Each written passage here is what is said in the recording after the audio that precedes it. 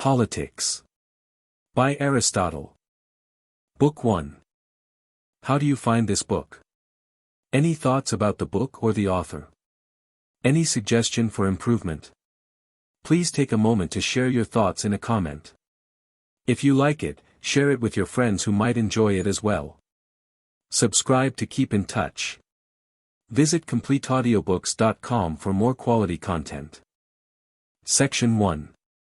Every state is a community of some kind, and every community is established with a view to some good, for mankind always act in order to obtain that which they think good. But, if all communities aim at some good, the state or political community, which is the highest of all, and which embraces all the rest, aims at good in a greater degree than any other, and at the highest good. Some people think that the qualifications of a statesman, king, householder, and master are the same, and that they differ, not in kind, but only in the number of their subjects. For example, the ruler over a few is called a master. Over more, the manager of a household, over a still larger number, a statesman or king, as if there were no difference between a great household and a small state. The distinction which is made between the king and the statesman is as follows: when the government is personal, the ruler is a king.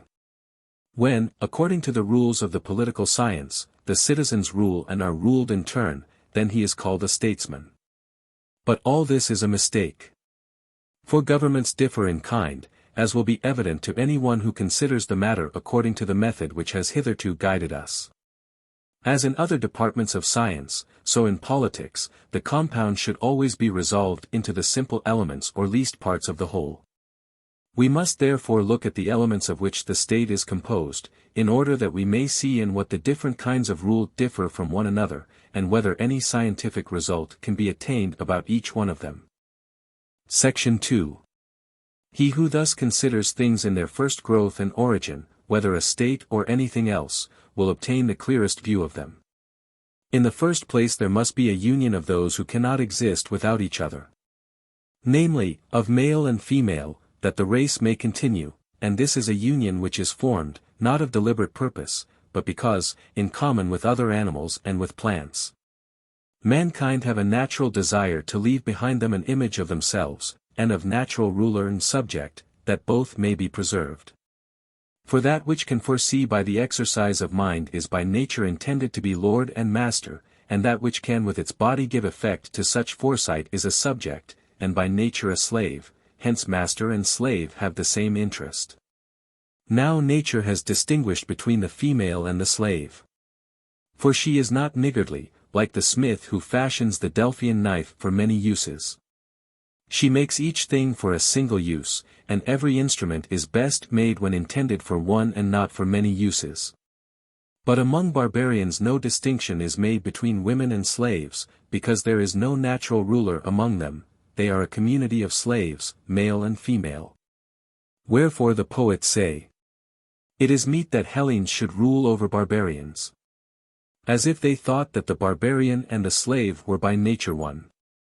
Out of these two relationships between man and woman, master and slave, the first thing to arise is the family, and Hesiod is right when he says, "First house and wife and an ox for the plough.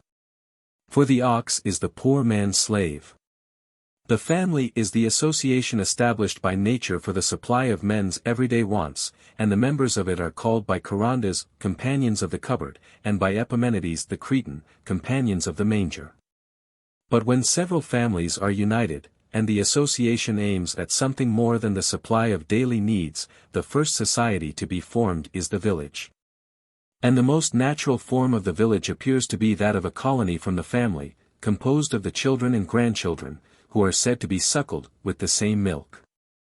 And this is the reason why Hellenic states were originally governed by kings, because the Hellenes were under royal rule before they came together, as the barbarians still are. Every family is ruled by the eldest, and therefore in the colonies of the family the kingly form of government prevailed because they were of the same blood. As Homer says, "Each one gives law to his children and to his wives. For they lived dispersely, as was the manner in ancient times. Wherefore men say that the gods have a king, because they themselves either are or were in ancient times under the rule of a king. For they imagine, not only the forms of the gods, but their ways of life to be like their own. When several villages are united in a single complete community, large enough to be nearly or quite self-sufficing, the state comes into existence, originating in the bare needs of life, and continuing in existence for the sake of a good life. And therefore, if the earlier forms of society are natural, so is the state, for it is the end of them, and the nature of a thing is its end. For what each thing is when fully developed, we call its nature, whether we are speaking of a man, a horse, or a family. Besides, the final cause and end of a thing is the best, and to be self-sufficing is the end and the best. Hence it is evident that the state is a creation of nature, and that man is by nature a political animal. And he who by nature and not by mere accident is without a state, is either a bad man or above humanity. He is like the tribeless, lawless, hearthless one, whom Homer denounces. The natural outcast is forthwith a lover of war. He may be compared to an isolated piece at draughts. Now, that man is more of a political animal than bees or any other gregarious animals is evident. Nature, as we often say, makes nothing in vain, and man is the only animal whom she has endowed with the gift of speech. And whereas mere voice is but an indication of pleasure or pain, and is therefore found in other animals, for their nature attains to the perception of pleasure and pain and the intimation of them to one another, and no further. The power of speech is intended to set forth the expedient and inexpedient, and therefore likewise the just and the unjust. And it is a characteristic of man that he alone has any sense of good and evil, of just and unjust, and the like, and the association of living beings who have this sense makes a family and a state. Further, the state is by nature clearly prior to the family and to the individual, since the whole is of necessity prior to the part. For example, if the whole body be destroyed, there will be no foot or hand, except in an equivocal sense, as we might speak of a stone hand, for when destroyed the hand will be no better than that. But things are defined by their working and power. And we ought not to say that they are the same when they no longer have their proper quality, but only that they have the same name. The proof that the state is a creation of nature and prior to the individual is that the individual, when isolated, is not self-sufficing, and therefore he is like a part in relation to the whole. But he who is unable to live in society, or who has no need because he is sufficient for himself, must be either a beast or a god. He is no part of a state.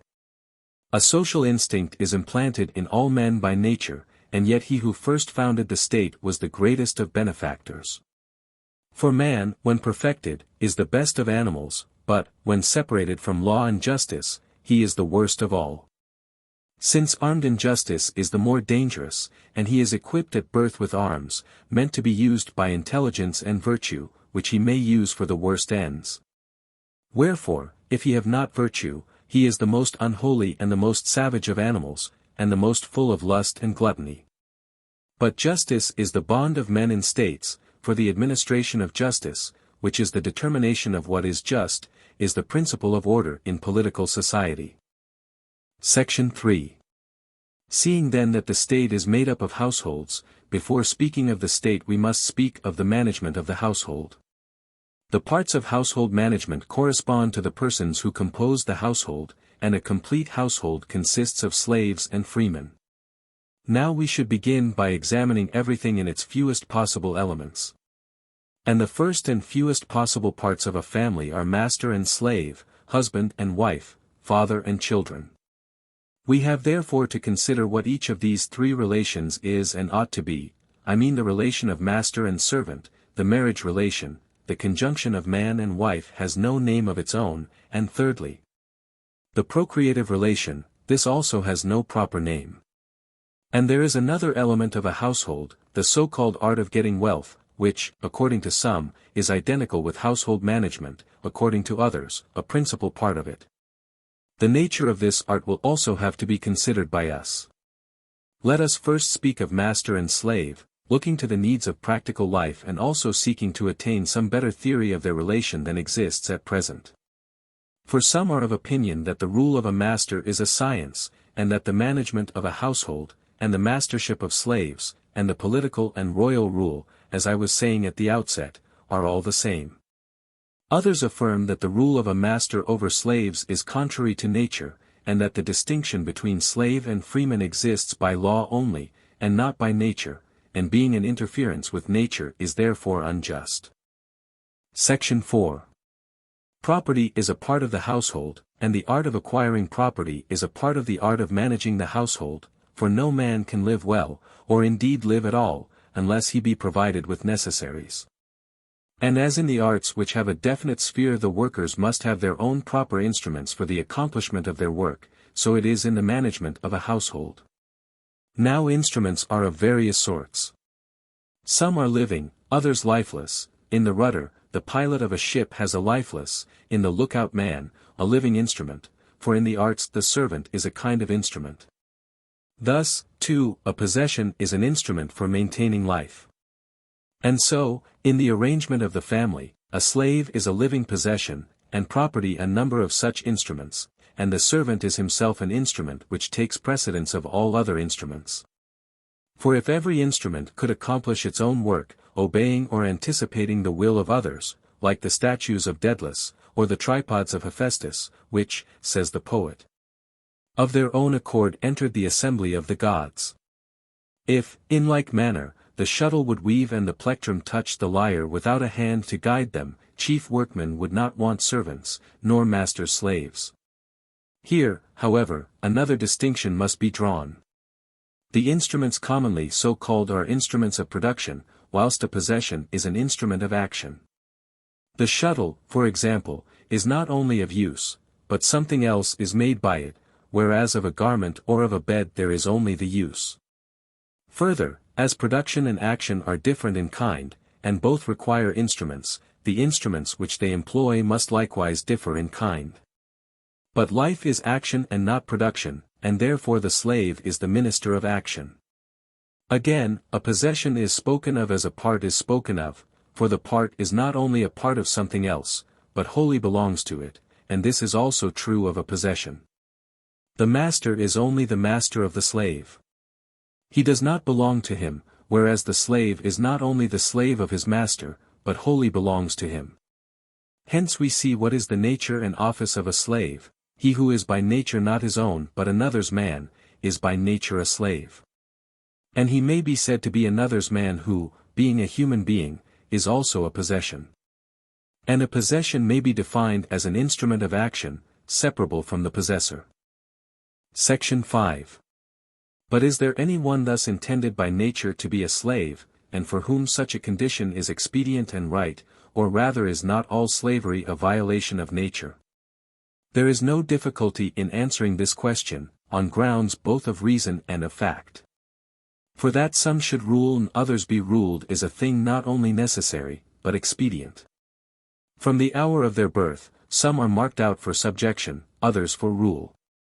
And there are many kinds both of rulers and subjects, and that rule is the better which is exercised over better subjects. For example, to rule over men is better than to rule over wild beasts. For the work is better which is executed by better workmen, and where one man rules and another is ruled, they may be said to have a work. For in all things which form a composite whole and which are made up of parts, whether continuous or discrete, a distinction between the ruling and the subject element comes to fight. Such a duality exists in living creatures, but not in them only. It originates in the constitution of the universe. Even in things which have no life there is a ruling principle, as in a musical mode. But we are wandering from the subject. We will therefore restrict ourselves to the living creature, which, in the first place, consists of soul and body, and of these two, the one is by nature the ruler, and the other the subject. But then we must look for the intentions of nature in things which retain their nature, and not in things which are corrupted. And therefore we must study the man who is in the most perfect state both of body and soul, for in him we shall see the true relation of the two. Although in bad or corrupted natures the body will often appear to rule over the soul, because they are in an evil and unnatural condition. At all events we may firstly observe in living creatures both a despotical and a constitutional rule. For the soul rules the body with a despotical rule, whereas the intellect rules the appetites with a constitutional and royal rule. And it is clear that the rule of the soul over the body, and of the mind and the rational element over the passionate, is natural and expedient, whereas the equality of the two or the rule of the inferior is always hurtful. The same holds good of animals in relation to men, for tame animals have a better nature than wild, and all tame animals are better off when they are ruled by man, for then they are preserved. Again, the male is by nature superior, and the female inferior, and the one rules, and the other is ruled. This principle, of necessity, extends to all mankind. Where then there is such a difference as that between soul and body, or between men and animals, as in the case of those whose business is to use their body, and who can do nothing better, the lower sort are by nature slaves. And it is better for them as for all inferiors that they should be under the rule of a master.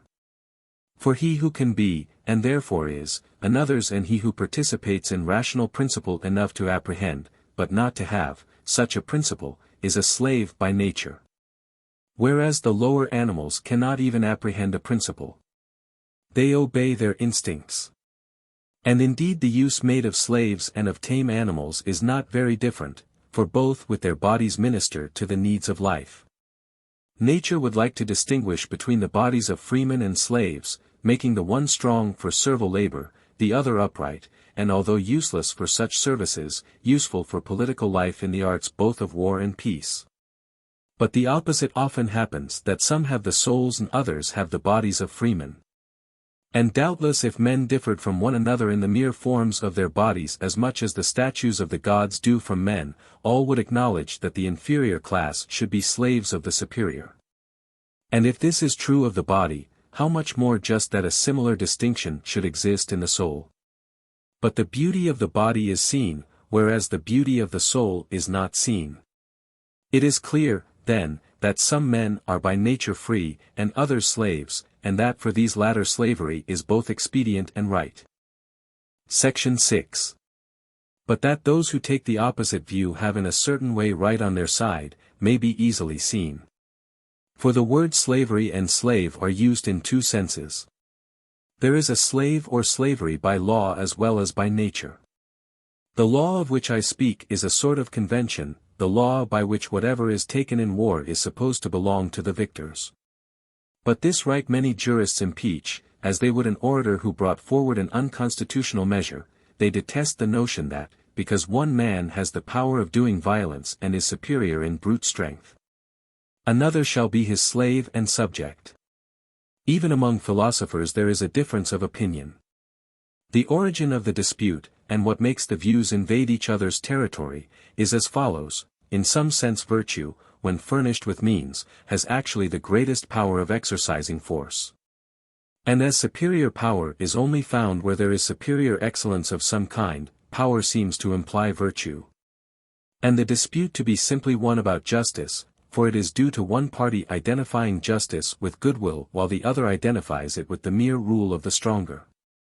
If these views are thus set out separately, the other views have no force or plausibility against the view that the superior in virtue ought to rule, or be master. Others, clinging, as they think, simply to a principle of justice, for law and custom are a sort of justice, assume that slavery in accordance with the custom of war is justified by law, but at the same moment they deny this. For what if the cause of the war be unjust? And again, no one would ever say he is a slave who is unworthy to be a slave. Were this the case, men of the highest rank would be slaves and the children of slaves if they or their parents chanced to have been taken captive and sold. Wherefore Hellenes do not like to call Hellenes slaves, but confine the term to barbarians. Yet, in using this language, they really mean the natural slave of whom we spoke at first, for it must be admitted that some are slaves everywhere, others nowhere. The same principle applies to nobility. Hellenes regard themselves as noble everywhere, and not only in their own country, but they deem the barbarians noble only when at home, thereby implying that there are two sorts of nobility and freedom, the one absolute, the other relative. The Helen of Theodectes says, "Who would presume to call me servant who am on both sides sprung from the stem of the gods?" What does this mean but that they distinguish freedom and slavery, noble and humble birth, by the two principles of good and evil? They think that as men and animals beget men and animals, so from good men a good man springs. But this is what nature, though she may intend it, cannot always accomplish. We see then that there is some foundation for this difference of opinion, and that all are not either slaves by nature or freemen by nature, and also that there is in some cases a marked distinction between the two classes, rendering it expedient and right for the one to be slaves and the others to be masters, the one practicing obedience, the others exercising the authority and lordship which nature intended them to have. The abuse of this authority is injurious to both, for the interests of part and whole, of body and soul, are the same, and the slave is a part of the master, a living but separated part of his bodily frame.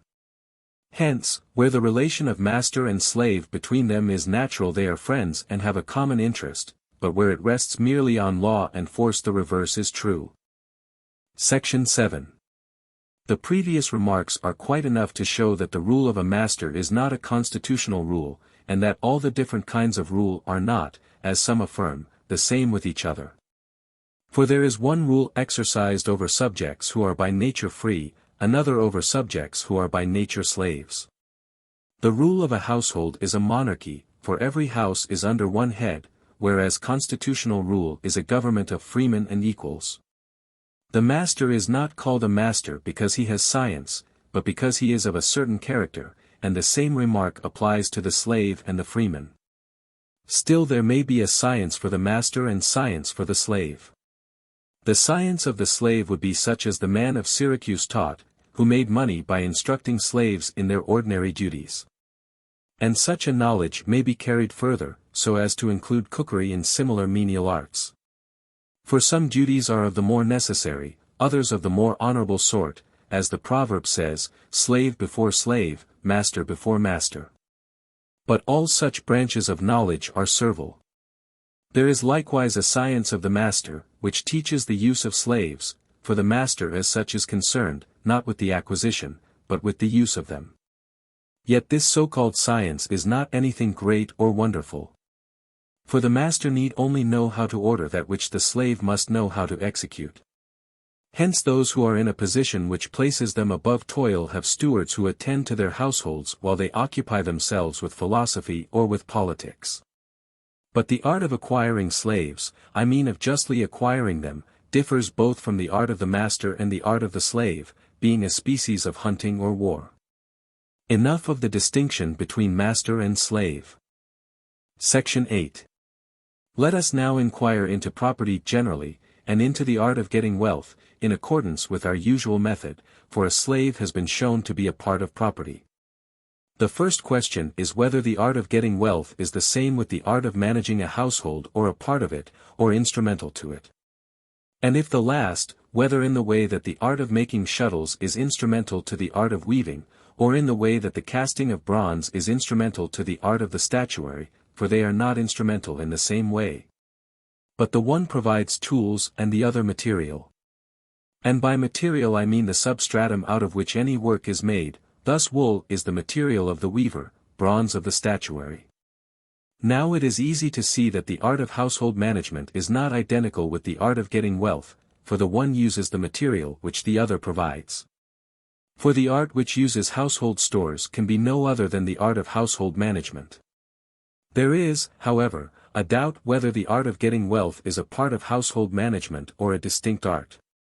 If the getter of wealth has to consider whence wealth and property can be procured, but there are many sorts of property and riches, then are husbandry, and the care and provision of food in general, parts of the wealth-getting art or distinct arts. Again, there are many sorts of food, and therefore there are many kinds of lives both of animals and men, they must all have food, and the differences in their food have made differences in their ways of life. For of beasts, some are gregarious, others are solitary.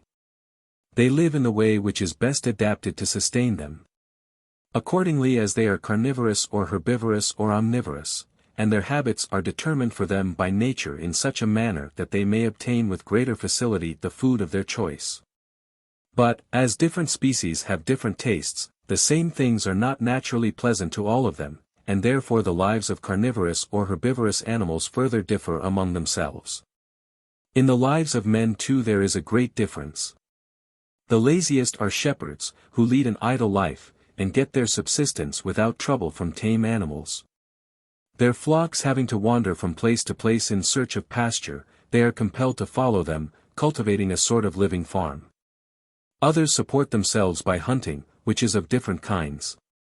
Some, for example, are brigands, others, who dwell near lakes or marshes or rivers or a sea in which there are fish, are fishermen, and others live by the pursuit of birds or wild beasts. The greater number obtain a living from the cultivated fruits of the soil. Such are the modes of subsistence which prevail among those whose industry springs up of itself, and whose food is not acquired by exchange and retail trade. There is the shepherd, the husbandman, the brigand, the fisherman, the hunter. Some gain a comfortable maintenance out of two employments, eking out the deficiencies of one of them by another. Thus the life of a shepherd may be combined with that of a brigand, the life of a farmer with that of a hunter. Other modes of life are similarly combined in any way which the needs of men may require. Property, in the sense of a bare livelihood, seems to be given by nature herself to all, both when they are first born, and when they are grown up. For some animals bring forth, together with their offspring, so much food as will last until they are able to supply themselves. Of this the vermiparous or oviparous animals are an instance. And the viviparous animals have up to a certain time a supply of food for their young in themselves, which is called milk. In like manner we may infer that, after the birth of animals, plants exist for their sake, and that the other animals exist for the sake of man, the tame for use and food, the wild, if not all at least the greater part of them, for food, and for the provision of clothing and various instruments. Now if nature makes nothing incomplete, and nothing in vain, the inference must be that she has made all animals for the sake of man. And so, in one point of view, the art of war is a natural art of acquisition, for the art of acquisition includes hunting, an art which we ought to practice against wild beasts, and against men who, though intended by nature to be governed, will not submit. For war of such a kind is naturally just. Of the art of acquisition then there is one kind which by nature is a part of the management of a household, in so far as the art of household management must either find ready to hand, or itself provide, such things necessary to life, and useful for the community of the family or state, as can be stored. They are the elements of true riches, for the amount of property which is needed for a good life is not unlimited, although Solon in one of his poems says that no bound to riches has been fixed for man. But there is a boundary fixed, just as there is in the other arts, for the instruments of any art are never unlimited, either in number or size, and riches may be defined as a number of instruments to be used in a household or in a state. And so we see that there is a natural art of acquisition which is practiced by managers of households and by statesmen, and what is the reason of this? Section 9. There is another variety of the art of acquisition which is commonly and rightly called an art of wealth-getting, and has in fact suggested the notion that riches and property have no limit. Being nearly connected with the preceding, it is often identified with it. But though they are not very different, neither are they the same. The kind already described is given by nature, the other is gained by experience and art. Let us begin our discussion of the question with the following considerations. Of everything which we possess there are two uses, both belong to the thing as such, but not in the same manner, for one is the proper, and the other the improper or secondary use of it. For example, a shoe is used for wear, and is used for exchange, both are uses of the shoe. He who gives a shoe in exchange for money or food to him who wants one, does indeed use the shoe as a shoe, but this is not its proper or primary purpose, for a shoe is not made to be an object of barter. The same may be said of all possessions, for the art of exchange extends to all of them, and it arises at first from what is natural, from the circumstance that some have too little, others too much. Hence we may infer that retail trade is not a natural part of the art of getting wealth. Had it been so, men would have ceased to exchange when they had enough. In the first community, indeed, which is the family, this art is obviously of no use, but it begins to be useful when the society increases. For the members of the family originally had all things in common. Later, when the family divided into parts, the parts shared in many things, and different parts in different things, which they had to give in exchange for what they wanted.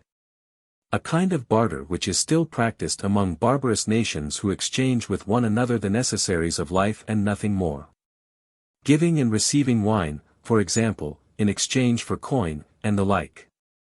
This sort of barter is not part of the wealth-getting art and is not contrary to nature, but is needed for the satisfaction of men's natural wants. The other or more complex form of exchange grew, as might have been inferred, out of the simpler. When the inhabitants of one country became more dependent on those of another, and they imported what they needed, and exported what they had too much of, money necessarily came into use.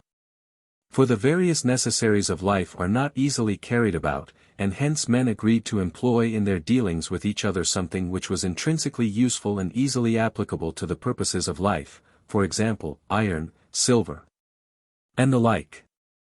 Of this the value was at first measured simply by size and weight, but in process of time they put a stamp upon it, to save the trouble of weighing and to mark the value.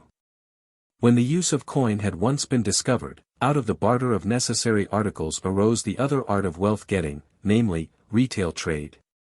Which was at first probably a simple matter, but became more complicated as soon as men learned by experience whence and by what exchanges the greatest profit might be made. Originating in the use of coin, the art of getting wealth is generally thought to be chiefly concerned with it, and to be the art which produces riches and wealth, having to consider how they may be accumulated. Indeed, riches is assumed by many to be only a quantity of coin, because the arts of getting wealth and retail trade are concerned with coin. Others maintain that coined money is a mere sham, a thing not natural, but conventional only, because, if the users substitute another commodity for it, it is worthless, and because it is not useful as a means to any of the necessities of life, and indeed, he who is rich in coin may often be in want of necessary food. But how can that be wealth of which a man may have a great abundance and yet perish with hunger, like Midas in the fable, whose insatiable prayer turned everything that was set before him into gold? Hence men seek after a better notion of riches and of the art of getting wealth than the mere acquisition of coin, and they are right. For natural riches and the natural art of wealth-getting are a different thing. In their true form they are part of the management of a household, whereas retail trade is the art of producing wealth, not in every way, but by exchange. And it is thought to be concerned with coin. For coin is the unit of exchange and the measure or limit of it. And there is no bound to the riches which spring from this art of wealth-getting. As in the art of medicine there is no limit to the pursuit of health, and as in the other arts there is no limit to the pursuit of their several ends, for they aim at accomplishing their ends to the uttermost, but of the means there is a limit. For the end is always the limit, so, too, in this art of wealth-getting there is no limit of the end, which is riches of the spurious kind, and the acquisition of wealth. But the art of wealth-getting which consists in household management, on the other hand, has a limit. The unlimited acquisition of wealth is not its business. And, therefore, in one point of view, all riches must have a limit. Nevertheless, as a matter of fact, we find the opposite to be the case, for all getters of wealth increase their hoard of coin without limit. The source of the confusion is the near connection between the two kinds of wealth-getting. In either, the instrument is the same, although the use is different, and so they pass into one another, for each is a use of the same property, but with a difference. Accumulation is the end in the one case, but there is a further end in the other. Hence some persons are led to believe that getting wealth is the object of household management, and the whole idea of their lives is that they ought either to increase their money without limit, or at any rate not to lose it. The origin of this disposition in men is that they are intent upon living only, and not upon living well, and, as their desires are unlimited they also desire that the means of gratifying them should be without limit. Those who do aim at a good life seek the means of obtaining bodily pleasures, and, since the enjoyment of these appears to depend on property, they are absorbed in getting wealth, and so there arises the second species of wealth-getting. For, as their enjoyment is in excess, they seek an art which produces the excess of enjoyment. And, if they are not able to supply their pleasures by the art of getting wealth, they try other arts, using in turn every faculty in a manner contrary to nature. The quality of courage, for example, is not intended to make wealth, but to inspire confidence. Neither is this the aim of the general's or of the physician's art, but the one aims at victory and the other at health. Nevertheless, some men turn every quality or art into a means of getting wealth, this they conceive to be the end, and to the promotion of the end they think all things must contribute. Thus, then, we have considered the art of wealth-getting which is unnecessary, and why men want it. And also the necessary art of wealth-getting, which we have seen to be different from the other, and to be a natural part of the art of managing a household, concerned with the provision of food, not, however, like the former kind, unlimited, but having a limit. Section 10. And we have found the answer to our original question, whether the art of getting wealth is the business of the manager of a household and of the statesman or not their business. Viz., that wealth is presupposed by them. For as political science does not make men, but takes them from nature and uses them, so too nature provides them with earth or sea or the like as a source of food. At this stage begins the duty of the manager of a household, who has to order the things which nature supplies. He may be compared to the weaver who has not to make but to use wool, and to know, too, what sort of wool is good and serviceable or bad and unserviceable. Were this otherwise, it would be difficult to see why the art of getting wealth is a part of the management of a household and the art of medicine not. For surely the members of a household must have health just as they must have life or any other necessary. The answer is that as from one point of view the master of the house and the ruler of the state have to consider about health, from another point of view not they but the physician. So in one way the art of household management, in another way the subordinate art, has to consider about wealth. But, strictly speaking, as I have already said, the means of life must be provided beforehand by nature. For the business of nature is to furnish food to that which is born, and the food of the offspring is always what remains over of that from which it is produced. Wherefore the art of getting wealth out of fruits and animals is always natural. There are two sorts of wealth-getting, as I have said, one is a part of household management, the other is retail trade, the former necessary and honorable, while that which consists in exchange is justly censured. For it is unnatural, and a mode by which men gain from one another. The most hated sort, and with the greatest reason, is usury, which makes a gain out of money itself, and not from the natural object of it. For money was intended to be used in exchange, but not to increase at interest. And this term interest, which means the birth of money from money, is applied to the breeding of money because the offspring resembles the parent. Wherefore of an modes of getting wealth this is the most unnatural. Section 11. Enough has been said about the theory of wealth-getting, we will now proceed to the practical part. The discussion of such matters is not unworthy of philosophy, but to be engaged in them practically is illiberal and irksome. The useful parts of wealth-getting are, first, the knowledge of livestock, which are most profitable, and where, and how, as, for example, what sort of horses or sheep or oxen or any other animals are most likely to give a return. A man ought to know which of these pay better than others, and which pay best in particular places, for some do better in one place and some in another. Secondly, husbandry, which may be either tillage or planting, and the keeping of bees and of fish, or fowl, or of any animals which may be useful to man. These are the divisions of the true or proper art of wealth-getting and come first. Of the other, which consists in exchange, the first and most important division is commerce, of which there are three kinds: the provision of a ship, the conveyance of goods.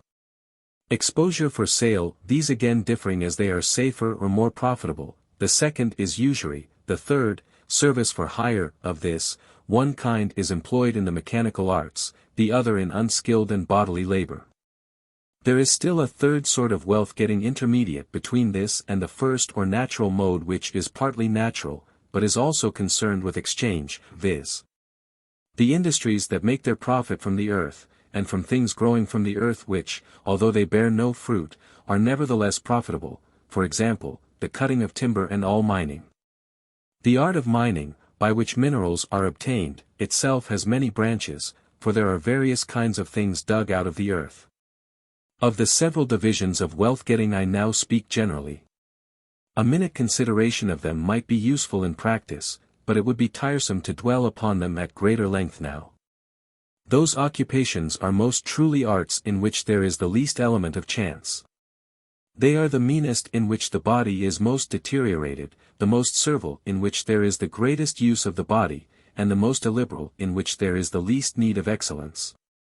Works have been written upon these subjects by various persons, for example, by Chares the Parian, and Apollodorus the Lemnian, who have treated of tillage and planting, while others have treated of other branches.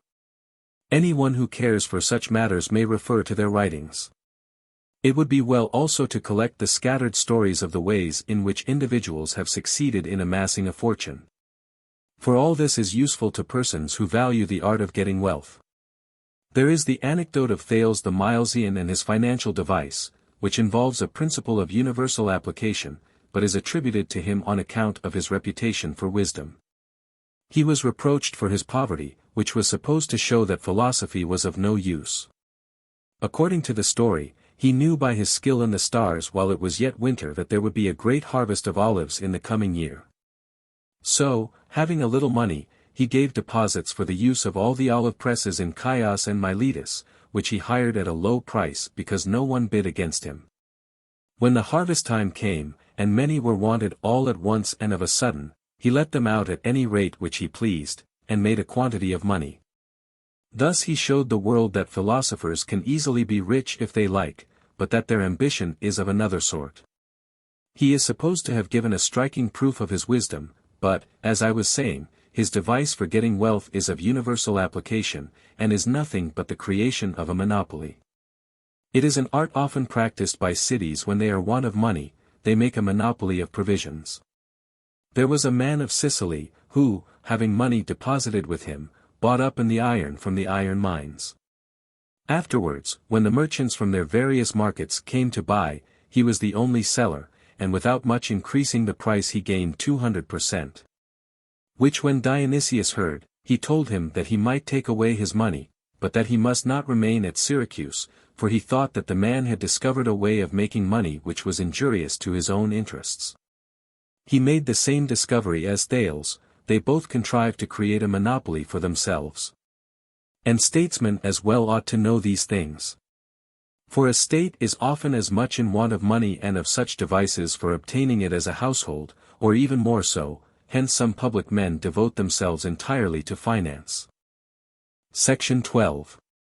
Of household management we have seen that there are three parts. One is the rule of a master over slaves, which has been discussed already, another of a father, and the third of a husband.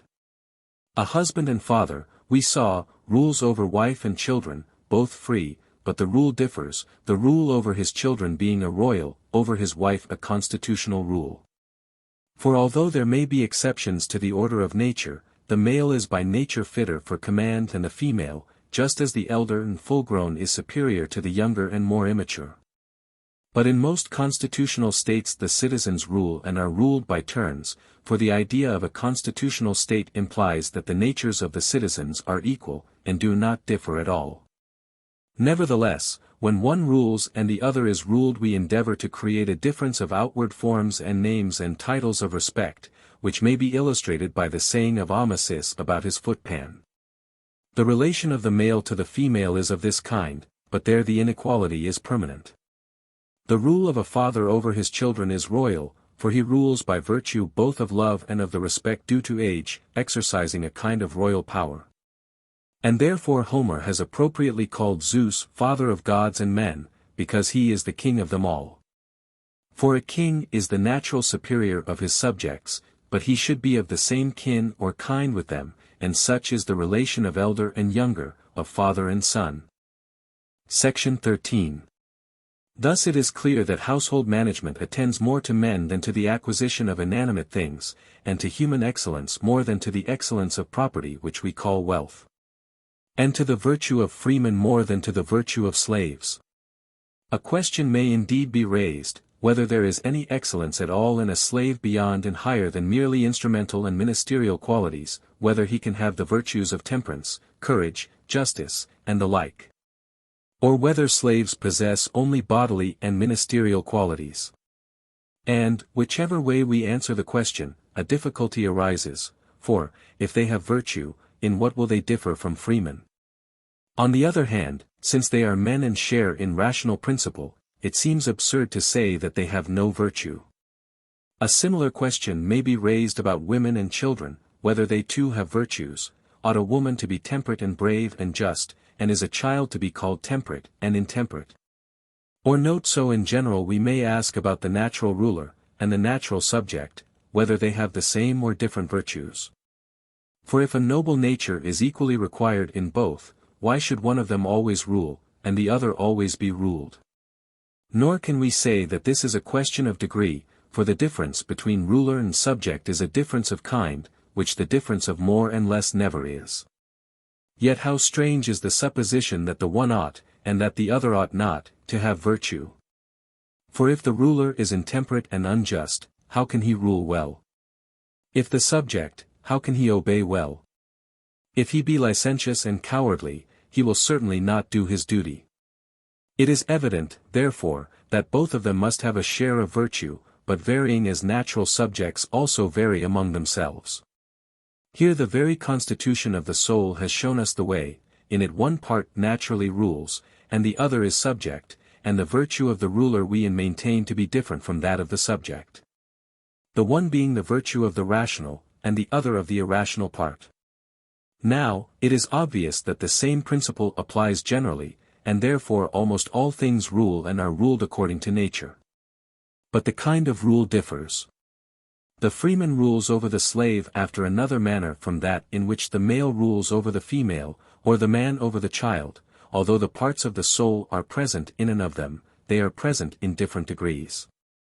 For the slave has no deliberative faculty at all, the woman has, but it is without authority, and the child has, but it is immature.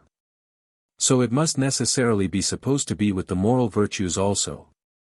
All should partake of them, but only in such manner and degree as is required by each for the fulfillment of his duty. Hence the ruler ought to have moral virtue in perfection, for his function, taken absolutely, demands a master artificer, and rational principle is such an artificer. The subjects, on the other hand, require only that measure of virtue which is proper to each of them. Clearly, then, moral virtue belongs to all of them. But the temperance of a man and of a woman, or the courage and justice of a man and of a woman, are not, as Socrates maintained, the same. The courage of a man is shown in commanding, of a woman in obeying. And this holds of all other virtues, as will be more clearly seen if we look at them in detail, for those who say generally that virtue consists in a good disposition of the soul, or in doing rightly, or the like, only deceive themselves. Far better than such definitions is their mode of speaking, who, like Gorgias, enumerate the virtues. All classes must be deemed to have their special attributes. As the poet says of women, silence is a woman's glory. But this is not equally the glory of man. The child is imperfect, and therefore obviously his virtue is not relative to himself alone, but to the perfect man and to his teacher, and in like manner the virtue of the slave is relative to a master. Now we determine that a slave is useful for the wants of life, and therefore he will obviously require only so much virtue as will prevent him from failing in his duty through cowardice or lack of self-control. Some one will ask whether, if what we are saying is true, virtue will not be required also in the artisans, for they often fail in their work through the lack of self-control. But is there not a great difference in the two cases? For the slave shares in his master's life, the artisan is less closely connected with him, and only attains excellence in proportion as he becomes a slave. The meaner sort of mechanic has a special and separate slavery. And whereas the slave exists by nature, not so the shoemaker or other artisan. It is manifest, then, that the master ought to be the source of such excellence in the slave, and not a mere possessor of the art of mastership which trains the slave in his duties. Wherefore they are mistaken who forbid us to converse with slaves and say that we should employ command only, for slaves stand even more in need of admonition than children. So much for this subject. The relations of husband and wife, parent and child, their several virtues, what in their intercourse with one another is good, and what is evil, and how we may pursue the good and escape the evil, will have to be discussed when we speak of the different forms of government. For, inasmuch as every family is a part of a state, and these relationships are the parts of a family, and the virtue of the part must have regard to the virtue of the whole, women and children must be trained by education with an eye to the constitution, if the virtues of either of them are supposed to make any difference in the virtues of the state. And they must make a difference, for the children grow up to be citizens, and half the free persons in a state are women. Of these matters, enough has been said. Of what remains, let us speak at another time. Regarding, then, our present inquiry as complete, we will make a new beginning. And, first, let us examine the various theories of a perfect state. Book 2. Section 1. Our purpose is to consider what form of political community is best of all for those who are most able to realize their ideal of life. We must therefore examine not only this but other constitutions, both such as actually exist in well-governed states, and any theoretical forms which are held in esteem, that what is good and useful may be brought to light. And let no one suppose that in seeking for something beyond them we are anxious to make a sophistical display at any cost. We only undertake this inquiry because all the constitutions with which we are acquainted are faulty. We will begin with the natural beginning of the subject.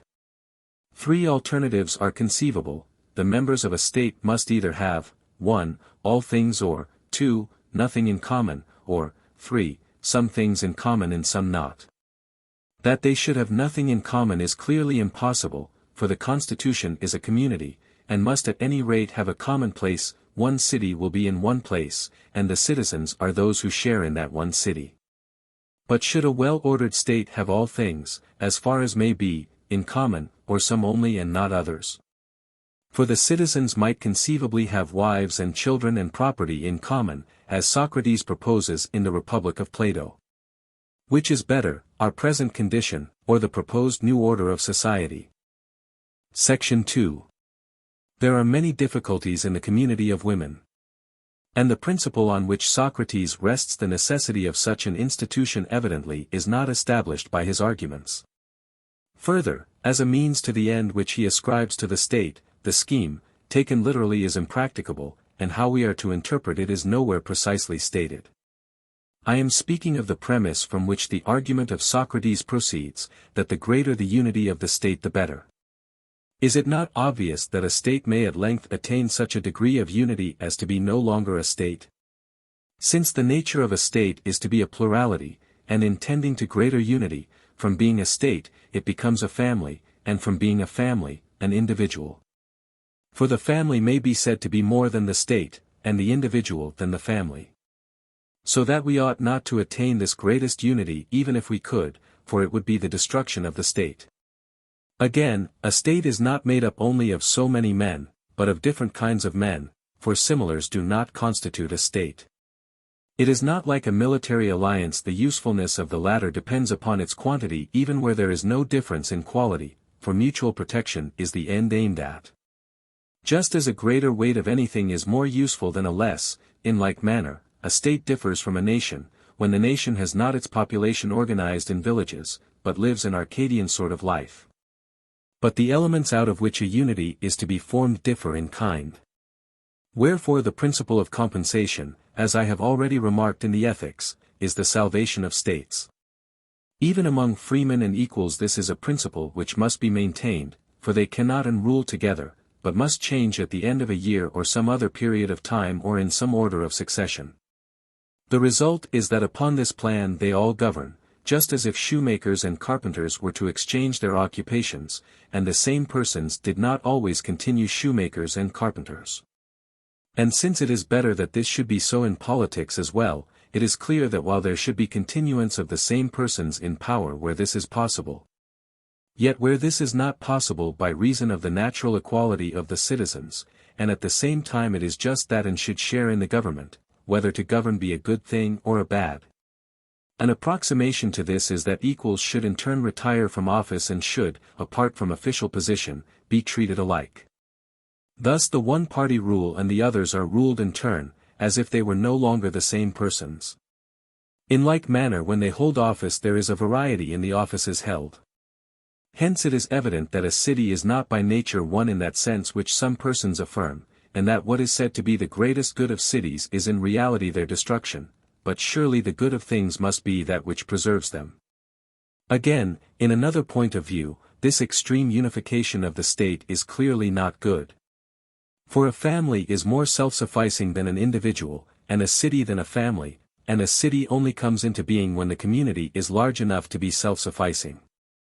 If then self-sufficiency is to be desired, the lesser degree of unity is more desirable than the greater. Section 3.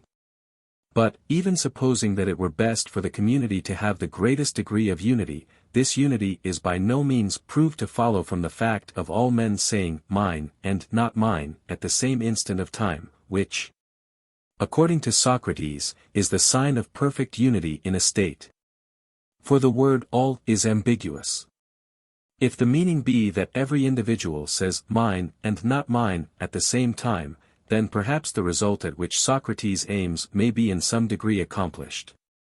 Each man will call the same person his own son and the same person his wife, and so of his property and of all that falls to his lot. This, however, is not the way in which people would speak who had their wives and children in common. They would say all but not each. In like manner their property would be described as belonging to them, not severally but collectively. There is an obvious fallacy in the term all, like some other words, both, odd, even, it is ambiguous, and even in abstract argument becomes a source of logical puzzles. That all persons call the same thing mine in the sense in which each does so may be a fine thing, but it is impracticable, or if the words are taken in the other sense, such a unity in no way conduces to harmony. And there is another objection to the proposal. For that which is common to the greatest number has the least care bestowed upon it. Every one thinks chiefly of his own, hardly at all of the common interest. And only when he is himself concerned as an individual. For besides other considerations, everybody is more inclined to neglect the duty which he expects another to fulfill, as in families many attendants are often less useful than a few. Each citizen will have 1,000 sons who will not be his sons individually but anybody will be equally the son of anybody, and will therefore be neglected by all alike. Further, upon this principle, every one will use the word mine of one who is prospering or the reverse, however small a fraction he may himself be of the whole number. The same boy will be so-and-so's son, the son of each of the 1,000, or whatever be the number of the citizens, and even about this he will not be positive. For it is impossible to know who chanced to have a child, or whether, if one came into existence, it has survived. But which is better, for each to say, mine, in this way, making a man the same relation to 2,000 or 10,000 citizens, or to use the word mine in the ordinary and more restricted sense? For usually the same person is called by one man his own son whom another calls his own brother or cousin or kinsman, blood relation or connection by marriage either of himself or of some relation of his, and yet another his clansman or tribesman. And how much better is it to be the real cousin of somebody than to be a son after Plato's fashion? Nor is there any way of preventing brothers and children and fathers and mothers from sometimes recognizing one another. For children are born like their parents, and they will necessarily be finding indications of their relationship to one another. Geographers declare such to be the fact. They say that in part of Upper Libya, where the women are common, nevertheless the children who are born are assigned to their respective fathers on the ground of their likeness. And some women, like the females of other animals, for example, mares and cows, have a strong tendency to produce offspring resembling their parents, as was the case with the Pharsalian mare called Honest. Section 4. Other evils, against which it is not easy for the authors of such a community to guard, will be assaults and homicides, voluntary as well as involuntary, quarrels and slanders.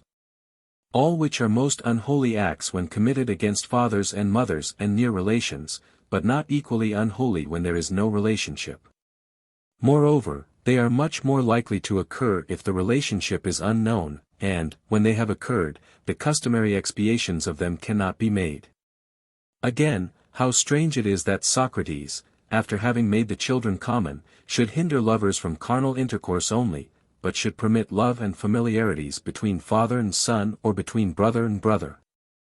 Than which nothing can be more unseemly, since even without them love of this sort is improper.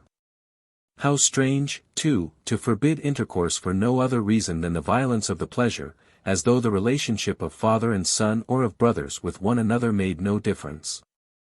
This community of wives and children seems better suited to the husbandmen than to the guardians, for if they have wives and children in common, they will be bound to one another by weaker ties, as a subject class should be.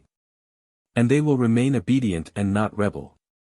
In a word, the result of such a law would be just the opposite of which good laws ought to have, and the intention of Socrates in making these regulations about women and children would defeat itself. For friendship we believe to be the greatest good of states and the preservative of them against revolutions. Neither is there anything which Socrates so greatly lauds as the unity of the state which he and all the world declare to be created by friendship. But the unity which he commends would be like that of the lovers in the symposium, who, as Aristophanes says, desire to grow together in the excess of their affection, and from being two to become one. In which case one or both would certainly perish. Whereas in a state having women and children common, love will be watery, and the father will certainly not say, my son, or the son, my father. As a little sweet wine mingled with a great deal of water is imperceptible in the mixture, so, in this sort of community, the idea of relationship which is based upon these names will be lost. There is no reason why the so-called father should care about the son, or the son about the father, or brothers about one another.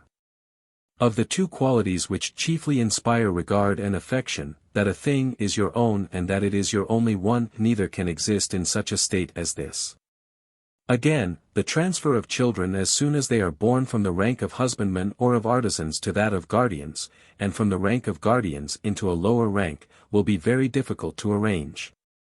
The givers or transferors cannot but know whom they are giving and transferring, and to whom. And the previously mentioned evils, such as assaults, unlawful loves, homicides, will happen more often amongst those who are transferred to the lower classes, or who have a place assigned to them among the guardians. For they will no longer call the members of the class they have left brothers, and children, and fathers, and mothers, and will not, therefore, be afraid of committing any crimes by reason of consanguinity. Touching the community of wives and children, let this be our conclusion. Section 5.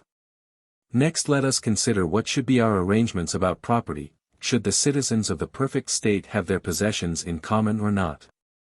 This question may be discussed separately from the enactments about women and children. Even supposing that the women and children belong to individuals, according to the custom which is at present universal, may there not be an advantage in having and using possessions in common? 3 cases are possible. 1. The soil may be appropriated, but the produce may be thrown for consumption into the common stock, and this is the practice of some nations. Or, 2. The soil may be common, and may be cultivated in common, but the produce divided among individuals for their private use. This is a form of common property which is said to exist among certain barbarians. Or, 3. The soil and the produce may be alike common. When the husbandmen are not the owners, the case will be different and easier to deal with, but when they till the ground for themselves the question of ownership will give a world of trouble.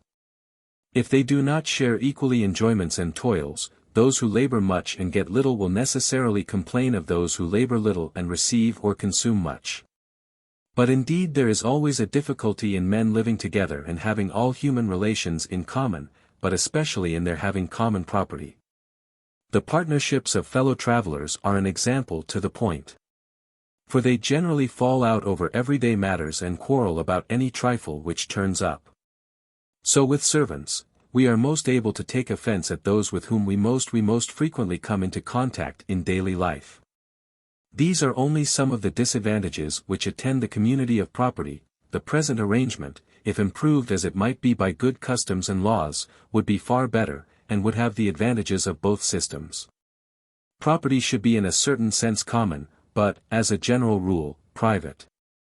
For, when everyone has a distinct interest, men will not complain of one another, and they will make more progress, because every one will be attending to his own business. And yet by reason of goodness, and in respect of use, friends, as the proverb says, will have all things common. Even now there are traces of such a principle, showing that it is not impracticable, but, in well-ordered states, exists already to a certain extent and may be carried further.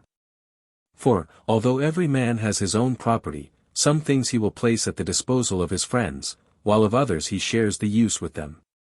The Lacedaemonians, for example, use one another's slaves, and horses, and dogs, as if they were their own, and when they lack provisions on a journey, they appropriate what they find in the fields throughout the country. It is clearly better that property should be private, but the use of it common, and the special business of the legislator is to create in men this benevolent disposition. Again, how immeasurably greater is the pleasure, when a man feels a thing to be his own, for surely the love of self is a feeling implanted by nature and not given in vain, although selfishness is rightly censured. This, however, is not the mere love of self, but the love of self in excess, like the miser's love of money, for all, or almost all, men love money and other such objects in a measure. And further, there is the greatest pleasure in doing a kindness or service to friends or guests or companions, which can only be rendered when a man has private property. These advantages are lost by excessive unification of the state. The exhibition of two virtues, besides, is visibly annihilated in such a state: first, temperance towards women, for it is an honorable action to abstain from another's wife for temperance' sake; secondly, liberality in the matter of property. No one, when men have all things in common, will any longer set an example of liberality or do any liberal action, for liberality consists in the use which is made of property.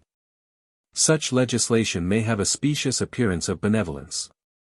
Men readily listen to it, and are easily induced to believe that in some wonderful manner everybody will become everybody's friend, especially when someone is heard denouncing the evils now existing in states, suits about contracts, convictions for perjury, flatteries of rich men and the like, which are said to arise out of the possession of private property.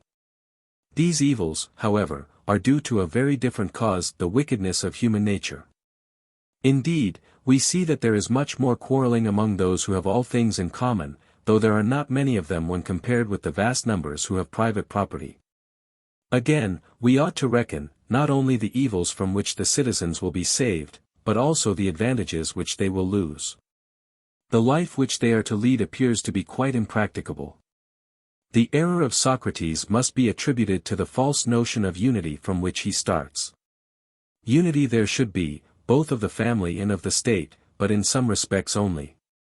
For there is a point at which a state may attain such a degree of unity as to be no longer a state, or at which, without actually ceasing to exist, it will become an inferior state, like harmony passing into unison, or rhythm which has been reduced to a single foot.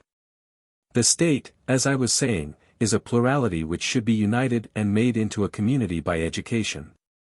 And it is strange that the author of a system of education which he thinks will make the state virtuous, should expect to improve his citizens by regulations of this sort, and not by philosophy or by customs and laws, like those which prevail at Sparta and Crete respecting common meals, whereby the legislator has made property common. Let us remember that we should not disregard the experience of ages. In the multitude of years these things, if they were good, would certainly not have been unknown. For almost everything has been found out, although sometimes they are not put together; in other cases men do not use the knowledge which they have. Great light would be thrown on this subject if we could see such a form of government in the actual process of construction. For the legislator could not form a state at all without distributing and dividing its constituents into associations for common meals, and into phratries and tribes. But all this legislation ends only in forbidding agriculture to the guardians, a prohibition which the Lacedaemonians try to enforce already. But, indeed, Socrates has not said, nor is it easy to decide, what in such a community will be the general form of the state. The citizens who are not guardians are the majority, and about them nothing has been determined. Are the husbandmen, too, to have their property in common? Or is each individual to have his own? And are the wives and children to be individual or common? If, like the guardians, they are to have all things in common. What do they differ from them, or what will they gain by submitting to their government? Or, upon what principle would they submit, unless indeed the governing class adopt the ingenious policy of the Cretans, who give their slaves the same institutions as their own, but forbid them gymnastic exercises and the possession of arms? If, on the other hand, the inferior classes are to be like other cities in respect of marriage and property, what will be the form of the community? Must it not contain two states in one, each hostile to the other? He makes the guardians into a mere occupying garrison, while the husbandmen and artisans and the rest are the real citizens. But if so, the suits and quarrels, and all the evils which Socrates affirms to exist in other states, will exist equally among them. He says indeed that, having so good an education, the citizens will not need many laws, for example laws about the city or about the markets, but then he confines his education to the guardians. Again, he makes the husbandmen owners of the property upon condition of their paying a tribute. But in that case they are likely to be much more unmanageable and conceited than the helots, or panesti, or slaves in general. And whether community of wives and property be necessary for the lower equally with the higher class or not, and the questions akin to this, what will be the education, form of government, laws of the lower class? Socrates has nowhere determined, neither is it easy to discover this, nor is their character of small importance if the common life of the guardians is to be maintained. Again, if Socrates makes the women common, and retains private property, the men will see to the fields, but who will see to the house? And who will do so if the agricultural class have both their property and their wives in common? Once more, it is absurd to argue, from the analogy of the animals, that men and women should follow the same pursuits, for animals have not to manage a household. The government, too, as constituted by Socrates, contains elements of danger. For he makes the same persons always rule. And if this is often a cause of disturbance among the meaner sort, how much more among high-spirited warriors? But that the persons whom he makes rulers must be the same is evident. For the gold which the god mingles in the souls of men is not at one time given to one, at another time to another, but always to the same, as he says, God mingles gold in some, and silver in others, from their very birth. But brass and iron in those who are meant to be artisans and husbandmen. Again, he deprives the guardians even of happiness, and says that the legislator ought to make the whole state happy. But the whole cannot be happy unless most, or all, or some of its parts enjoy happiness. In this respect happiness is not like the even principle in numbers, which may exist only in the whole, but in neither of the parts, not so happiness. And if the guardians are not happy, who are? Surely not the artisans, or the common people. The republic of which Socrates discourses has all these difficulties, and others quite as great. Section 6. The same, or nearly the same, objections apply to Plato's later work, The Laws, and therefore we had better examine briefly the constitution which is therein described. In the Republic, Socrates has definitely settled in all a few questions only, such as the community of women and children, the community of property, and the constitution of the state. The population is divided into two classes, one of husbandmen, and the other of warriors. From this latter is taken a third class of counselors and rulers of the state. But Socrates has not determined whether the husbandmen and artisans are to have a share in the government, and whether they, too, are to carry arms and share in military service, or not. He certainly thinks that the women ought to share in the education of the guardians, and to fight by their side. The remainder of the work is filled up with digressions foreign to the main subject, and with discussions about the education of the guardians. In the Laws there is hardly anything but laws, not much is said about the constitution. This, which he had intended to make more of the ordinary type, he gradually brings round to the other or ideal form. For with the exception of the community of women and property, he supposes everything to be the same in both states. There is to be the same education, the citizens of both are to live free from servile occupations, and there are to be common meals in both. The only difference is that in the Laws, the common meals are extended to women, and the warriors number 5,000, but in the Republic only 1,000. The discourses of Socrates are never commonplace, they always exhibit grace and originality and thought. But perfection in everything can hardly be expected. We must not overlook the fact that the number of 5,000 citizens, just now mentioned, will require a territory as large as Babylon, or some other huge site, if so many persons are to be supported in idleness, together with their women and attendants. Who will be a multitude many times as great. In framing an ideal we may assume what we wish, but should avoid impossibilities. It is said that the legislator ought to have his eye directed to 2 points, the people and the country. But neighboring countries also must not be forgotten by him, firstly because the state for which he legislates is to have a political and not an isolated life. For a state must have such a military force as will be serviceable against her neighbors, and not merely useful at home. Even if the life of action is not admitted to be the best, either for individuals or states, still a city should be formidable to enemies, whether invading or retreating. There is another point, should not the amount of property be defined in some way which differs from this by being clearer? For Socrates says that a man should have so much property as will enable him to live temperately, which is only a way of saying, to live well. This is too general a conception. Further, a man may live temperately and yet miserably. A better definition would be that a man must have so much property as will enable him to live not only temperately but liberally. If the two are parted, liberally will combine with luxury, temperance will be associated with toil. For liberality and temperance are the only eligible qualities which have to do with the use of property. A man cannot use property with mildness or courage, but temperately and liberally he may. And therefore the practice of these virtues is inseparable from property. There is an inconsistency, too, in equalizing the property and not regulating the number of the citizens. The population is to remain unlimited, and he thinks that it will be sufficiently equalized by a certain number of marriages being unfruitful, however many are born to others, because he finds this to be the case in existing states. But greater care will be required than now, for among ourselves, whatever may be the number of citizens, the property is always distributed among them, and therefore no one is in want.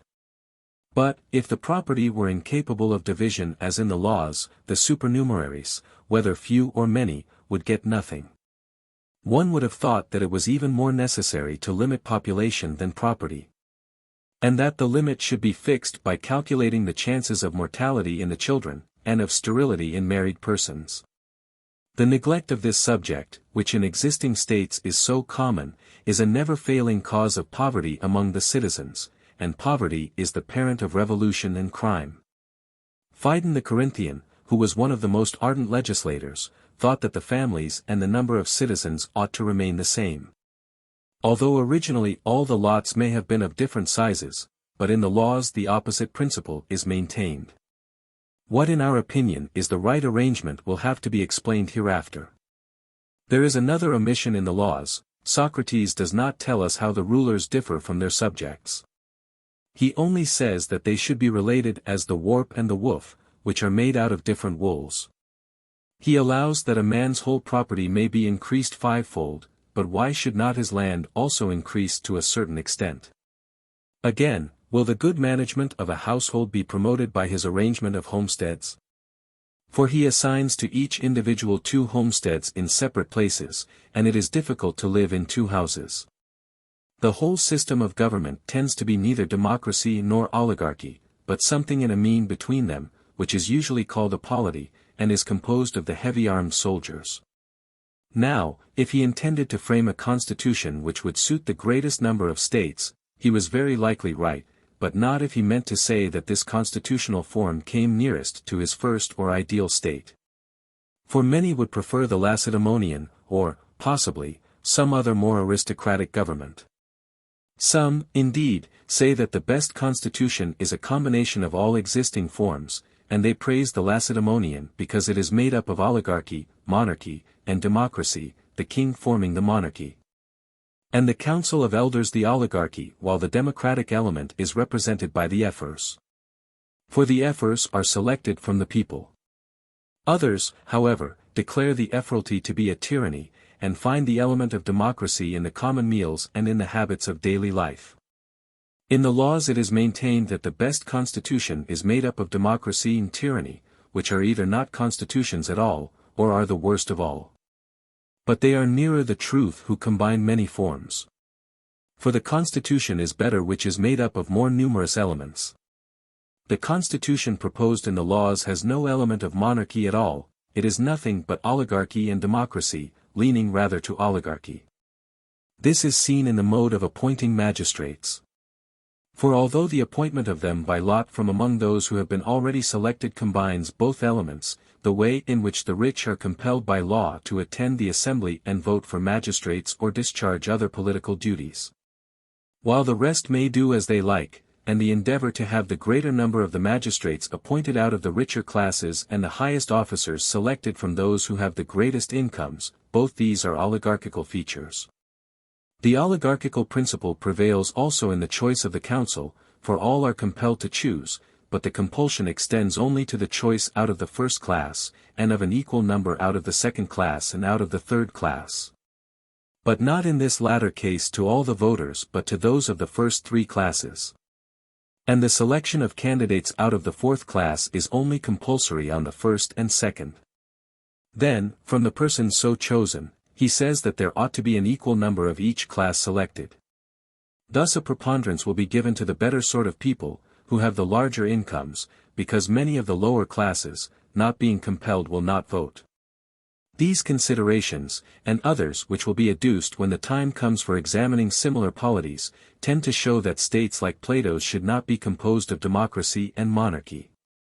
There is also a danger in electing the magistrates out of a body who are themselves elected, for, if but a small number choose to combine, the elections will always go as they desire.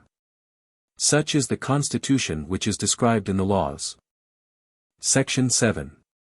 Other constitutions have been proposed, some by private persons, others by philosophers and statesmen, which all come nearer to established or existing ones than either of Plato's.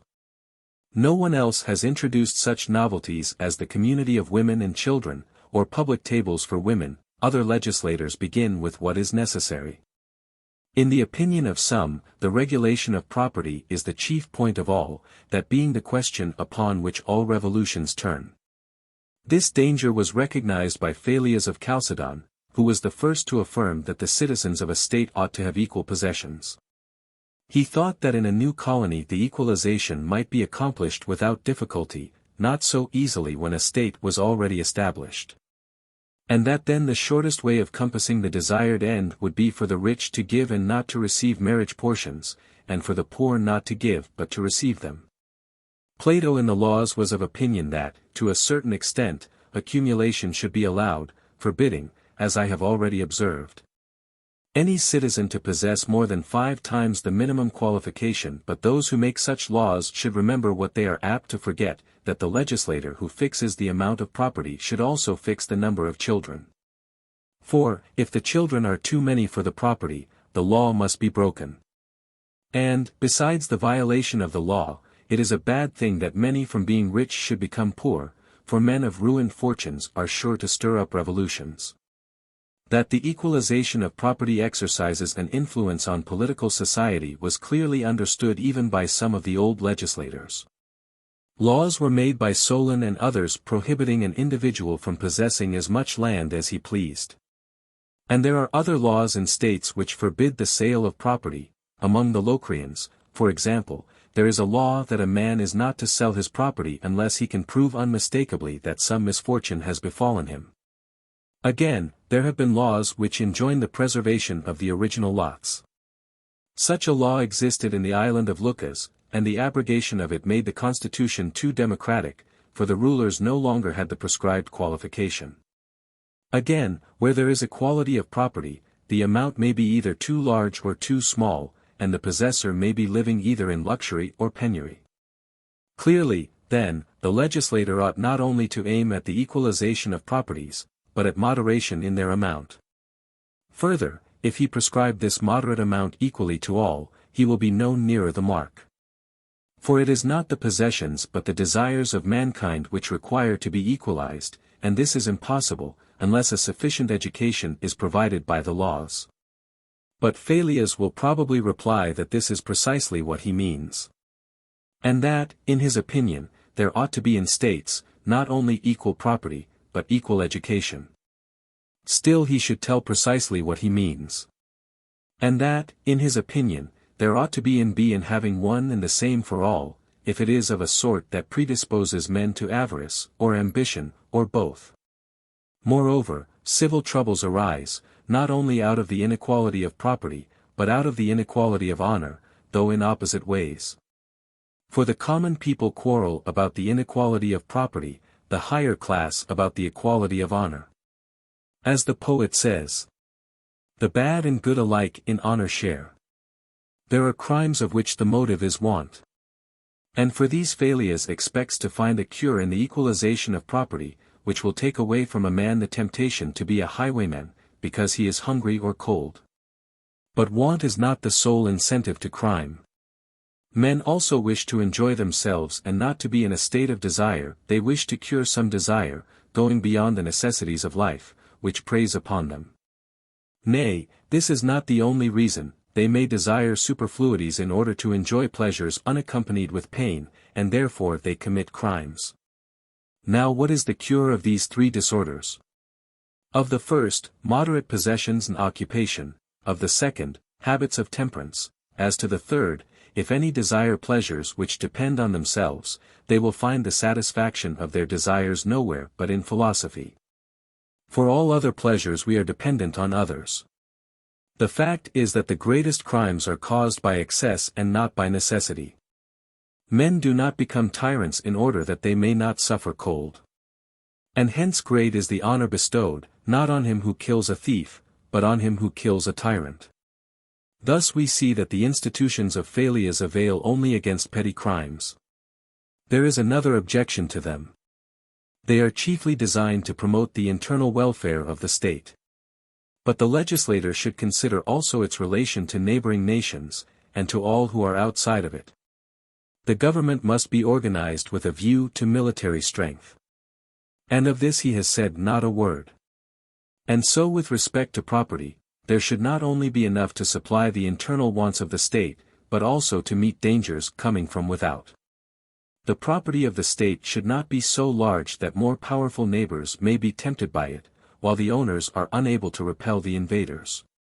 Nor yet so small that the state is unable to maintain a war even against states of equal power, and of the same character. Phaleas has not laid down any rule, but we should bear in mind that abundance of wealth is an advantage. The best limit will probably be, that a more powerful neighbor must have no inducement to go to war with you by reason of the excess of your wealth, but only such as he would have had if you had possessed less. There is a story that Eubulus, when Autophrodates was going to besiege Atarneus, told him to consider how long the operation would take, and then reckon up the cost which would be incurred in the time. For, said he, I am willing for a smaller sum than that to leave Atarneus at once. These words of Eubulus made an impression on Autophrodates, and he desisted from the siege. The equalization of property is one of the things that tend to prevent the citizens from quarreling. Not that the gain in this direction is very great. For the nobles will be dissatisfied because they think themselves worthy of more than an equal share of honors, and this is often found to be a cause of sedition and revolution. And the avarice of mankind is insatiable. At one time 2 obols was pay enough, but now, when this sum has become customary, men always want more and more without end, for it is of the nature of desire not to be satisfied, and most men live only for the gratification of it. The beginning of reform is not so much to equalize property as to train the nobler sort of natures not to desire more, and to prevent the lower from getting more, that is to say, they must be kept down, but not ill-treated. Besides, the equalization proposed by Phaleas is imperfect, for he only equalizes land, whereas a man may be rich also in slaves, and cattle, and money, and in the abundance of what are called his movables. Now either all these things must be equalized, or some limit must be imposed on them, or they mustn't be let alone. It would appear that Phaleas is legislating for a small city only, if, as he supposes, all the artisans are to be public slaves and not to form a supplementary part of the body of citizens. But if there is a law that artisans are to be public slaves, it should only apply to those engaged on public works, as at Epidamnus, or at Athens on the plan which Diophantus once introduced. From these observations any one may judge how far Phaleas was wrong or right in his ideas. Section 8. Hippodamus, the son of Euryophon, a native of Miletus, the same who invented the art of planning cities, and who also laid out the Piraeus, a strange man, whose fondness for distinction led him into a general eccentricity of life, which made some think him affected, for he would wear flowing hair and expensive ornaments. But these were worn on a cheap but warm garment both in winter and summer. He, besides aspiring to be an adept in the knowledge of nature, was the first person not a statesman who made inquiries about the best form of government. The city of Hippodamus was composed of 10,000 citizens divided into 3 parts, one of artisans, one of husbandmen, and a third of armed defenders of the state. He also divided the land into 3 parts, one sacred, one public, the third private. The first was set apart to maintain the customary worship of the gods, the second was to support the warriors, the third was the property of the husbandman. He also divided laws into 3 classes, and no more, for he maintained that there are 3 subjects of lawsuits: insult, injury, and homicide. He likewise instituted a single final court of appeal, to which all causes seeming to have been improperly decided might be referred. This court he formed of elders chosen for the purpose. He was further of opinion that the decisions of the courts ought not to be given by the use of a voting pebble, but that every one should have a tablet on which he might not only write a simple condemnation, or leave the tablet blank for a simple acquittal, but, if he partly acquitted and partly condemned, he was to distinguish accordingly. To the existing law he objected that it obliged the judges to be guilty of perjury, whichever way they voted. He also enacted that those who discovered anything for the good of the state should be honored. And he provided that the children of citizens who died in battle should be maintained at the public expense, as if such an enactment had never been heard of before, yet it actually exists at Athens and in other places. As to the magistrates, he would have them all elected by the people, that is, by the 3 classes already mentioned, and those who were elected were to watch over the interests of the public, of strangers, and of orphans. These are the most striking points in the constitution of Hippodamus. There is not much else. The first of these proposals to which objection may be taken is the threefold division of the citizens. The artisans, and the husbandmen, and the warriors, all have a share in the government. But the husbandmen have no arms, and the artisans neither arms nor land, and therefore they become all but slaves of the warrior class. That they should share in all the offices is an impossibility, for generals and guardians of the citizens, and nearly all the principal magistrates, must be taken from the class of those who carry arms. Yet, if the 2 other classes have no share in the government, how can they be loyal citizens? It may be said that those who have arms must necessarily be masters of both the other classes, but this is not so easily accomplished unless they are numerous. And if they are, why should the other classes share in the government at all, or have power to appoint magistrates? Further, what use are farmers to the city? Artisans there must be, for these are wanted in every city, and they can live by their craft, as elsewhere, and the husbandmen too, if they really provided the warriors with food, might fairly have a share in the government. But in the Republic of Hippodamus they are supposed to have land of their own, which they cultivate for their private benefit. Again, as to this common land out of which the soldiers are maintained, if they are themselves to be the cultivators of it, the warrior class will be identical with the husbandman, although the legislator intended to make a distinction between them.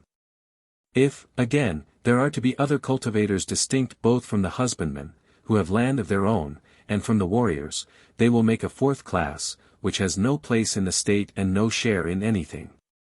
Or, if the same persons are to cultivate their own lands, and those of the public as well, they will have difficulty in supplying the quantity of produce which will maintain 2 households, and why, in this case, should there be any division? For they might find food themselves and give to the warriors from the same land and the same lots. There is surely a great confusion in all this. Neither is the law to commend it which says that the judges, when a simple issue is laid before them, should distinguish in their judgment, for the judge is thus converted into an arbitrator. Now, in an arbitration, although the arbitrators are many, they confer with one another about the decision, and therefore they can distinguish. But in courts of law this is impossible, and, indeed, most legislators take pains to prevent the judges from holding any communication with one another. Again, will there not be confusion if the judge thinks that damages should be given, but not so much as the suitor demands? He asks, say, for 20 minae, and the judge allows him 10 minae, or in general the suitor asks for more and the judge allows less, while another judge allows 5, another 4 minae. In this way they will go on splitting up the damages, and some will grant the whole and others nothing. How is the final reckoning to be taken? Again, no one contends that he who votes for a simple acquittal or condemnation perjures himself, if the indictment has been laid in an unqualified form. And this is just, for the judge who acquits does not decide that the defendant owes nothing, but that he does not owe the 20 minae. He only is guilty of perjury who thinks that the defendant ought not to pay 20 minae, and yet condemns him. To honor those who discover anything which is useful to the state is a proposal which has a specious sound, but cannot safely be enacted by law, for it may encourage informers, and perhaps even lead to political commotions. This question involves another. It has been doubted whether it is or is not expedient to make any changes in the laws of a country, even if another law be better. Now, if changes are inexpedient, we can hardly assent to the proposal of Hippodamus, for, under pretense of doing a public service, a man may introduce measures which are really destructive to the laws or to the constitution. But, since we have touched upon this subject, perhaps we had better go a little into detail, for, as I was saying, there is a difference of opinion, and it may sometimes seem desirable to make changes. Such changes in the other arts and sciences have certainly been beneficial. Medicine, for example, and gymnastic, and every other art and craft have departed from traditional usage. And, if politics be an art, change must be necessary in this as in any other art. That improvement has occurred is shown by the fact that old customs are exceedingly simple and barbarous. For the ancient Hellenes went about armed and bought their brides of each other. The remains of ancient laws which have come down to us are quite absurd. For example, at Cumae there is a law about murder, to the effect that if the accuser produce a certain number of witnesses from among his own kinsmen, the accused shall be held guilty. Again, men in general desire the good, and not merely what their fathers had. But the primeval inhabitants, whether they were born of the earth or were the survivors of some destruction, may be supposed to have been no better than ordinary or even foolish people among ourselves, such is certainly the tradition concerning the earth-born men. And it would be ridiculous to rest contented with their notions. Even when laws have been written down, they ought not always to remain unaltered. As in other sciences, so in politics, it is impossible that all things should be precisely set down in writing, for enactments must be universal, but actions are concerned with particulars. Hence we infer that sometimes and in certain cases laws may be changed, but when we look at the matter from another point of view, great caution would seem to be required. For the habit of lightly changing the laws is an evil, and, when the advantage is small, some errors both of lawgivers and rulers had better be left. The citizen will not gain so much by making the change as he will lose by the habit of disobedience. The analogy of the arts is false. A change in a law is a very different thing from a change in an art. For the law has no power to command obedience except that of habit, which can only be given by time, so that a readiness to change from old to new laws enfeebles the power of the law. Even if we admit that the laws are to be changed, are they all to be changed, and in every state? And are they to be changed by anybody who likes, or only by certain persons? These are very important questions. And therefore we had better reserve the discussion of them to a more suitable occasion. Section 9. In the governments of Lacedaemon and Crete, and indeed in all governments, 2 points have to be considered. First, whether any particular law is good or bad, when compared with the perfect state. Secondly, whether it is or is not consistent with the idea and character which the lawgiver has set before his citizens. That in a well-ordered state the citizens should have leisure and not have to provide for their daily wants is generally acknowledged, but there is a difficulty in seeing how this leisure is to be attained.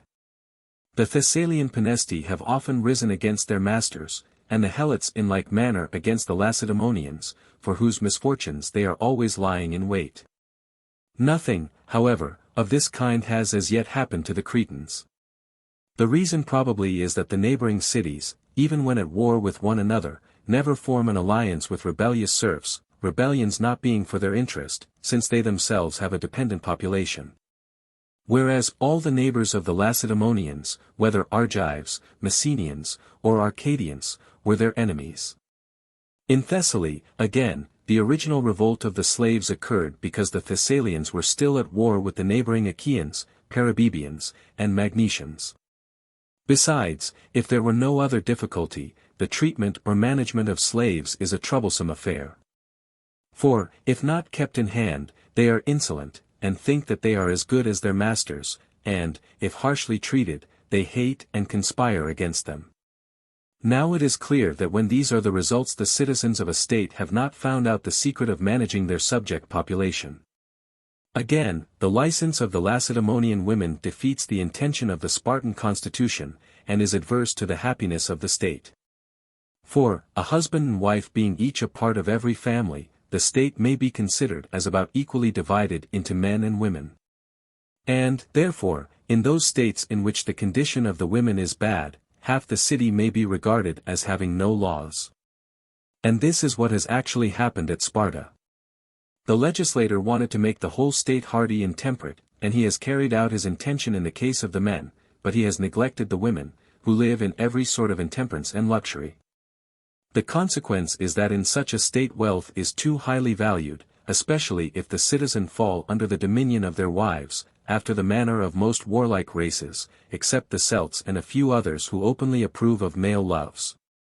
The old mythologer would seem to have been right in uniting Ares and Aphrodite, for all warlike races are prone to the love either of men or of women. This was exemplified among the Spartans in the days of their greatness. Many things were managed by their women. But what difference does it make whether women rule, or the rulers are ruled by women? The result is the same. Even in regard to courage, which is of no use in daily life, and is needed only in war, the influence of the Lacedaemonian women has been most mischievous. The evil showed itself in the Theban invasion, when, unlike the women other cities, they were utterly useless and caused more confusion than the enemy.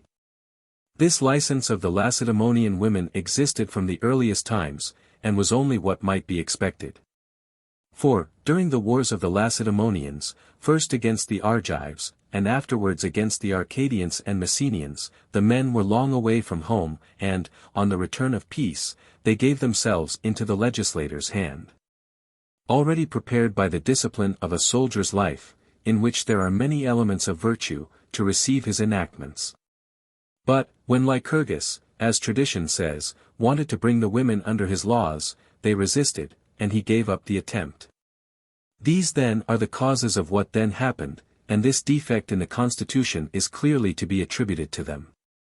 We are not, however, considering what is or is not to be excused, but what is right or wrong, and the disorder of the women, as I have already said, not only gives an air of indecorum to the constitution considered in itself, but tends in a measure to foster avarice.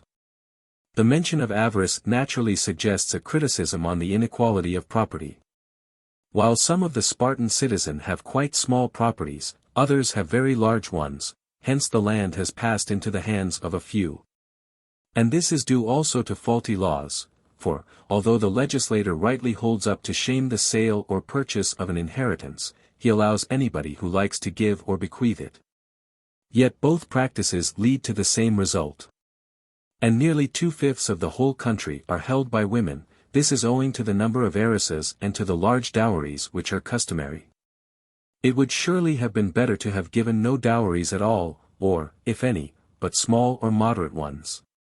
As the law now stands, a man may bestow his heiress on anyone whom he pleases, and, if he die intestate, the privilege of giving her away descends to his heir. Hence, although the country is able to maintain 1,500 cavalry and 30,000 hoplites, the whole number of Spartan citizens fell below 1,000. The result proves the faulty nature of their laws respecting property, for the city sank under a single defeat. The want of men was their ruin. There is a tradition that, in the days of their ancient kings, they were in the habit of giving the rights of citizenship to strangers, and therefore, in spite of their long wars, no lack of population was experienced by them. Indeed, at one time Sparta is said to have numbered not less than 10,000 citizens. Whether this statement is true or not, it would certainly have been better to have maintained their numbers by the equalization of property. Again, the law which relates to the procreation of children is adverse to the correction of this inequality. For the legislator, wanting to have as many Spartans as he could, encouraged the citizens to have large families. And there is a law at Sparta that the father of 3 sons shall be exempt from military service, and he who has 4 from all the burdens of the state. Yet it is obvious that, if there were many children, the land being distributed as it is, many of them must necessarily fall into poverty. The Lacedaemonian constitution is defective in another point, I mean the ephoralty. This magistracy has authority in the highest matters, but the ephors are chosen from the whole people, and so the office is apt to fall into the hands of very poor men, who, being badly off, are open to bribes. There have been many examples at Sparta of this evil in former times, and quite recently, in the matter of the Andrians, certain of the ephors who were bribed did their best to ruin the state. And so great and tyrannical is their power, that even the kings have been compelled to court them, so that, in this way as well together with the royal office, the whole constitution has deteriorated. And from being an aristocracy has turned into a democracy. The ephoralty certainly does keep the state together, for the people are contented when they have a share in the highest office, and the result, whether due to the legislator or to chance, has been advantageous. For if a constitution is to be permanent, all the parts of the state must wish that it should exist and the same arrangements be maintained. This is the case at Sparta, where the kings desire its permanence because they have due honor in their own persons, the nobles because they are represented in the council of elders, for the office of elder is a reward of virtue. And the people, because all are eligible to the ephoralty. The election of ephors out of the whole people is perfectly right, but ought not to be carried on in the present fashion, which is too childish. Again, they have the decision of great causes, although they are quite ordinary men, and therefore they should not determine them merely on their own judgment, but according to written rules, and to the laws. Their way of life, too, is not in accordance with the spirit of the constitution. They have a deal too much license. Whereas, in the case of the other citizens, the excess of strictness is so intolerable that they run away from the law into the secret indulgence of sensual pleasures. Again, the council of elders is not free from defects. It may be said that the elders are good men and well trained in manly virtue, and that, therefore, there is an advantage to the state in having them. But that judges of important causes should hold office for life is a disputable thing, for the mind grows old as well as the body. And when men have been educated in such a manner that even the legislator himself cannot trust them, there is real danger. Many of the elders are well known to have taken bribes and to have been guilty of partiality in public affairs. And therefore they ought not to be irresponsible, yet at Sparta they are so. But, it may be replied, all magistracies are accountable to the ephors. Yes, but this prerogative is too great for them, and we maintain that the control should be exercised in some other manner. Further, the mode in which the Spartans elect their elders is childish. And it is improper that the person to be elected should canvass for the office, the worthiest should be appointed, whether he chooses or not. And here the legislator clearly indicates the same intention which appears in other parts of his constitution. He would have his citizens ambitious, and he has reckoned upon this quality in the election of the elders. For no one would ask to be elected if he were not. Yet ambition and avarice, almost more than any other passions, are the motives of crime. Whether kings are or are not an advantage to states, I will consider at another time. They should at any rate be chosen, not as they are now, but with regard to their personal life and conduct. The legislator himself obviously did not suppose that he could make them really good men, at least he shows a great distrust of their virtue. For this reason the Spartans used to join enemies with them in the same embassy, and the quarrels between the kings were held to be conservative of the state. Neither did the first introducer of the common meals, called Phoenicia, regulate them well. The entertainment ought to have been provided at the public cost, as in Crete. But among the Lacedaemonians every one is expected to contribute, and some of them are too poor to afford the expense, thus the intention of the legislator is frustrated. The common meals were meant to be a popular institution, but the existing manner of regulating them is the reverse of popular. For the very poor can scarcely take part in them. And, according to ancient custom, those who cannot contribute are not allowed to retain their rights of citizenship. The law about the Spartan admirals has often been censured, and with justice. It is a source of dissension, for the kings are perpetual generals, and this office of admiral is but the setting up of another king. The charge which Plato brings, in the Laws, against the intention of the legislator, is likewise justified. The whole constitution has regard to one part of virtue only, the virtue of the soldier, which gives victory in war. So long as they were at war, therefore, their power was preserved, but when they had attained empire they fell, for of the arts of peace they knew nothing, and had never engaged in any employment higher than war. There is another error, equally great, into which they have fallen.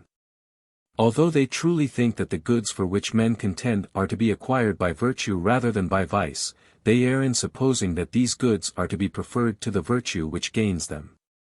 Once more, the revenues of the state are ill managed, there is no money in the treasury, although they are obliged to carry on great wars, and they are unwilling to pay taxes. The greater part of the land being in the hands of the Spartans, they do not look closely into one another's contributions. The result which the legislator has produced is the reverse of beneficial. For he has made his city poor, and his citizens greedy. Enough respecting the Spartan constitution, of which these are the principal defects. Section 10. The Cretan constitution nearly resembles the Spartan, and in some few points is quite as good, but for the most part less perfect in form. The older constitutions are generally less elaborate than the later, and the Lacedaemonian is said to be, and probably is, in a very great measure, a copy of the Cretan. According to tradition, Lycurgus, when he ceased to be the guardian of King Charillus, went abroad and spent most of his time in Crete. For the two countries are nearly connected. The Lycians are a colony of the Lacedaemonians, and the colonists, when they came to Crete, adopted the constitution which they found existing among the inhabitants. Even to this day the Perioeci, or subject population of Crete, are governed by the original laws which Minos is supposed to have enacted. The island seems to be intended by nature for dominion in Hellas, and to be well situated. It extends right across the sea, around which nearly all the Hellenes are settled, and while one end is not far from the Peloponnese, the other almost reaches to the region of Asia about Triopium and Rhodes. Hence Minos acquired the empire of the sea, subduing some of the islands and colonizing others. At last he invaded Sicily, where he died near Chamicus. The Cretan institutions resemble the Lacedaemonian. The Helots are the husbandmen of the one, the Perioeci of the other, and both Cretans and Lacedaemonians have common meals, which were anciently called by the Lacedaemonians not Phoenicia, but Andria. And the Cretans have the same word, the use of which proves that the common meals originally came from Crete. Further, the two constitutions are similar. For the office of the ephors is the same as that of the Cretan cosmi, the only difference being that whereas the ephors are 5, the cosmi are 10 in number. The elders, too, answer to the elders in Crete, who are termed by the Cretans the council. And the kingly office once existed in Crete, but was abolished, and the cosmi have now the duty of leading them in war. All classes share in the ecclesia, but it can only ratify the decrees of the elders and the cosmi. The common meals of Crete are certainly better managed than the Lacedaemonian, for in Lacedaemon every one pays so much per head, or, if he fails, the law, as I have already explained, forbids him to exercise the rights of citizenship. But in Crete they are of a more popular character. There, of all the fruits of the earth and cattle raised on the public lands, and of the tribute which is paid by the perioeci, one portion is assigned to the gods and to the service of the state, and another to the common meals, so that men, women, and children are all supported out of a common stock. The legislator has many ingenious ways of securing moderation in eating, which he conceives to be a gain. He likewise encourages the separation of men from women, lest they should have too many children, and the companionship of men with one another. Whether this is a good or bad thing I shall have an opportunity of considering at another time. But that the Cretan common meals are better ordered than the Lacedaemonian there can be no doubt. On the other hand, the Cosmi are even a worse institution than the Ephors, of which they have all the evils without the good. Like the Ephors, they are any chance persons, but in Crete this is not counterbalanced by a corresponding political advantage. At Sparta every one is eligible, and the body of the people, having a share in the highest office, want the constitution to be permanent. But in Crete the Cosmi are elected out of certain families, and not out of the whole people, and the elders out of those who have been Cosmi. The same criticism may be made about the Cretan, which has been already made about the Lacedaemonian elders. Their irresponsibility in life tenure is too great a privilege, and their arbitrary power of acting upon their own judgment, and dispensing with written law, is dangerous. It is no proof of the goodness of the institution that the people are not discontented at being excluded from it. For there is no profit to be made out of the office as out of the ephoralty, since, unlike the ephors, the Cosmi, being in an island, are removed from temptation. The remedy by which they correct the evil of this institution is an extraordinary one, suited rather to a close oligarchy than to a constitutional state. For the Cosmi are often expelled by a conspiracy of their own colleagues, or of private individuals, and they are allowed also to resign before their term of office has expired. Surely all matters of this kind are better regulated by law than by the will of man, which is a very unsafe rule. Worst of all is the suspension of the office of Cosmi, a device to which the nobles often have recourse when they will not submit to justice. This shows that the Cretan government, although possessing some of the characteristics of a constitutional state, is really a close oligarchy. The nobles have a habit, too, of setting up a chief. They get together a party among the common people and their own friends and then quarrel and fight with one another. What is this but the temporary destruction of the state and dissolution of society? A city is in a dangerous condition when those who are willing are also able to attack her. But, as I have already said, the island of Crete is saved by her situation. Distance has the same effect as the Lacedaemonian prohibition of strangers. And the Cretans have no foreign dominions. This is the reason why the perioeci are contented in Crete, whereas the Helots are perpetually revolting. But when lately foreign invaders found their way into the island, the weakness of the Cretan constitution was revealed. Enough of the government of Crete. Section 11. The Carthaginians are also considered to have an excellent form of government, which differs from that of any other state in several respects, though it is in some very like the Lacedaemonian. Indeed, all three states, the Lacedaemonian, the Cretan, and the Carthaginian, nearly resemble one another, and are very different from any others. Many of the Carthaginian institutions are excellent. The superiority of their constitution is proved by the fact that the common people remain loyal to the constitution. The Carthaginians have never had any rebellion worth speaking of, and have never been under the rule of a tyrant.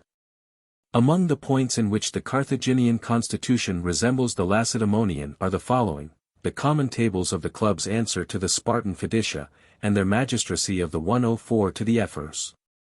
But, whereas the ephors are any chance persons, the magistrates of the Carthaginians are elected according to merit. This is an improvement. They have also their kings and their gerousia, or council of elders, who correspond to the kings and elders of Sparta. Their kings, unlike the Spartan, are not always of the same family, nor that an ordinary one, but if there is some distinguished family they are selected out of it and not appointed by seniority. This is far better. Such officers have great power, and therefore, if they are persons of little worth, do a great deal of harm, and they have already done harm at Lacedaemon. Most of the defects or deviations from the perfect state, for which the Carthaginian constitution would be censured, apply equally to all the forms of government which we have mentioned. But of the deflections from aristocracy in constitutional government, some incline more to democracy and some to oligarchy. The kings and elders, if unanimous, may determine whether they will or will not bring a matter before the people, but when they are not unanimous, the people decide on such matters as well. And whatever the kings and elders bring before the people is not only heard but also determined by them, and any one who likes may oppose it. Now this is not permitted in Sparta and Crete. That the magistrates of 5 who have under them many important matters should be co-opted, that they should choose the supreme council of 100. And should hold office longer than other magistrates, for they are virtually rulers both before and after they hold office. These are oligarchical features. Their being without salary and not elected by lot, and any similar points, such as the practice of having all suits tried by the magistrates, and not some by one class of judges or jurors and some by another, as at Lacedaemon, are characteristic of aristocracy. The Carthaginian constitution deviates from aristocracy and inclines to oligarchy, chiefly on a point where popular opinion is on their side. For men in general think that magistrates should be chosen not only for their merit, but for their wealth. A man, they say, who is poor cannot rule well, he has not the leisure. If, then, election of magistrates for their wealth be characteristic of oligarchy, and election for merit of aristocracy, there will be a third form under which the constitution of Carthage is comprehended. For the Carthaginians choose their magistrates, and particularly the highest of them their kings and generals, with an eye both to merit and to wealth. But we must acknowledge that, in thus deviating from aristocracy, the legislator has committed an error. Nothing is more absolutely necessary than to provide that the highest class, not only when in office, but when out of office, should have leisure and not disgrace themselves in any way, and to this his attention should be first directed. Even if you must have regard to wealth, in order to secure leisure, yet it is surely a bad thing that the greatest offices, such as those of kings and generals, should be bought. The law which allows this abuse makes wealth of more account than virtue, and the whole state becomes avaricious. For, whenever the chiefs of the state deem anything honorable, the other citizens are sure to follow their example. And, where virtue has not the first place, their aristocracy cannot be firmly established. Those who have been at the expense of purchasing their places will be in the habit of repaying themselves. And it is absurd to suppose that a poor and honest man will be wanting to make gains, and that a lower stamp of man who has incurred a great expense will not. Wherefore they should rule who are able to rule best. And even if the legislator does not care to protect the good from poverty, he should at any rate secure leisure for them when in office. It would seem also to be a bad principle that the same person should hold many offices, which is a favorite practice among the Carthaginians, for one business is better done by one man. The legislator should see to this and should not appoint the same person to be a flute player and a shoemaker.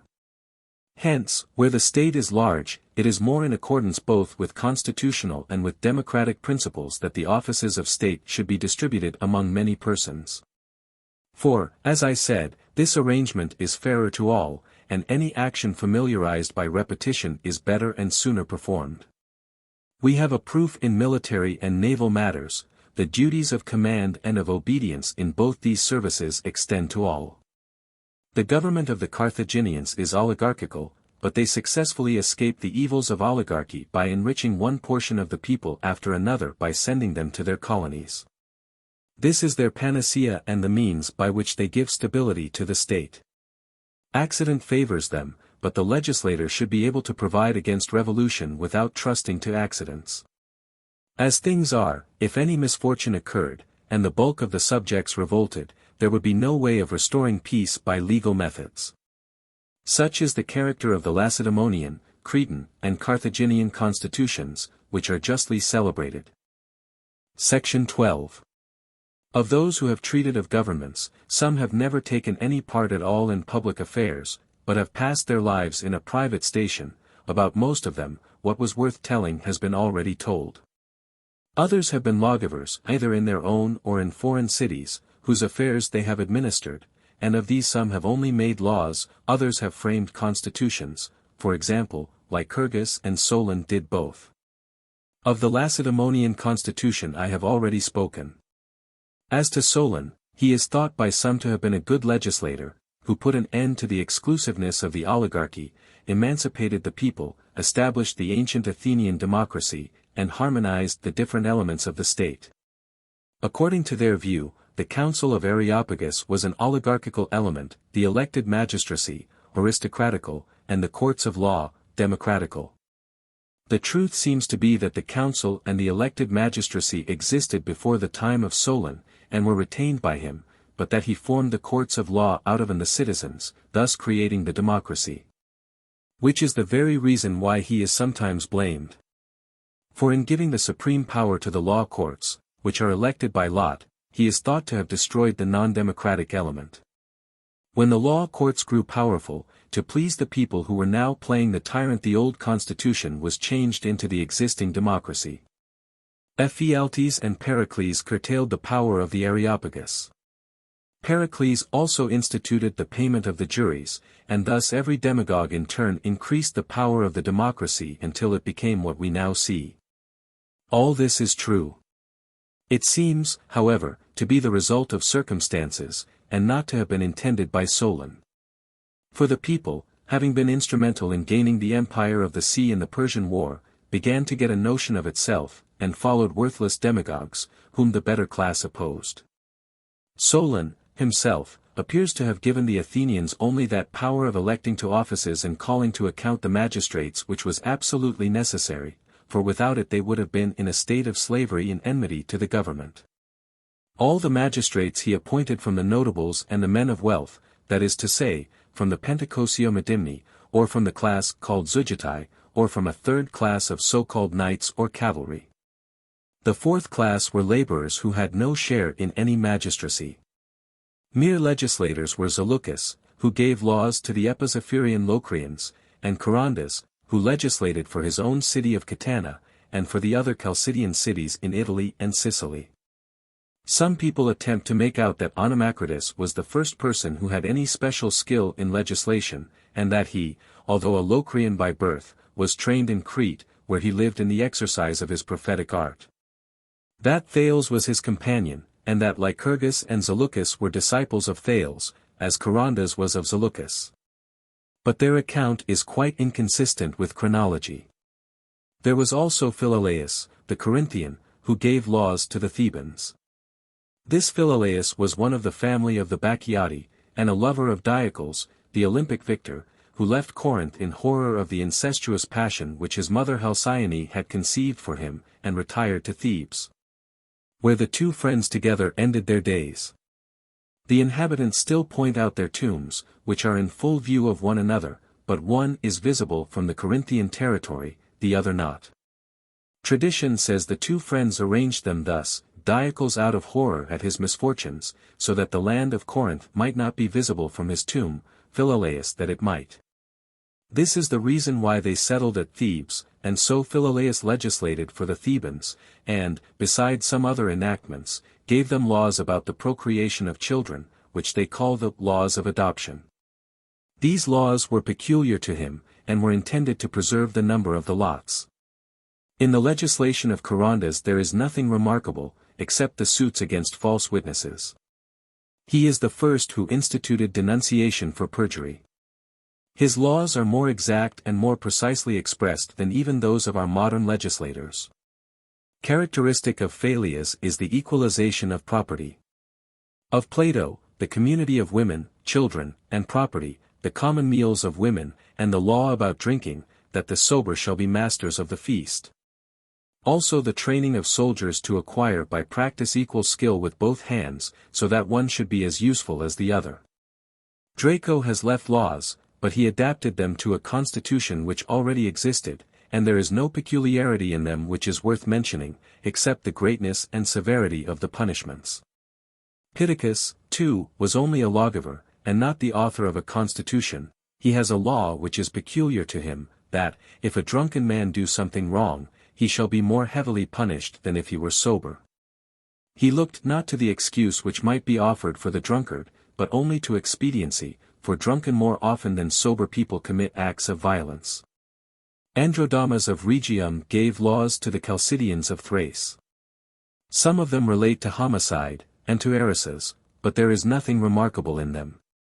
And here let us conclude our inquiry into the various constitutions which either actually exist, or have been devised by theorists. Book 3. Section 1. He who would inquire into the essence and attributes of various kinds of governments must first of all determine what is a state. At present this is a disputed question. Some say that the state has done a certain act. Others, no, not the state, but the oligarchy or the tyrant. And the legislator or statesman is concerned entirely with the state, a constitution or government being an arrangement of the inhabitants of a state. But a state is composite, like any other whole made up of many parts. These are the citizens, who compose it. It is evident, therefore, that we must begin by asking, who is the citizen, and what is the meaning of the term? For here again there may be a difference of opinion. He who is a citizen in a democracy will often not be a citizen in an oligarchy. Leaving out of consideration those who have been made citizens, or who have obtained the name of citizen any other accidental manner, we may say, first, that a citizen is not a citizen because he lives in a certain place. For resident aliens and slaves share in the place. Nor is he a citizen who has no legal right except that of suing and being sued, for this right may be enjoyed under the provisions of a treaty. Nay, resident aliens in many places do not possess even such rights completely, for they are obliged to have a patron, so that they do but imperfectly participate in citizenship, and we call them citizens only in a qualified sense. As we might apply the term to children who are too young to be on the register, or to old men who have been relieved from state duties. Of these we do not say quite simply that they are citizens, but add in the one case that they are not of age, and in the other, that they are past the age, or something of that sort. The precise expression is immaterial, for our meaning is clear. Similar difficulties to those which I have mentioned may be raised and answered about deprived citizens and about exiles. But the citizen whom we are seeking to define is a citizen in the strictest sense, against whom no such exception can be taken, and his special characteristic is that he shares in the administration of justice, and in offices. Now of offices some are discontinuous, and the same persons are not allowed to hold them twice, or can only hold them after a fixed interval. Others have no limit of time, for example, the office of a dicast or ecclesiast. It may, indeed, be argued that these are not magistrates at all, and that their functions give them no share in the government. But surely it is ridiculous to say that those who have the power do not govern. Let us not dwell further upon this, which is a purely verbal question. What we want is a common term including both dicast and ecclesiast. Let us, for the sake of distinction, call it indefinite office, and we will assume that those who share in such office are citizens. This is the most comprehensive definition of a citizen, and best suits all those who are generally so called. But we must not forget that things of which the underlying principles differ in kind, one of them being first, another second, another third, have, when regarded in this relation, nothing, or hardly anything, worth mentioning in common. Now we see that governments differ in kind, and that some of them are prior and that others are posterior. Those which are faulty or perverted are necessarily posterior to those which are perfect. What we mean by perversion will be hereafter explained. The citizen then of necessity differs under each form of government, and our definition is best adapted to the citizen of a democracy, but not necessarily to other states. For in some states the people are not acknowledged, nor have they any regular assembly, but only extraordinary ones, and suits are distributed by sections among the magistrates. At Lacedaemon, for instance, the ephors determine suits about contracts, which they distribute among themselves, while the elders are judges of homicide, and other causes are decided by other magistrates. A similar principle prevails at Carthage. There certain magistrates decide all causes. We may, indeed, modify our definition of the citizen so as to include these states. In them it is the holder of a definite, not of an indefinite office, who legislates and judges, and to some or all such holders of definite offices is reserved the right of deliberating or judging about some things or about all things. The conception of the citizen now begins to clear up. He who has the power to take part in the deliberative or judicial administration of any state is said by us to be a citizen of that state. And, speaking generally, a state is a body of citizens sufficing for the purposes of life. Section 2. But in practice a citizen is defined to be one of whom both the parents are citizens, others insist on going further back, say to 2 or 3 or more ancestors. This is a short and practical definition, but there are some who raise the further question, how this 3rd or 4th ancestor came to be a citizen. Gorgias of Leontini, partly because he was in a difficulty, partly in irony, said, mortars are what is made by the mortar-makers, and the citizens of Larissa are those who are made by the magistrates, for it is their trade to make Larisseans. Yet the question is really simple, for, if according to the definition just given they shared in the government, they were citizens. This is a better definition than the other. For the words, born of a father or mother who is a citizen, cannot possibly apply to the first inhabitants or founders of a state.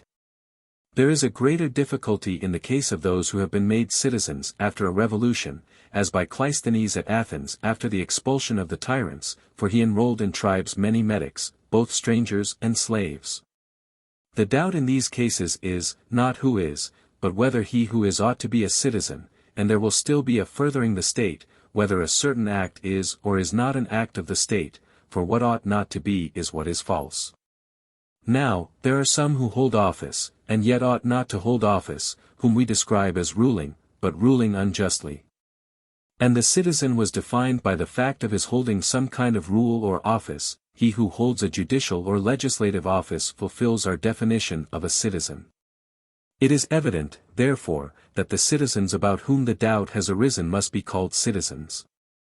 Section 3. Whether they ought to be so or not is a question which is bound up with the previous inquiry. For a parallel question is raised respecting the state, whether a certain act is or is not an act of the state. For example, in the transition from an oligarchy or a tyranny to a democracy. In such cases persons refuse to fulfill their contracts or any other obligations, on the ground that the tyrant, and not the state, contracted them. They argue that some constitutions are established by force, and not for the sake of the common good. But this would apply equally to democracies, for they too may be founded on violence, and then the acts of the democracy will be neither more nor less acts of the state in question than those of an oligarchy or of a tyranny.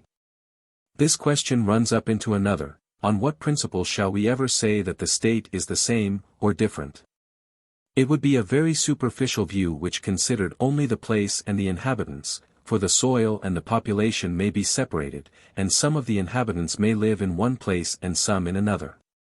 This, however, is not a very serious difficulty. We need only remark that the word state is ambiguous.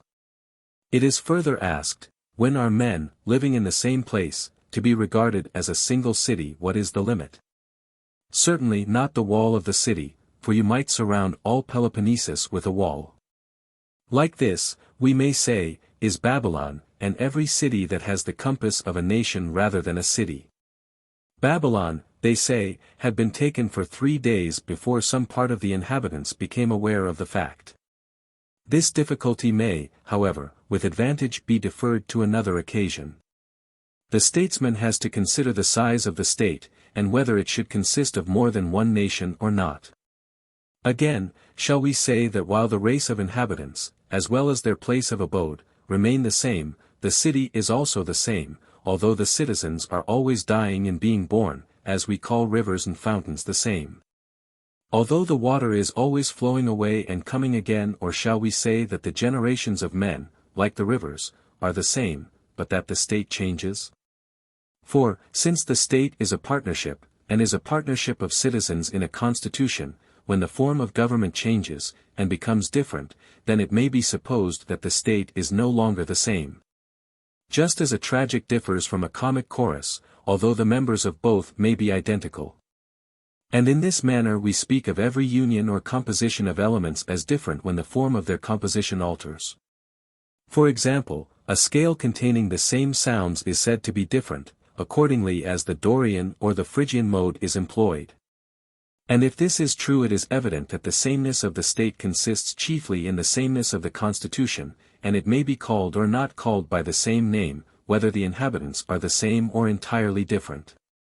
It is quite another question, whether a state ought or ought not to fulfill engagements when the form of government changes. Section 4. There is a point nearly allied to the preceding, whether the virtue of a good man and a good citizen is the same or not. But, before entering on this discussion, we must certainly first obtain some general notion of the virtue of the citizen. Like the sailor, the citizen is a member of a community. Now, sailors have different functions, for one of them is a rower, another a pilot, and a third a lookout man, a fourth is described by some similar term. And while the precise definition of each individual's virtue applies exclusively to him, there is, at the same time, a common definition applicable to them all. For they have all of them a common object, which is safety in navigation. Similarly, one citizen differs from another, but the salvation of the community is the common business of them all. This community is the constitution. The virtue of the citizen must therefore be relative to the constitution of which he is a member. If, then, there are many forms of government, it is evident that there is not one single virtue of the good citizen which is perfect virtue. But we say that the good man is he who has one single virtue which is perfect virtue. Hence it is evident that the good citizen need not of necessity possess the virtue which makes a good man. The same question may also be approached by another road, from a consideration of the best constitution. If the state cannot be entirely composed of good men, and yet each citizen is expected to do his own business well, and must therefore have virtue, still inasmuch as all the citizens cannot be alike. The virtue of the citizen and of the good man cannot coincide. All must have the virtue of the good citizen, thus, and thus only, can the state be perfect, but they will not have the virtue of a good man, unless we assume that in the good state all the citizens must be good. Again, the state, as composed of unlikes, may be compared to the living being, as the first elements into which a living being is resolved are soul and body, as soul is made up of rational principle and appetite, the family of husband and wife. Property of master and slave, so of all these, as well as other dissimilar elements, the state is composed. And, therefore, the virtue of all the citizens cannot possibly be the same, any more than the excellence of the leader of a chorus is the same as that of the performer who stands by his side. I have said enough to show why the two kinds of virtue cannot be absolutely and always the same. But will there then be no case in which the virtue of the good citizen and the virtue of the good man coincide? To this we answer that the good ruler is a good and wise man, and that he who would be a statesman must be a wise man. And some persons say that even the education of the ruler should be of a special kind. For are not the children of kings instructed in riding and military exercises? As Euripides says, "No subtle arts for me, but what the state requires." As though there were a special education needed by a ruler. If then the virtue of a good ruler is the same as that of a good man, and we assume further that the subject is a citizen as well as the ruler, the virtue of the good citizen and the virtue of the good man cannot be absolutely the same. Although in some cases they may. For the virtue of a ruler differs from that of a citizen. It was the sense of this difference which made Jason say that he felt hungry when he was not a tyrant, meaning that he could not endure to live in a private station. But, on the other hand, it may be argued that men are praised for knowing both how to rule and how to obey, and he is said to be a citizen of approved virtue who is able to do both. Now if we suppose the virtue of a good man to be that which rules, and the virtue of the citizen to include ruling and obeying, it cannot be said that they are equally worthy of praise. Since, then, it is sometimes thought that the ruler and the ruled must learn different things and not the same, but that the citizen must know and share in them both, the inference is obvious. There is, indeed, the rule of a master, which is concerned with menial offices. The master need not know how to perform these, but may employ others in the execution of them, the other would be degrading. And by the other I mean the power actually to do menial duties, which vary much in character and are executed by various classes of slaves, such, for example, as handicraftsmen, who, as their name signifies, live by the labor of their hands. Under these the mechanic is included. Hence in ancient times, and among some nations, the working classes had no share in the government, a privilege which they only acquired under the extreme democracy. Certainly the good man and the statesman and the good citizen ought not to learn the crafts of inferiors except for their own occasional use. If they habitually practice them, there will cease to be a distinction between master and slave. This is not the rule of which we are speaking. But there is a rule of another kind, which is exercised over freemen and equals by birth, a constitutional rule, which the ruler must learn by obeying. As he would learn the duties of a general of cavalry by being under the orders of a general of cavalry, or the duties of a general of infantry by being under the orders of a general of infantry, and by having had the command of a regiment and of a company. It has been well said that, he who has never learned to obey cannot be a good commander. The two are not the same, but the good citizen ought to be capable of both. He should know how to govern like a freeman, and how to obey like a freeman. These are the virtues of a citizen. And, although the temperance and justice of a ruler are distinct from those of a subject, the virtue of a good man will include both. For the virtue of the good man who is free and also a subject, e.g., his justice, will not be one but will comprise distinct kinds, the one qualifying him to rule, the other to obey, and differing as the temperance and courage of men and women differ. For a man would be thought a coward if he had no more courage than a courageous woman, and a woman would be thought loquacious if she imposed no more restraint on her conversation than the good man. And indeed their part in the management of the household is different, for the duty of the one is to acquire, and of the other to preserve. Practical wisdom only is characteristic of the ruler. It would seem that all other virtues must equally belong to ruler and subject. The virtue of the subject is certainly not wisdom, but only true opinion. He may be compared to the maker of the flute, while his master is like the flute player or user of the flute. From these considerations may be gathered the answer to the question, whether the virtue of the good man is the same as that of the good citizen, or different, and how far the same, and how far different. Section 5. There still remains one more question about the citizen. Is he only a true citizen who has a share of office, or is the mechanic to be included? If they who hold no office are to be deemed citizens, not every citizen can have this virtue of ruling and obeying, for this man is a citizen, and if none of the lower class are citizens, in which part of the state are they to be placed? For they are not resident aliens, and they are not foreigners. May we not reply, that as far as this objection goes there is no more absurdity in excluding them than in excluding slaves and freedmen from any of the above-mentioned classes? It must be admitted that we cannot consider all those to be citizens who are necessary to the existence of the state. For example, children are not citizens equally with grown-up men, who are citizens absolutely, but children, not being grown up, are only citizens on a certain assumption. Nay, in ancient times, and among some nations the artisan class were slaves or foreigners, and therefore the majority of them are so now. The best form of state will not admit them to citizenship. But if they are admitted, then our definition of the virtue of a citizen will not apply to every citizen nor to every free man as such, but only to those who are freed from necessary services.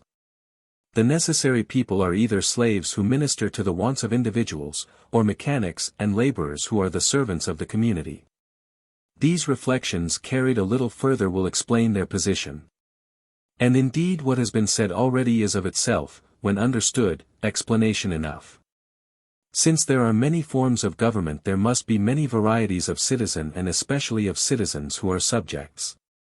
So that under some governments the mechanic and the laborer will be citizens, but not in others, as, for example, in aristocracy or the so-called government of the best, if there be such an one, in which honors are given according to virtue and merit. For no man can practice virtue who is living the life of a mechanic or laborer.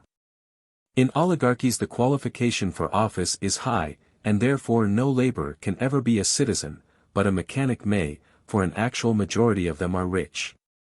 At Thebes there was a law that no man could hold office who had not retired from business for 10 years. But in many states the law goes to the length of admitting aliens.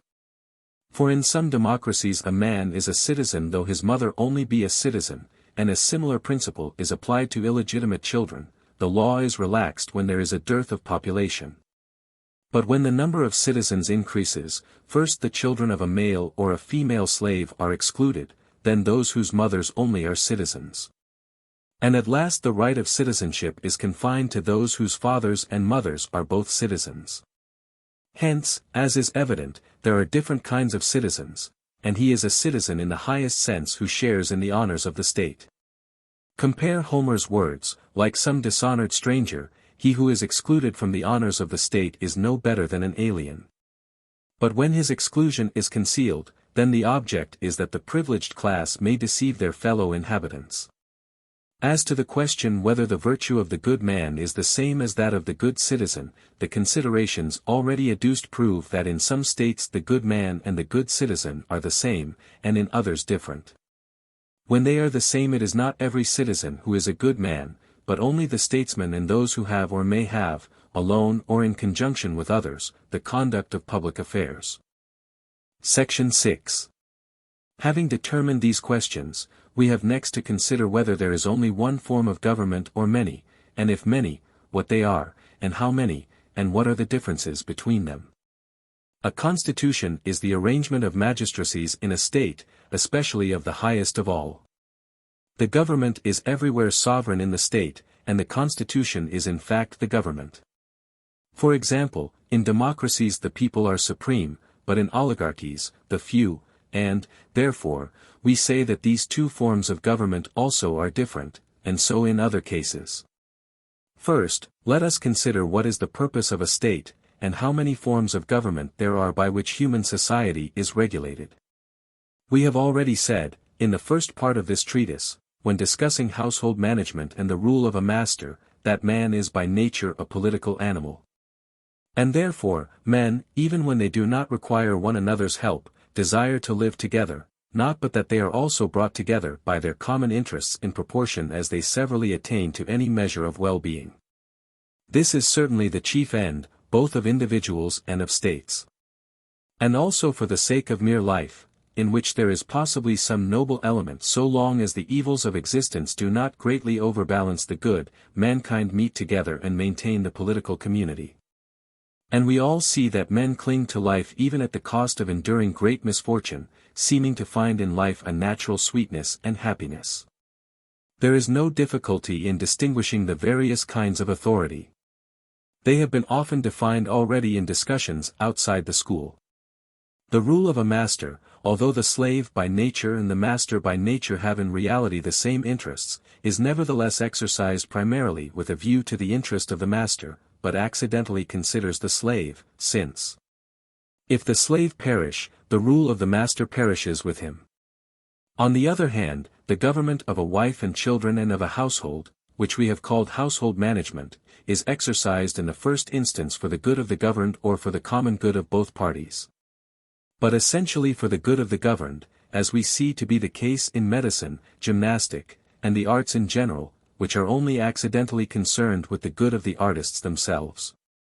For there is no reason why the trainer may not sometimes practice gymnastics, and the helmsman is always one of the crew. The trainer or the helmsman considers the good of those committed to his care. But, when he is one of the persons taken care of, he accidentally participates in the advantage, for the helmsman is also a sailor, and the trainer becomes one of those in training. And so in politics, when the state is framed upon the principle of equality and likeness, the citizens think that they ought to hold office by turns. Formerly, as is natural, every one would take his turn of service. And then again, somebody else would look after his interest, just as he, while in office, had looked after theirs.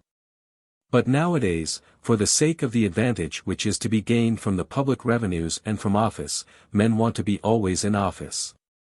One might imagine that the rulers, being sickly, were only kept in health while they continued in office. In that case we may be sure that they would be hunting after places. The conclusion is evident, that governments which have a regard to the common interest are constituted in accordance with strict principles of justice, and are therefore true forms. But those which regard only the interest of the rulers are all defective and perverted forms, for they are despotic, whereas a state is a community of freemen. Section 7. Having determined these points, we have next to consider how many forms of government there are, and what they are. And in the first place, what are the true forms, for when they are determined the perversions of them will at once be apparent. The words constitution and government have the same meaning, and the government, which is the supreme authority in states, must be in the hands of one, or of a few, or of the many. The true forms of government, therefore, are those in which the one, or the few, or the many, govern with a view to the common interest. But governments which rule with a view to the private interest, whether of the one or of the few, or of the many, are perversions. For the members of a state, if they are truly citizens, ought to participate in its advantages. Of forms of government in which one rules, we call that which regards the common interests, kingship or royalty, that in which more than one, but not many, rule, aristocracy. And it is so called, either because the rulers are the best men, or because they have at heart the best interests of the state and of the citizens. But when the citizens at large administer the state for the common interest, the government is called by the generic name, a constitution. And there is a reason for this use of language. One man or a few may excel in virtue. But as the number increases it becomes more difficult for them to attain perfection in every kind of virtue, though they may in military virtue, for this is found in the masses. Hence in a constitutional government the fighting men have the supreme power, and those who possess arms are the citizens. Of the above-mentioned forms, the perversions are as follows: of royalty, tyranny; of aristocracy, oligarchy; of constitutional government, democracy. For tyranny is a kind of monarchy which has in view the interest of the monarch only, oligarchy has in view the interest of the wealthy, democracy, of the needy, none of them the common good of all. Section 8. But there are difficulties about these forms of government, and it will therefore be necessary to state a little more at length the nature of each of them. For he who would make a philosophical study of the various sciences, and does not regard practice only, ought not to overlook or omit anything, but to set forth the truth in every particular. Tyranny, as I was saying, is monarchy exercising the rule of a master over the political society; oligarchy is when men of property have the government in their hands. Democracy, the opposite, when the indigent, and not the men of property, are the rulers. And here arises the first of our difficulties, and it relates to the distinction drawn. For democracy is said to be the government of the many.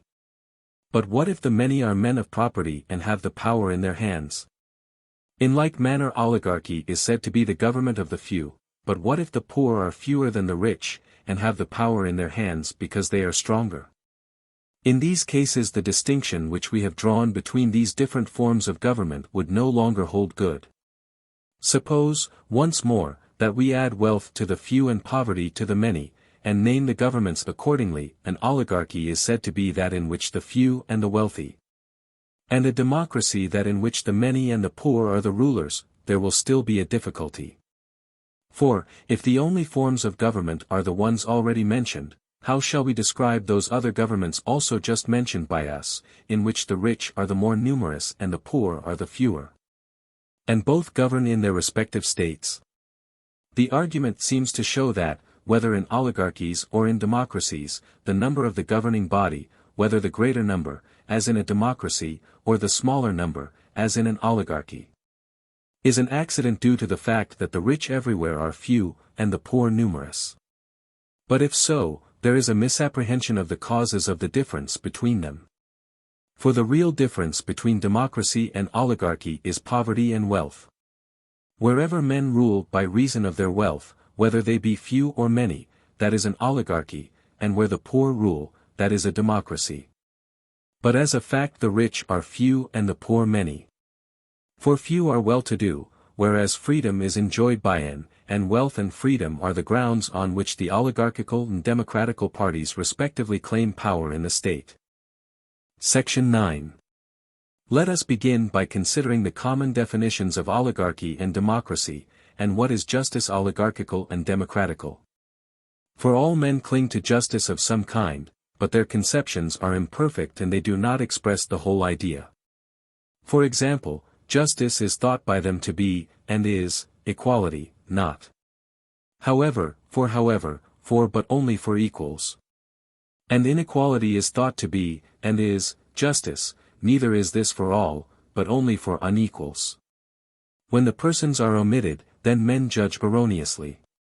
The reason is that they are passing judgment on themselves, and most people are bad judges in their own case. And whereas justice implies a relation to persons as well as to things, and a just distribution, as I have already said in the Ethics, implies the same ratio between the persons and between the things, they agree about the equality of the things. But dispute about the equality of the persons, chiefly for the reason which I have just given, because they are bad judges in their own affairs. And secondly, because both the parties to the argument are speaking of a limited and partial justice, but imagine themselves to be speaking of absolute justice. For the one party, if they are unequal in one respect, for example wealth, consider themselves to be unequal in all, and the other party, if they are equal in one respect, for example free birth, consider themselves to be equal in all. But they leave out the capital point.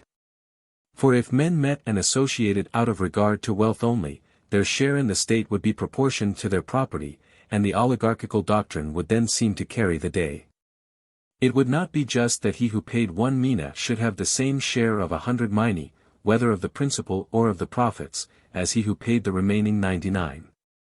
But a state exists for the sake of a good life, and not for the sake of life only. If life only were the object, slaves and brute animals might form a state, but they cannot, for they have no share in happiness or in a life of free choice.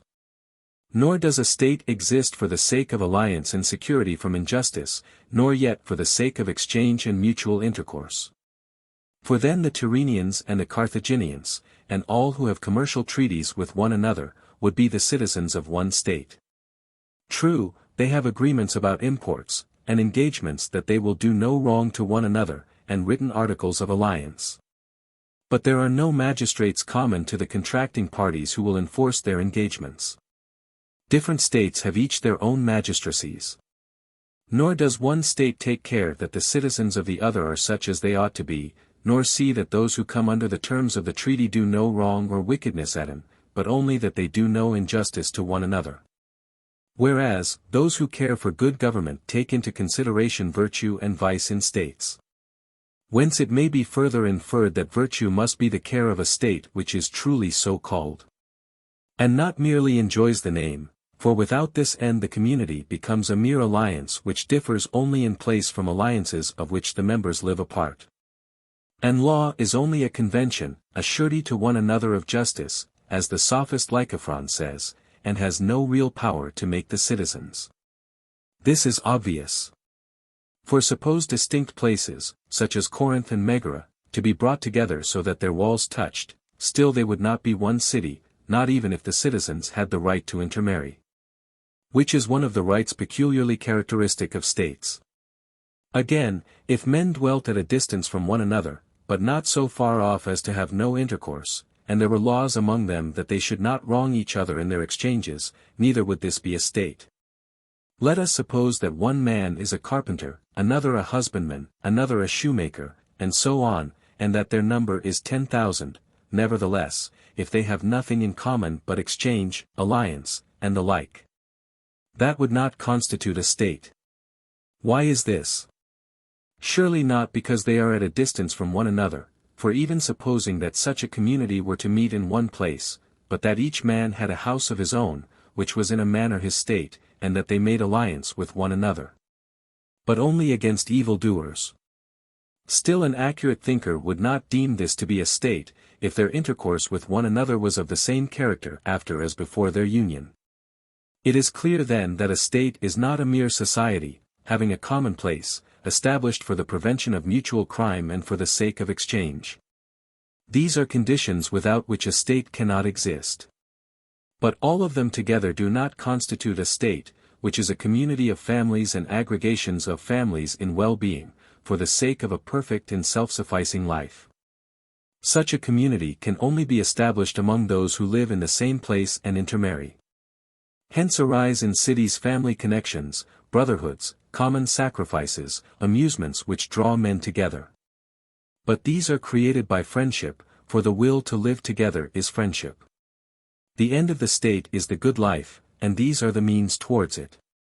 And the state is the union of families and villages in a perfect and self-sufficing life, by which we mean a happy and honorable life. Our conclusion, then, is that political society exists for the sake of noble actions, and not of mere companionship.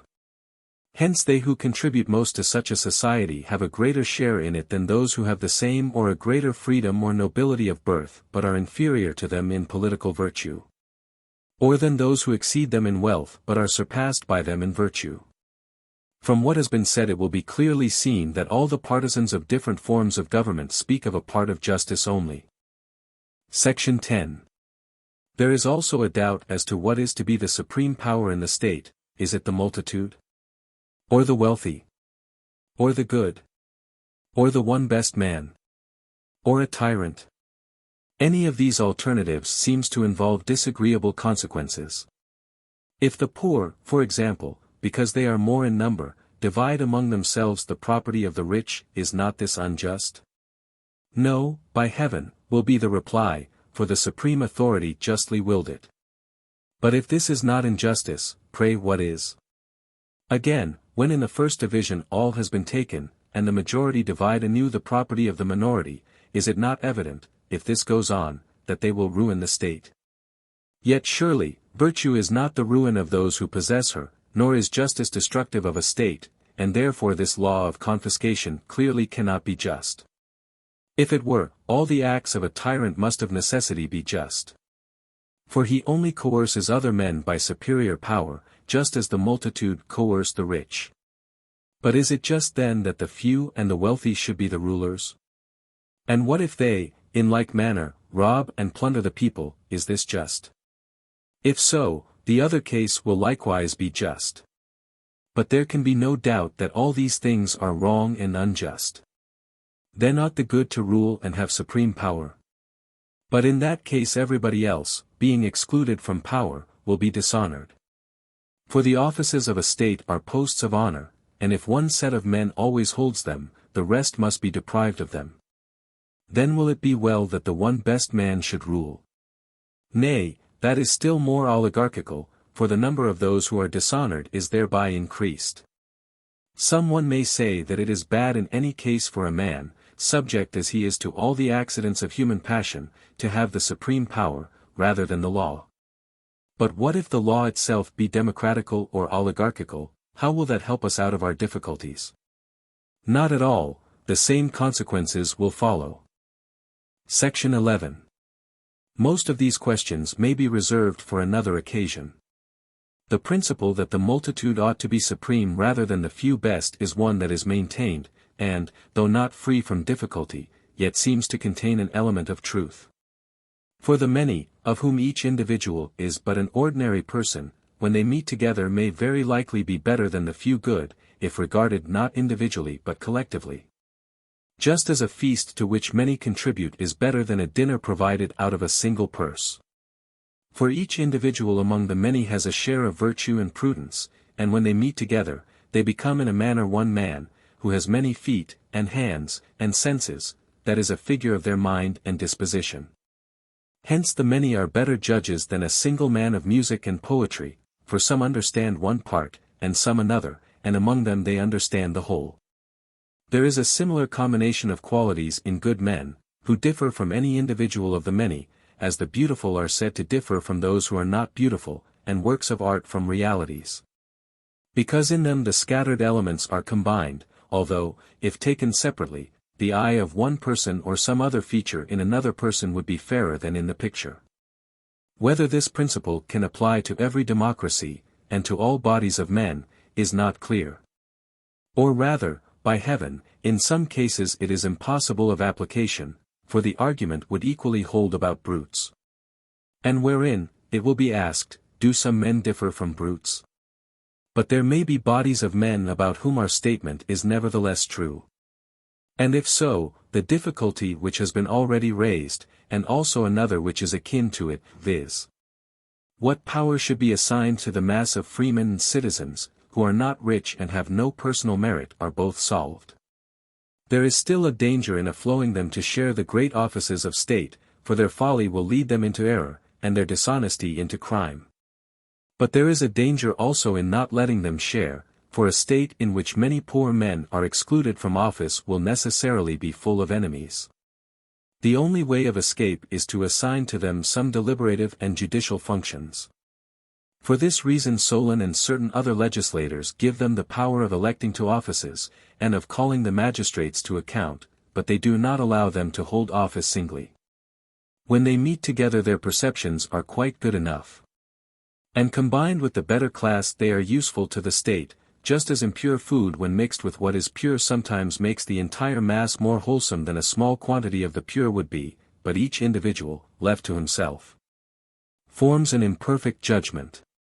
On the other hand, the popular form of government involves certain difficulties.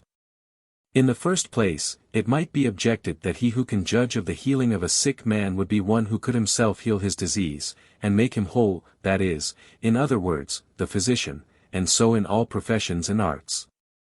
As, then, the physician ought to be called to account by physicians, so ought men in general to be called to account by their peers. But physicians are of three kinds.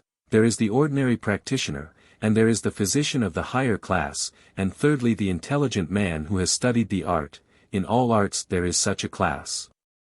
And we attribute the power of judging to them quite as much as to professors of the art. Secondly, does not the same principle apply to elections? For a right election can only be made by those who have knowledge.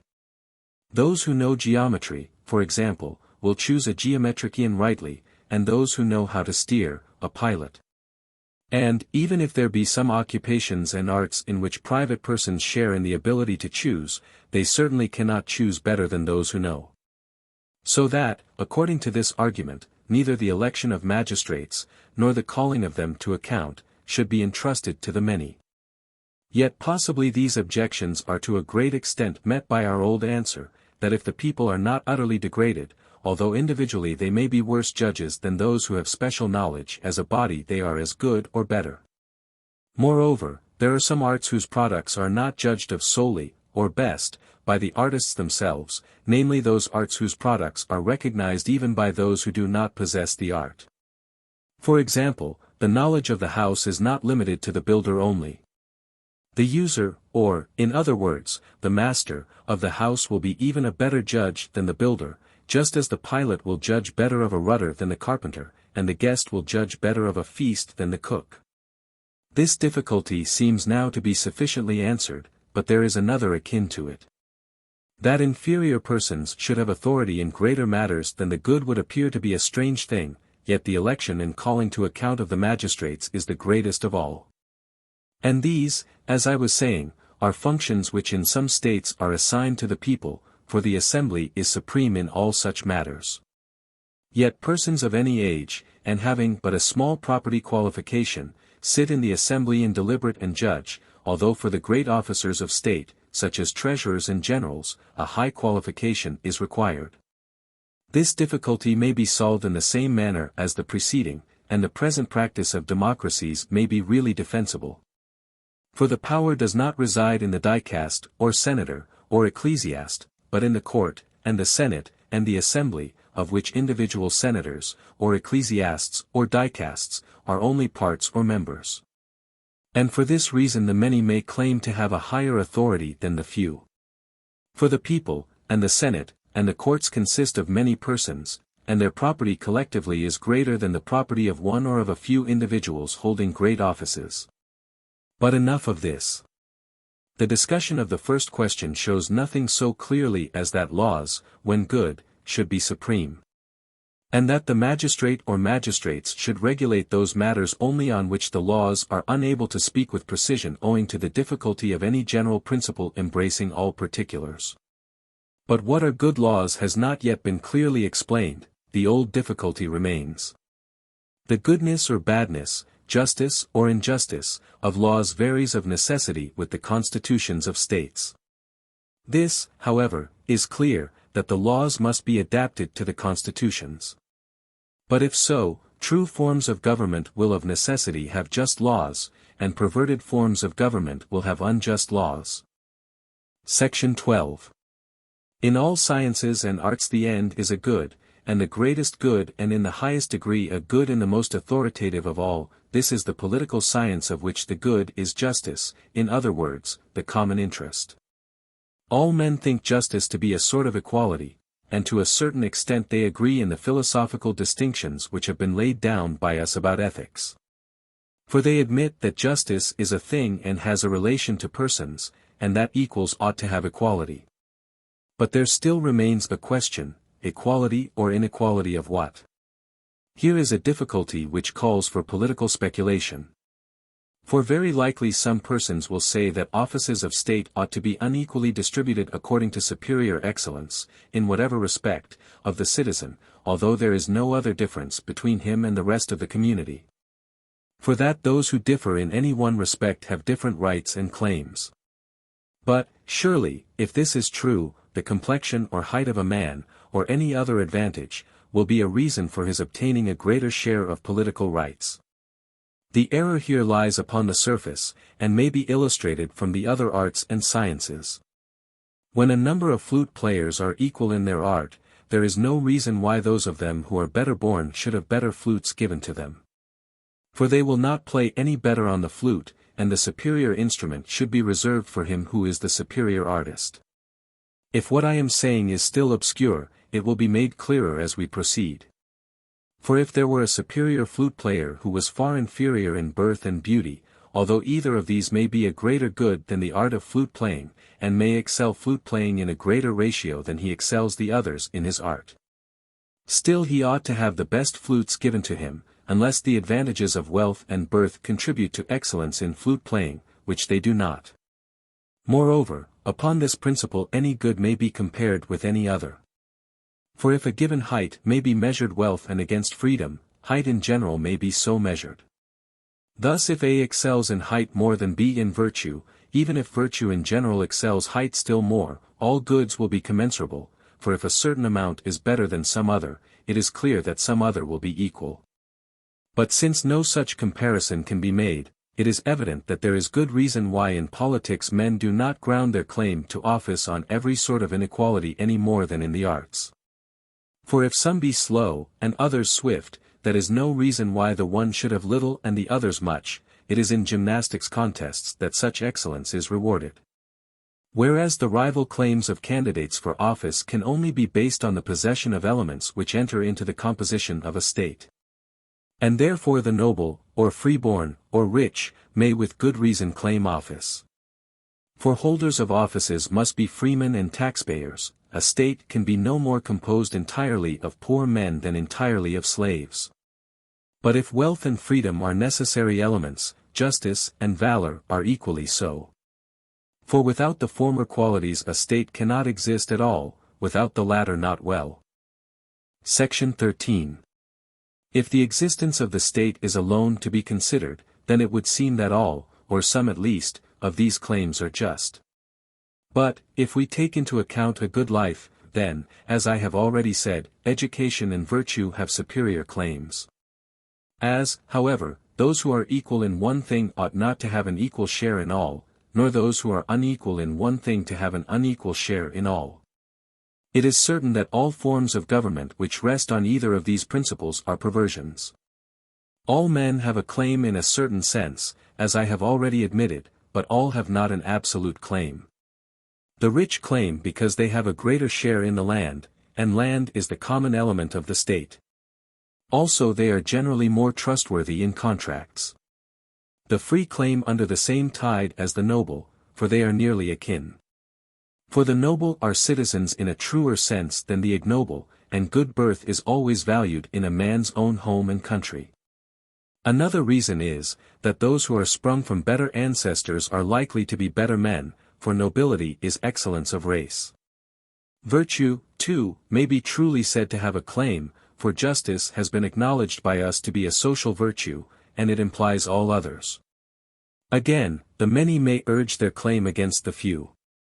For, when taken collectively, and compared with the few, they are stronger and richer and better. But, what if the good, the rich, the noble, and the other classes who make up a state, are all living together in the same city? Will there, or will there not, be any doubt who shall rule?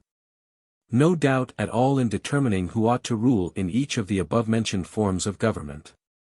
For states are characterized by differences in their governing bodies. One of them has a government of the rich, another of the virtuous, and so on.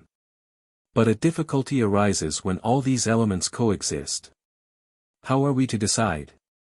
Suppose the virtuous to be very few in number, may we consider their numbers in relation to their duties, and ask whether they are enough to administer the state, or so many as will make up a state? Objections may be urged against all the aspirants to political power. For those who found their claims on wealth or family might be thought to have no basis of justice. On this principle, if any one person were richer than all the rest, it is clear that he ought to be ruler of them. In like manner he who is very distinguished by his birth ought to have the superiority over all those who claim on the ground that they are freeborn. In an aristocracy, or government of the best, a like difficulty occurs about virtue.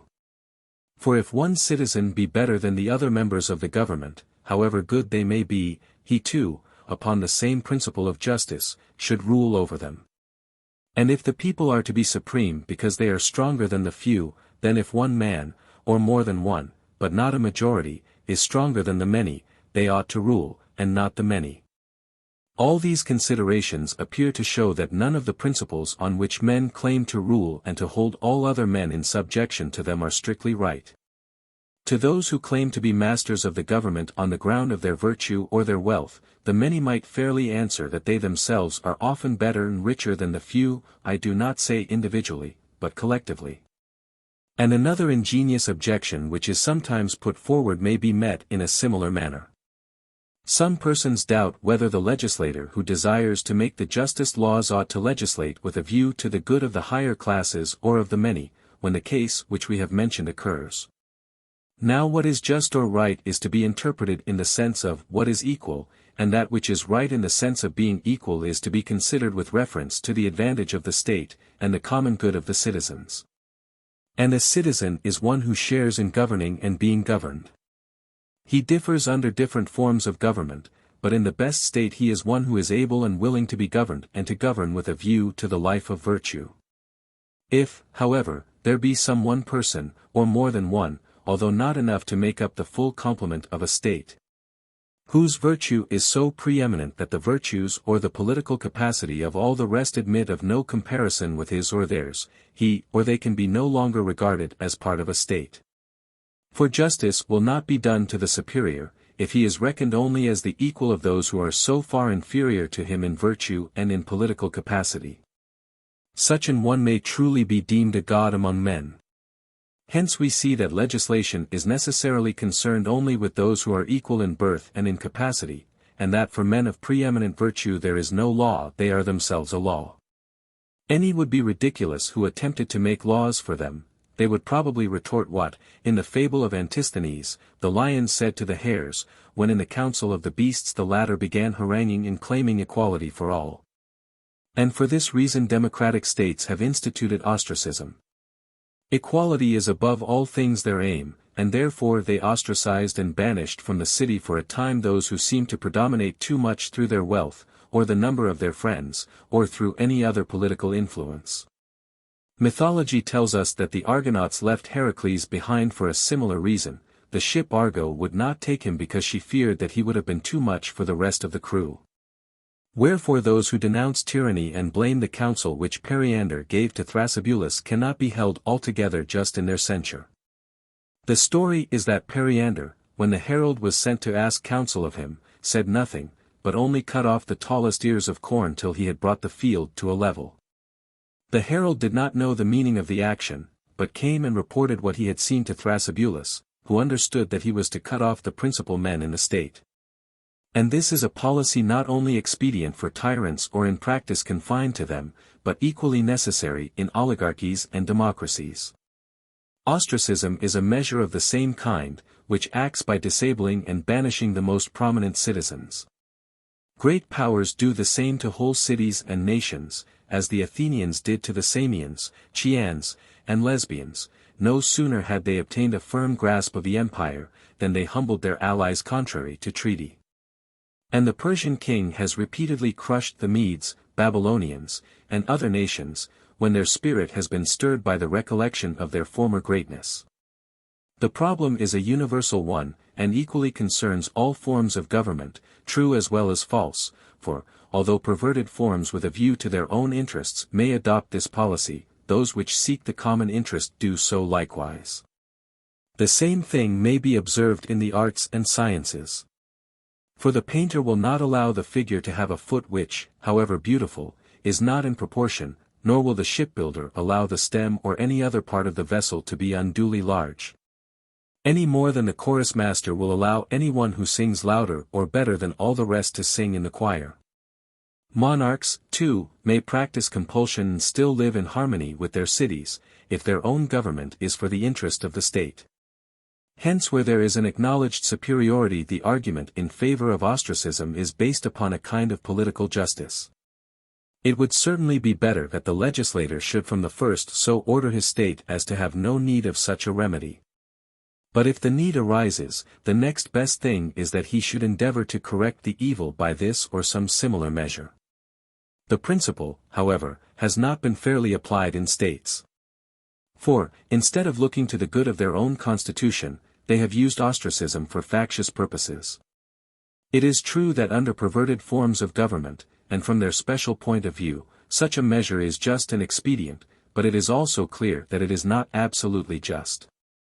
In the perfect state there would be great doubts about the use of it, not when applied to excess in strength, wealth, popularity, or the like, but when used against someone who is preeminent in virtue. What is to be done with him? Mankind will not say that such an one is to be expelled and exiled. On the other hand, he ought not to be a subject. That would be as if mankind should claim to rule over Zeus, dividing his offices among them. The only alternative is that all should joyfully obey such a ruler, according to what seems to be the order of nature, and that men like him should be kings in their state for life. Section 14. The preceding discussion, by a natural transition, leads to the consideration of royalty, which we admit to be one of the true forms of government.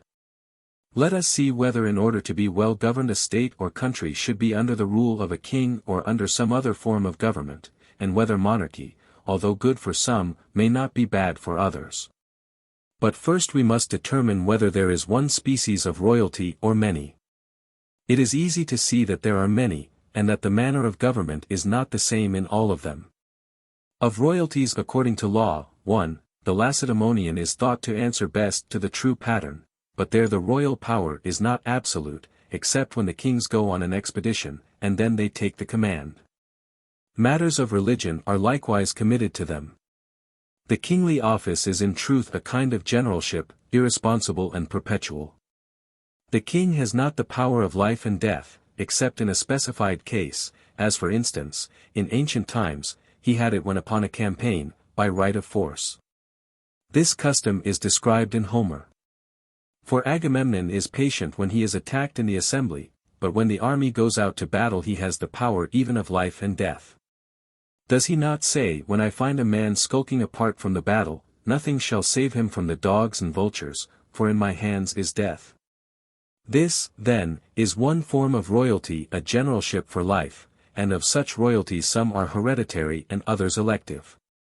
2. There is another sort of monarchy not uncommon among the barbarians, which nearly resembles tyranny. But this is both legal and hereditary. For barbarians, being more servile in character than Hellenes, and Asiatics than Europeans, do not rebel against a despotic government. Such royalties have the nature of tyrannies because the people are by nature slaves, but there is no danger of their being overthrown, for they are hereditary and legal. Wherefore also their guards are such as a king and not such as a tyrant would employ, that is to say, they are composed of citizens, whereas the guards of tyrants are mercenaries. For kings rule according to law over voluntary subjects, but tyrants over involuntary, and the one are guarded by their fellow citizens, the others are guarded against them. These are two forms of monarchy, and there was a third, which existed in ancient Hellas, called an isemnetia or dictatorship. This may be defined generally as an elective tyranny, which, like the barbarian monarchy, is legal, but differs from it in not being hereditary. Sometimes the office was held for life, sometimes for a term of years, or until certain duties had been performed. For example, the Mytileneans elected Pittacus leader against the exiles, who were headed by Antimenides and Alcaeus the poet. And Alcaeus himself shows in one of his banquet odes that they chose Pittacus tyrant, for he reproaches his fellow citizens for having made the low-born Pittacus tyrant of the spiritless and ill-fated city, with one voice shouting his praises. These forms of government have always had the character of tyrannies, because they possess despotic power, but inasmuch as they are elective and acquiesced in by their subjects, they are kingly. 4. There is a fourth species of kingly rule, that of the heroic times, which was hereditary and legal, and was exercised over willing subjects. For the first chiefs were benefactors of the people in arts or arms. They either gathered them into a community, or procured land for them, and thus they became kings of voluntary subjects, and their power was inherited by their descendants. They took the command in war and presided over the sacrifices, except those which required a priest. They also decided causes either with or without an oath, and when they swore, the form of the oath was the stretching out of their scepter. In ancient times their power extended continuously to all things whatsoever, in city and country, as well as in foreign parts. But at a later date they relinquished several of these privileges, and others the people took from them, until in some states nothing was left to them but the sacrifices.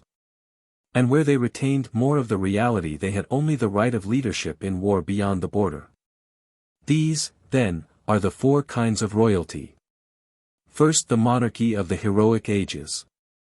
This was exercised over voluntary subjects, but limited to certain functions. The king was a general and a judge, and had the control of religion. The second is that of the barbarians, which is a hereditary despotic government in accordance with law.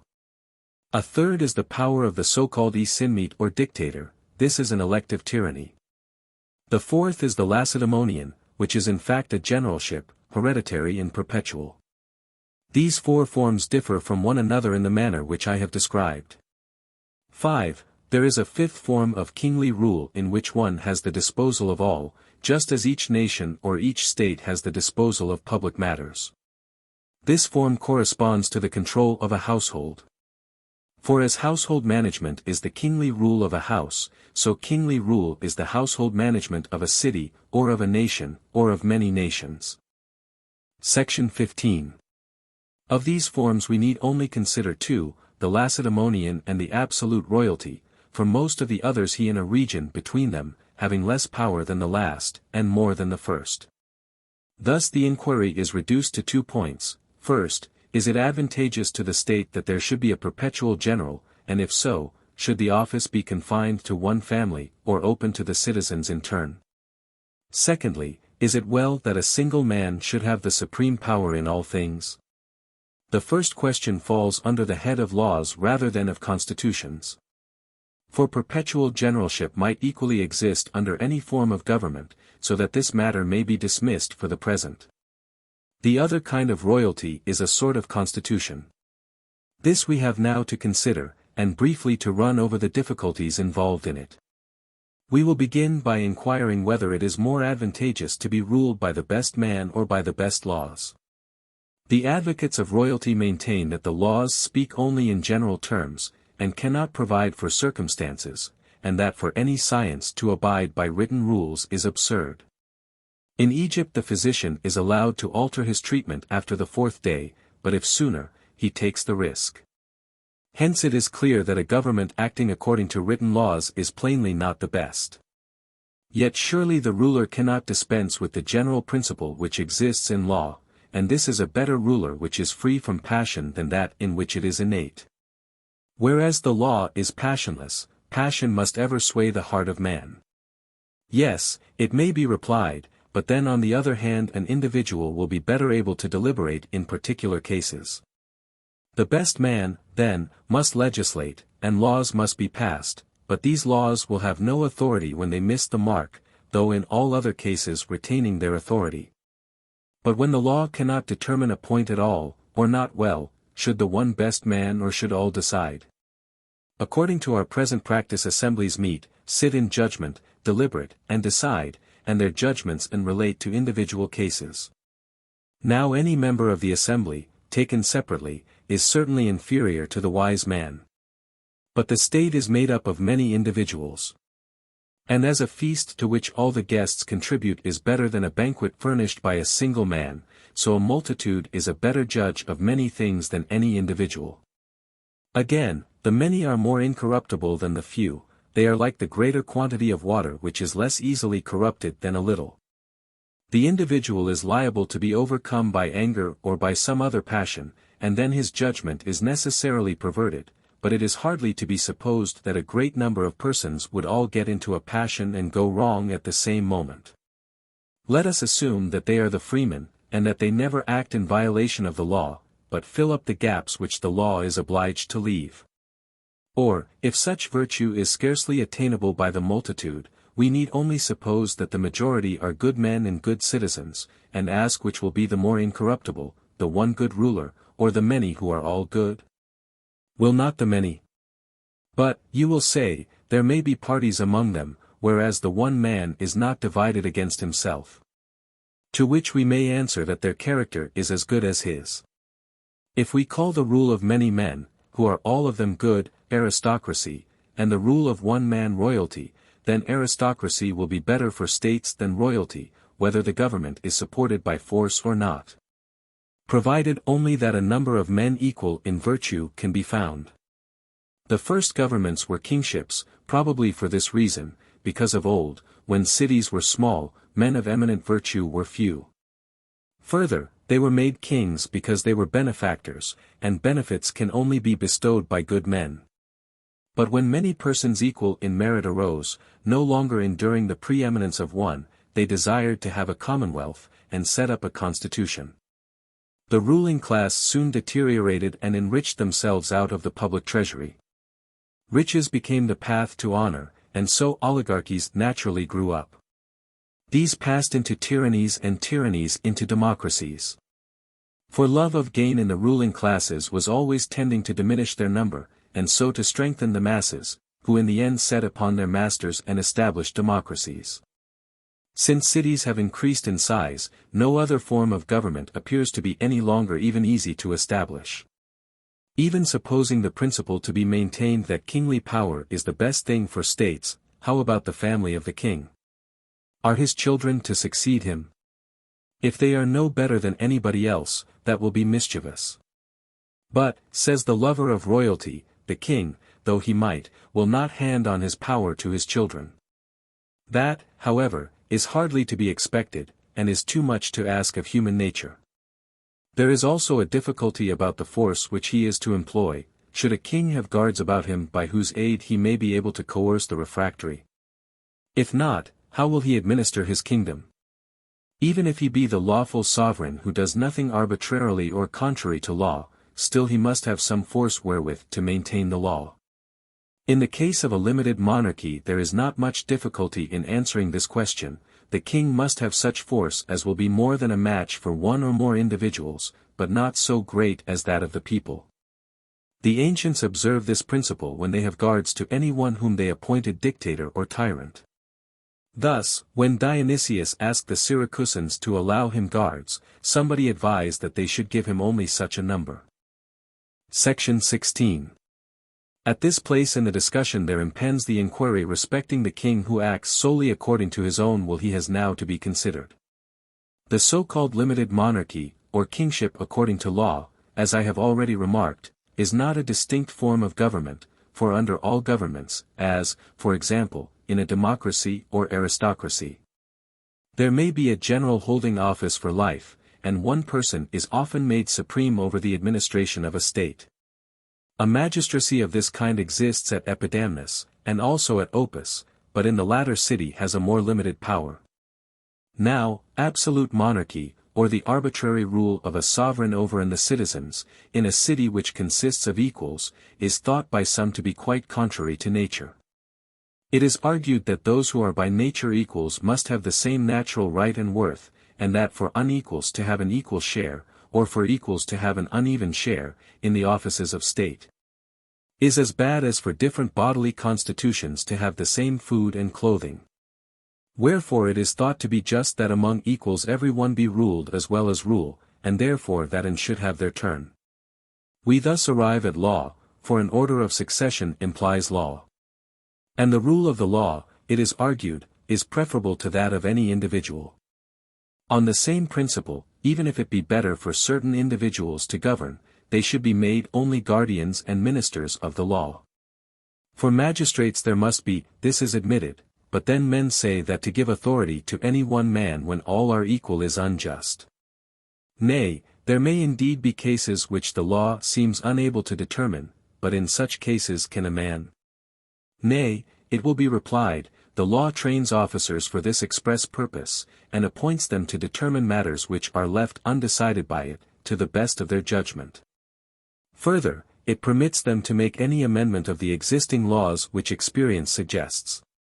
Therefore he who bids the law rule may be deemed to bid God and reason alone rule, but he who bids man rule adds an element of the beast.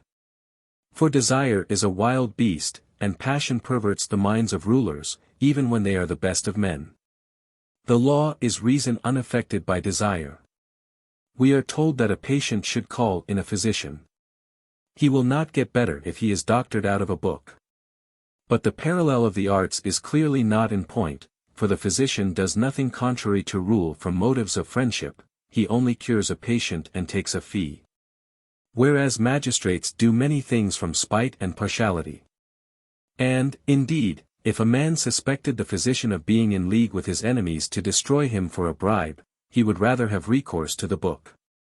But certainly physicians, when they are sick, call in other physicians, and training masters, when they are in training, other training masters, as if they could not judge truly about their own case and might be influenced by their feelings. Hence it is evident that in seeking for justice men seek for the mean or neutral, for the law is the mean. Again, customary laws have more weight, and relate to more important matters, than written laws, and a man may be a safer ruler than the written law, but not safer than the customary law. Again, it is by no means easy for one man to superintend many things. He will have to appoint a number of subordinates, and what difference does it make whether these subordinates always existed or were appointed by him because he needed them if, as I said before, the good man has a right to rule because he is better, still two good men are better than one, this is the old saying, two going together, and the prayer of Agamemnon. Would that I had 10 such counselors. And at this day there are magistrates, for example judges, who have authority to decide some matters which the law is unable to determine, since no one doubts that the law would command and decide in the best manner whatever it could. But some things can, and other things cannot, be comprehended under the law, and this is the origin of the next question whether the best law or the best man should rule. For matters of detail about which men deliberate cannot be included in legislation. Nor does any one deny that the decision of such matters must be left to man, but it is argued that there should be many judges, and not one only. For every ruler who has been trained by the law judges well, and it would surely seem strange that a person should see better with 2 eyes, or hear better with 2 ears, or act better with 2 hands or feet, than many with many. Indeed, it is already the practice of kings to make to themselves many eyes and ears and hands and feet. For they make colleagues of those who are the friends of themselves and their governments.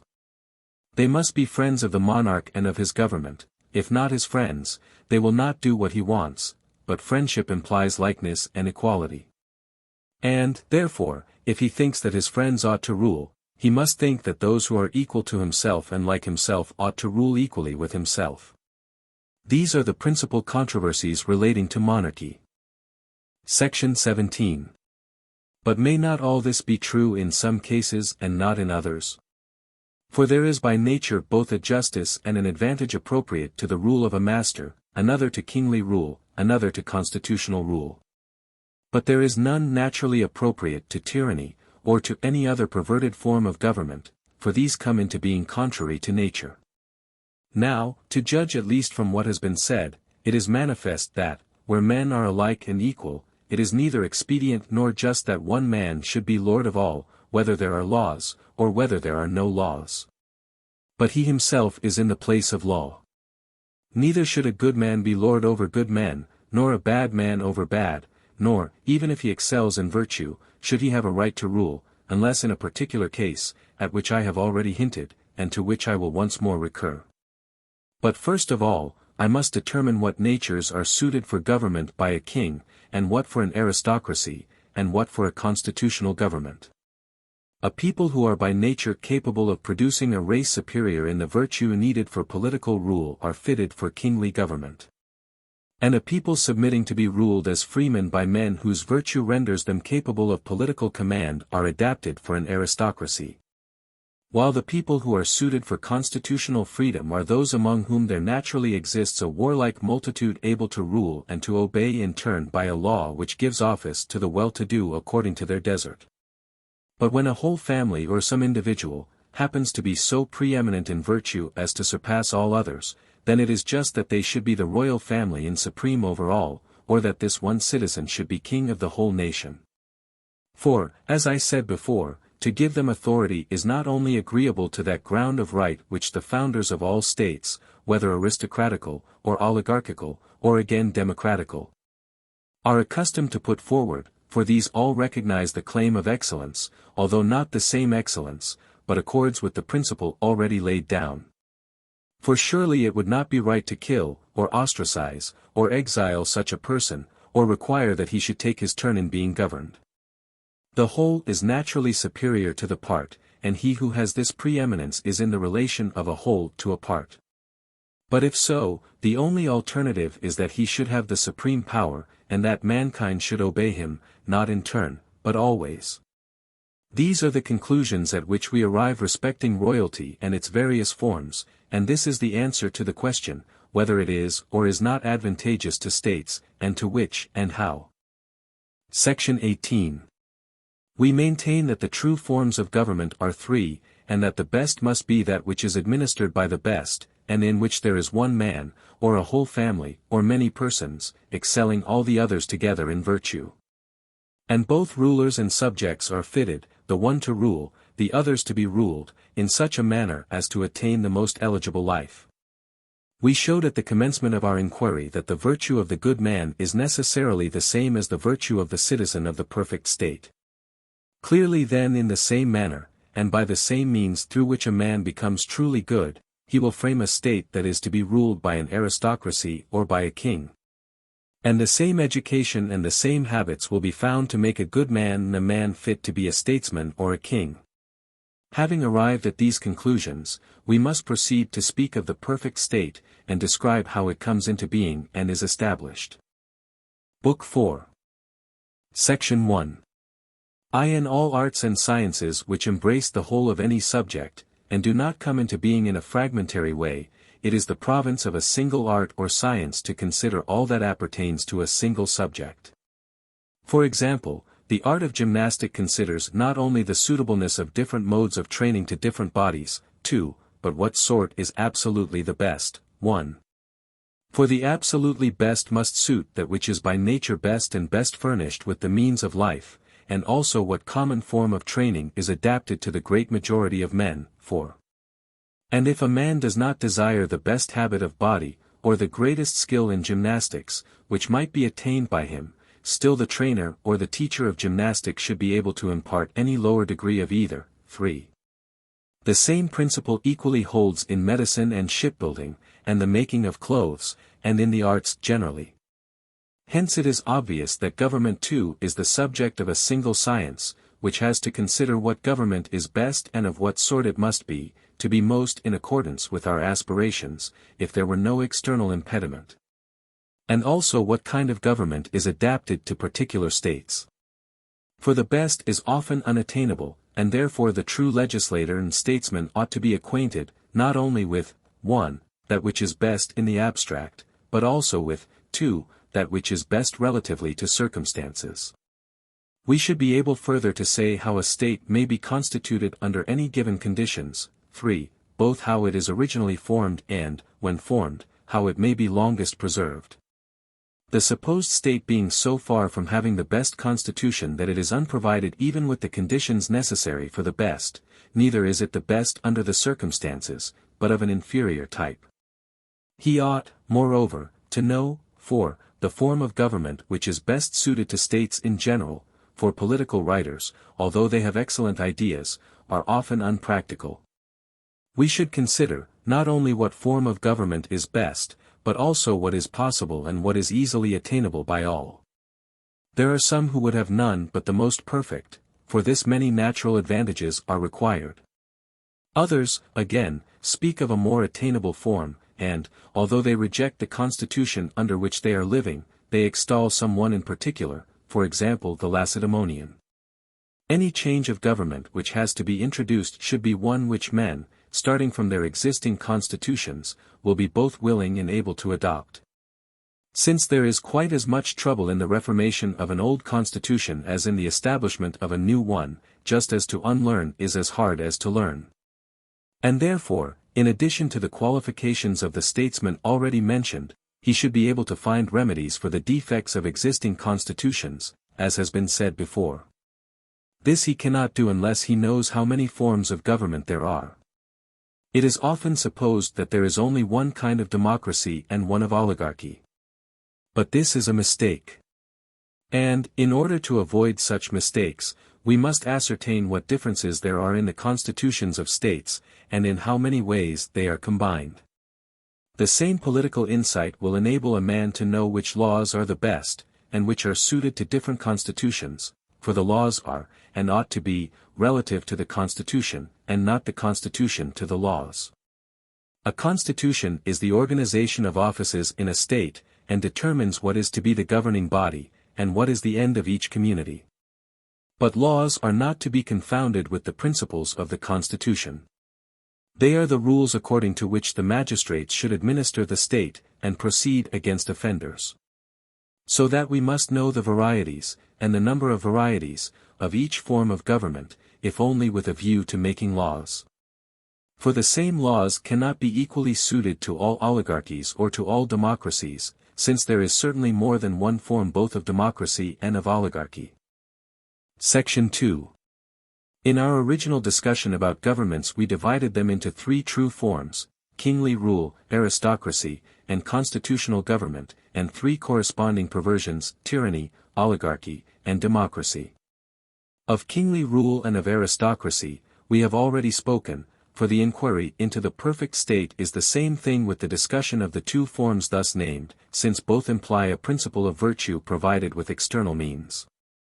We have already determined in what aristocracy and kingly rule differ from one another, and when the latter should be established. In what follows we have to describe the so-called constitutional government, which bears the common name of all constitutions, and the other forms, tyranny, oligarchy, and democracy. It is obvious which of the three perversions is the worst, and which is the next in badness. That which is the perversion of the first and most divine is necessarily the worst.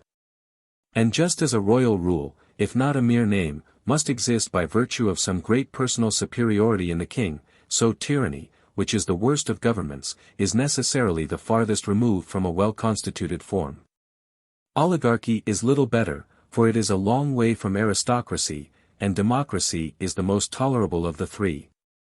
A writer who preceded me has already made these distinctions, but his point of view is not the same as mine. For he lays down the principle that when all the constitutions are good, the oligarchy and the rest being virtuous, democracy is the worst, but the best when all are bad. Whereas we maintain that they are in any case defective, and that one oligarchy is not to be accounted better than another, but only less bad. Not to pursue this question further at present, let us begin by determining, 1. How many varieties of constitution there are, since of democracy and oligarchy there are several. 2. What constitution is the most generally acceptable, and what is eligible in the next degree after the perfect state. And besides this what other there is which is aristocratical and well constituted, and at the same time adapted to states in general. 3. Of the other forms of government to whom each is suited. For democracy may meet the needs of some better than oligarchy, and conversely. In the next place, 4, we have to consider in what manner a man ought to proceed who desires to establish some one among these various forms, whether of democracy or of oligarchy. And lastly, 5, having briefly discussed these subjects to the best of our power, we will endeavor to ascertain the modes of ruin and preservation both of constitutions generally and of each separately, and to what causes they are to be attributed. Section 3. The reason why there are many forms of government is that every state contains many elements. In the first place we see that all states are made up of families, and in the multitude of citizens there must be some rich and some poor, and some in a middle condition, the rich are heavy-armed, and the poor not. Of the common people, some are husbandmen, and some traders, and some artisans. There are also among the notables differences of wealth and property, for example, in the number of horses which they keep, for they cannot afford to keep them unless they are rich. And therefore in old times the cities whose strength lay in their cavalry were oligarchies, and they used cavalry in wars against their neighbors. As was the practice of the Eretrians and Chalcidians, and also of the Magnesians on the river Meander, and of other peoples in Asia. Besides differences of wealth there are differences of rank and merit, and there are some other elements which were mentioned by us when in treating of aristocracy we enumerated the essentials of a state. Of these elements, sometimes all, sometimes the lesser and sometimes the greater number, have a share in the government. It is evident then that there must be many forms of government, differing in kind, since the parts of which they are composed differ from each other in kind. For a constitution is an organization of offices, which all the citizens distribute among themselves, according to the power which different classes possess, for example the rich or the poor. Or according to some principle of equality which includes both. There must therefore be as many forms of government as there are modes of arranging the offices, according to the superiorities and differences of the parts of the state. There are generally thought to be two principal forms, as men say of the winds that there are but two, north and south, and that the rest of them are only variations of these. So of governments there are said to be only two forms, democracy and oligarchy. For aristocracy is considered to be a kind of oligarchy, as being the rule of a few, and the so-called constitutional government to be really a democracy, just as among the winds we make the west a variation of the north, and the east of the south wind. Similarly of musical modes there are said to be two kinds, the Dorian and the Phrygian, the other arrangements of the scale are comprehended under one or other of these two. About forms of government this is a very favorite notion. But in either case the better and more exact way is to distinguish, as I have done, the one or two which are true forms, and to regard the others as perversions. Whether of the most perfectly attempered mode or of the best form of government, we may compare the severer and more overpowering modes to the oligarchical forms, and the more relaxed and gentler ones to the democratic. Section 4. It must not be assumed, as some are fond of saying, that democracy is simply that form of government in which the greater number are sovereign, for in oligarchies, and indeed in every government, the majority rules. Nor again is oligarchy that form of government in which a few are sovereign. Suppose the whole population of a city to be 1,300, and that of these 1,000 are rich, and do not allow the remaining 300 who are poor, but free, and in other respects their equals. A share of the government, no one will say that this is a democracy. In like manner, if the poor were few and the masters of the rich who outnumber them, no one would ever call such a government, in which the rich majority have no share of office, an oligarchy. Therefore we should rather say that democracy is the form of government in which the free are rulers, and oligarchy in which the rich. It is only an accident that the free are the many and the rich are the few.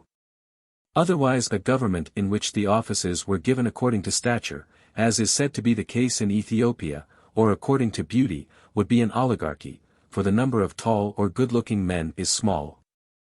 And yet oligarchy and democracy are not sufficiently distinguished merely by these two characteristics of wealth and freedom. Both of them contain many other elements, and therefore we must carry our analysis further, and say that the government is not a democracy in which the freemen, being few in number, rule over the many who are not free, as at Apollonia, on the Ionian Gulf, and at Thera. For in each of these states the nobles, who were also the earliest settlers, were held in chief honor, although they were but a few out of many. Neither is it a democracy when the rich have the government because they exceed in number. As was the case formerly at Colophon, where the bulk of the inhabitants were possessed of large property before the Lydian War. But the form of government is a democracy when the free, who are also poor and the majority, govern, and an oligarchy when the rich and the noble govern, they being at the same time few in number. I have said that there are many forms of government, and have explained to what causes the variety is due. Why there are more than those already mentioned, and what they are, and whence they arise, I will now proceed to consider, starting from the principle already admitted, which is that every state consists, not of one, but of many parts. If we were going to speak of the different species of animals, we should first of all determine the organs which are indispensable to every animal, as for example some organs of sense and the instruments of receiving and digesting food, such as the mouth and the stomach, besides organs of locomotion.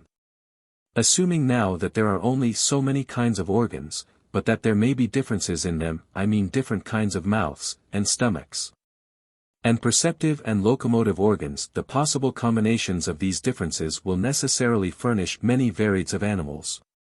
For animals cannot be the same which have different kinds of mouths or of ears.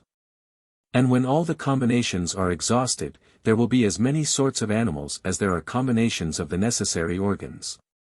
The same, then, is true of the forms of government which have been described. States, as I have repeatedly said, are composed, not of one, but of many elements. One element is the food-producing class, who are called husbandmen. A second, the class of mechanics who practice the arts without which a city cannot exist. Of these arts some are absolutely necessary, others contribute to luxury or to the grace of life. The third class is that of traders, and by traders I mean those who are engaged in buying and selling, whether in commerce or in retail trade. A fourth class is that of the serfs or laborers. The warriors make up the fifth class, and they are as necessary as any of the others, if the country is not to be the slave of every invader.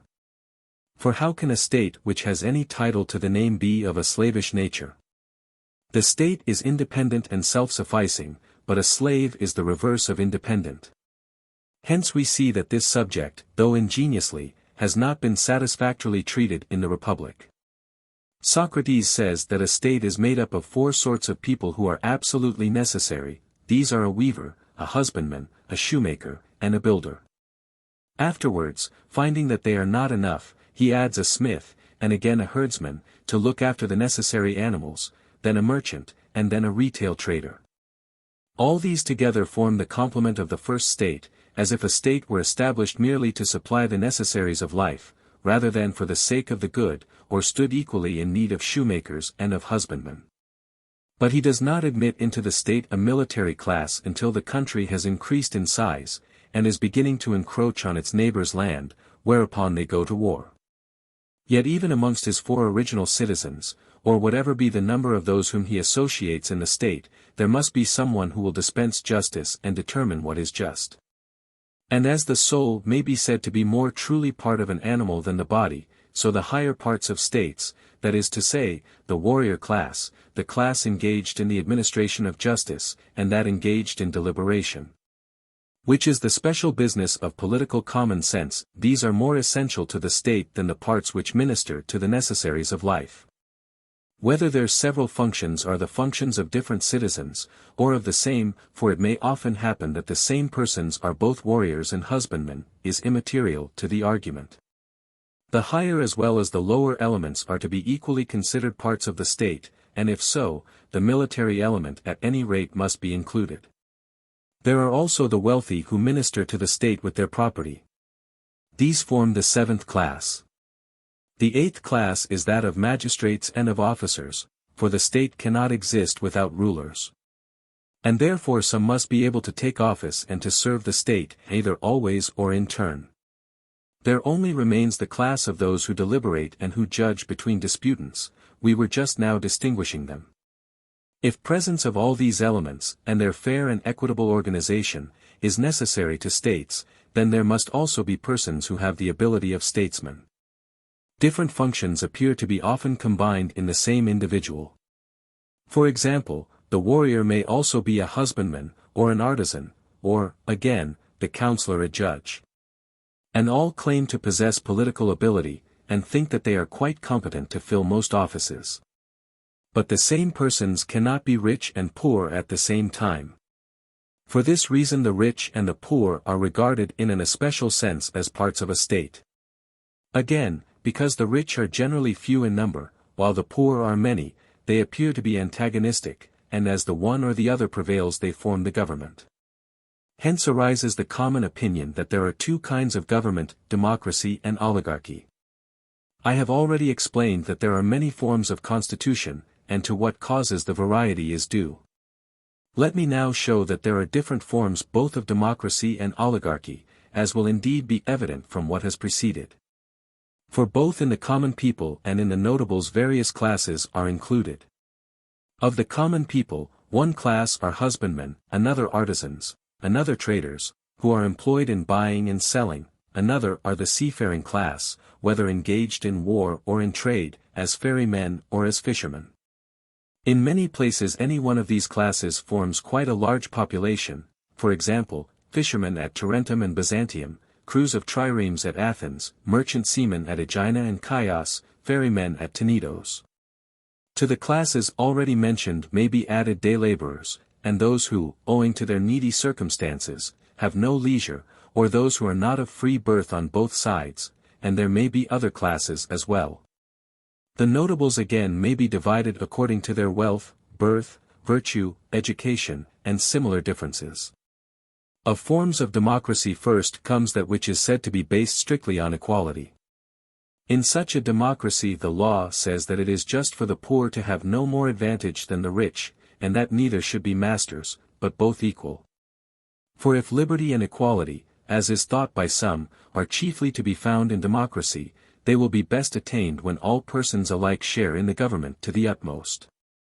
And since the people are the majority, and the opinion of the majority is decisive, such a government must necessarily be a democracy. Here then is one sort of democracy.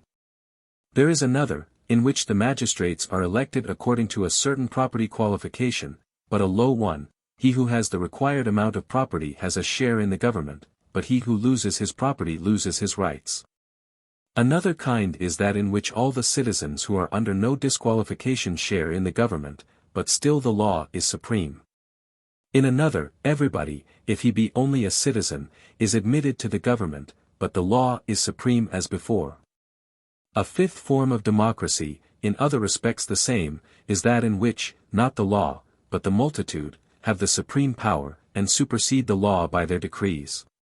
This is a state of affairs brought about by the demagogues. For in democracies which are subject to the law the best citizens hold the first place, and there are no demagogues, but where the laws are not supreme, their demagogues spring up. For the people becomes a monarch, and is many in one. And the many have the power in their hands, not as individuals, but collectively. Homer says that, it is not good to have a rule of many, but whether he means this corporate rule, or the rule of many individuals, is uncertain. At all events this sort of democracy, which is now a monarch, and no longer under the control of law, seeks to exercise monarchical sway, and grows into a despot, the flatterer is held in honor. This sort of democracy being relatively to other democracies what tyranny is to other forms of monarchy. The spirit of both is the same, and they alike exercise a despotic rule over the better citizens. The decrees of the demos correspond to the edicts of the tyrant, and the demagogue is to the one what the flatterer is to the other. Both have great power. The flatterer with the tyrant, the demagogue with democracies of the kind which we are describing. The demagogues make the decrees of the people override the laws, by referring all things to the popular assembly. And therefore they grow great, because the people have things in their hands, and they hold in their hands the votes of the people, who are too ready to listen to them. Further, those who have any complaint to bring against the magistrates say, let the people be judges. The people are too happy to accept the invitation, and so the authority of every office is undermined. Such a democracy is fairly open to the objection that it is not a constitution at all, for where the laws have no authority, there is no constitution. The law ought to be supreme over all, and the magistracies should judge of particulars, and only this should be considered a constitution. So that if democracy be a real form of government, the sort of system in which all things are regulated by decrees is clearly not even a democracy in the true sense of the word, for decrees relate only to particulars.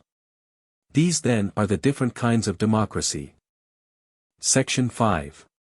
Of oligarchies, too, there are different kinds, one where the property qualification for office is such that the poor, although they form the majority, have no share in the government. Yet he who acquires a qualification may obtain a share. Another sort is when there is a qualification for office, but a high one, and the vacancies in the governing body are fired by cooptation. If the election is made out of all the qualified persons, a constitution of this kind inclines to an aristocracy, if out of a privileged class, to an oligarchy. Another sort of oligarchy is when the son succeeds the father. There is a fourth form, likewise hereditary, in which the magistrates are supreme and not the law.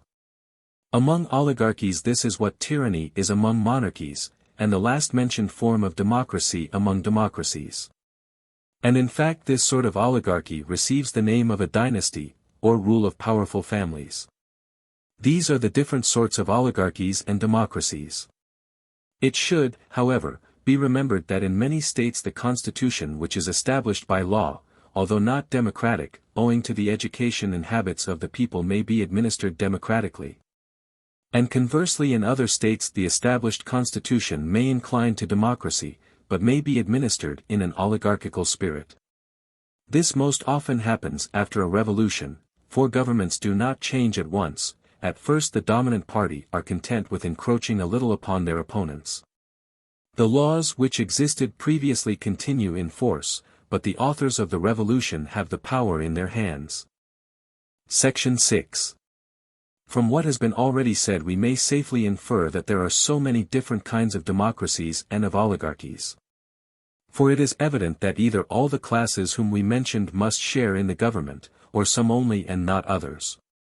When the class of husbandmen and of those who possess moderate fortunes have the supreme power, the government is administered according to law. For the citizens being compelled to live by their labor have no leisure. And so they set up the authority of the law, and attend assemblies only when necessary. They all obtain a share in the government when they have acquired the qualification which is fixed by the law. The absolute exclusion of any class would be a step towards oligarchy. Hence all who have acquired the property qualification are admitted to a share in the constitution. But leisure cannot be provided for them unless there are revenues to support them.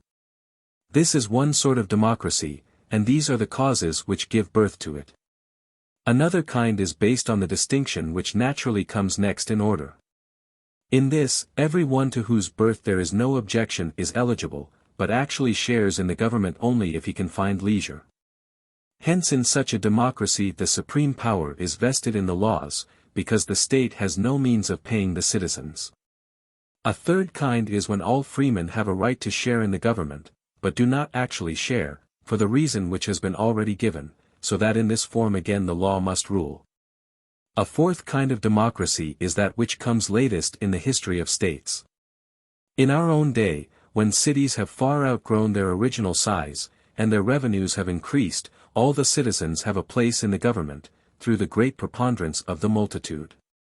And they all, including the poor who receive pay, and therefore have leisure to exercise their rights, share in the administration.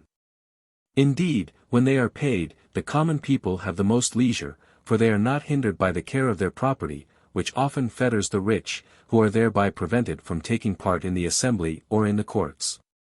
And so the state is governed by the poor, who are a majority, and not by the laws. So many kinds of democracies there are, and they grow out of these necessary causes. Of oligarchies, one form is that in which the majority of the citizens have some property, but not very much. And this is the first form, which allows to any one who obtains the required amount the right of sharing in the government. The sharers in the government being a numerous body, it follows that the law must govern, and not individuals. For in proportion as they are further removed from a monarchical form of government, and in respect of property have neither so much as to be able to live without attending to business, nor so little as to need state support. They must admit the rule of law and not claim to rule themselves. But if the men of property in the state are fewer than in the former case, and own more property, there arises a second form of oligarchy.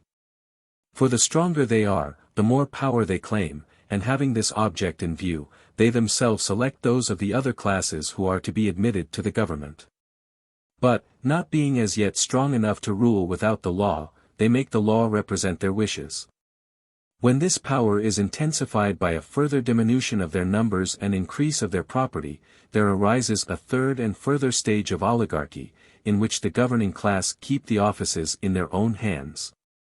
And the law ordains that the son shall succeed the father. When, again, the rulers have great wealth and numerous friends, this sort of family despotism approaches a monarchy, individuals rule and not the law. This is the fourth sort of oligarchy, and is analogous to the last sort of democracy. Section 7. There are still two forms besides democracy and oligarchy. One of them is universally recognized and included among the four principal forms of government, which are said to be 1. Monarchy, 2. Oligarchy, 3. Democracy, and 4. The so-called aristocracy or government of the best. But there is also a fifth, which retains the generic name of polity or constitutional government. This is not common, and therefore has not been noticed by writers who attempt to enumerate the different kinds of government. Like Plato, in their books about the state, they recognize four only. The term aristocracy is rightly applied to the form of government which is described in the first part of our treatise. For that only can be rightly called aristocracy which is a government formed of the best men absolutely, and not merely of men who are good when tried by any given standard. In the perfect state the good man is absolutely the same as the good citizen, whereas in other states the good citizen is only good relatively to his own form of government. But there are some states differing from oligarchies and also differing from the so-called polity or constitutional government. These are termed aristocracies, and in them the magistrates are certainly chosen, both according to their wealth and according to their merit. Such a form of government differs from each of the two just now mentioned, and is termed an aristocracy.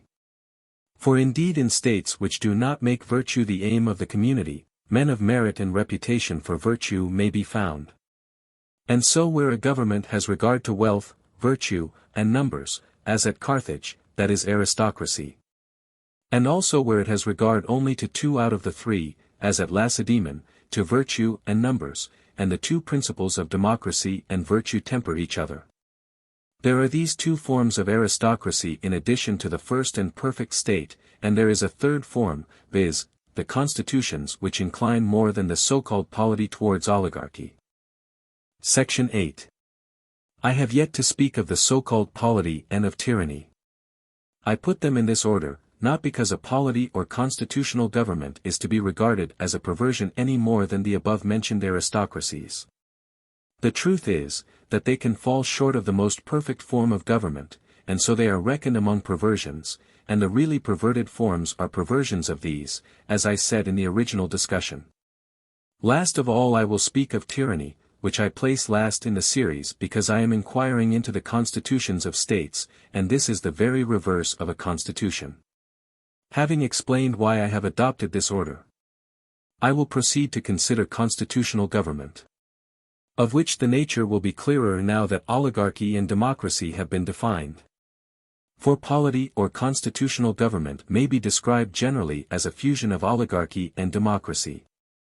But the term is usually applied to those forms of government which incline towards democracy, and the term aristocracy to those which incline towards oligarchy, because birth and education are commonly the accompaniments of wealth. Moreover, the rich already possess the external advantages, the want of which is a temptation to crime, and hence they are called noblemen and gentlemen. And inasmuch as aristocracy seeks to give predominance to the best of the citizens, people say also of oligarchies that they are composed of noblemen and gentlemen. Now it appears to be an impossible thing that the state which is governed not by the best citizens but by the worst should be well governed, and equally impossible that the state which is ill governed should be governed by the best. But we must remember that good laws, if they are not obeyed, do not constitute good government. Hence there are two parts of good government. One is the actual obedience of citizens to the laws, the other part is the goodness of the laws which they obey. They may obey bad laws as well as good. And there may be a further subdivision. They may obey either the best laws which are attainable to them, or the best absolutely. The distribution of offices according to merit is a special characteristic of aristocracy, for the principle of an aristocracy is virtue, as wealth is of an oligarchy, and freedom of a democracy. In all of them there of course exists the right of the majority, and whatever seems good to the majority of those who share in the government has authority. Now in most states the form called polity exists, for the fusion goes no further than the attempt to unite the freedom of the poor and the wealth of the rich, who commonly take the place of the noble. But as there are three grounds on which men claim an equal share in the government, freedom, wealth, and virtue, for the fourth or good birth is the result of the two last, being only ancient wealth and virtue. It is clear that the admixture of the two elements, that is to say, of the rich and poor, is to be called a polity or constitutional government. And the union of the three is to be called aristocracy or the government of the best, and more than any other form of government, except the true and ideal, has a right to this name. Thus far I have shown the existence of forms of states other than monarchy, democracy, and oligarchy, and what they are, and in what aristocracies differ from one another. And polities from aristocracies, that the two latter are not very unlike is obvious. Section 9. Next we have to consider how by the side of oligarchy and democracy the so-called polity or constitutional government springs up, and how it should be organized. The nature of it will be at once understood from a comparison of oligarchy and democracy. We must ascertain their different characteristics, and taking a portion from each, put the two together, like the parts of an indenture.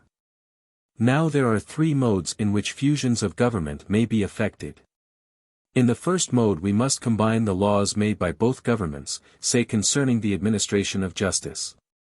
In oligarchies they impose a fine on the rich if they do not serve as judges, and to the poor they give no pay, but in democracies they give pay to the poor and do not fine the rich.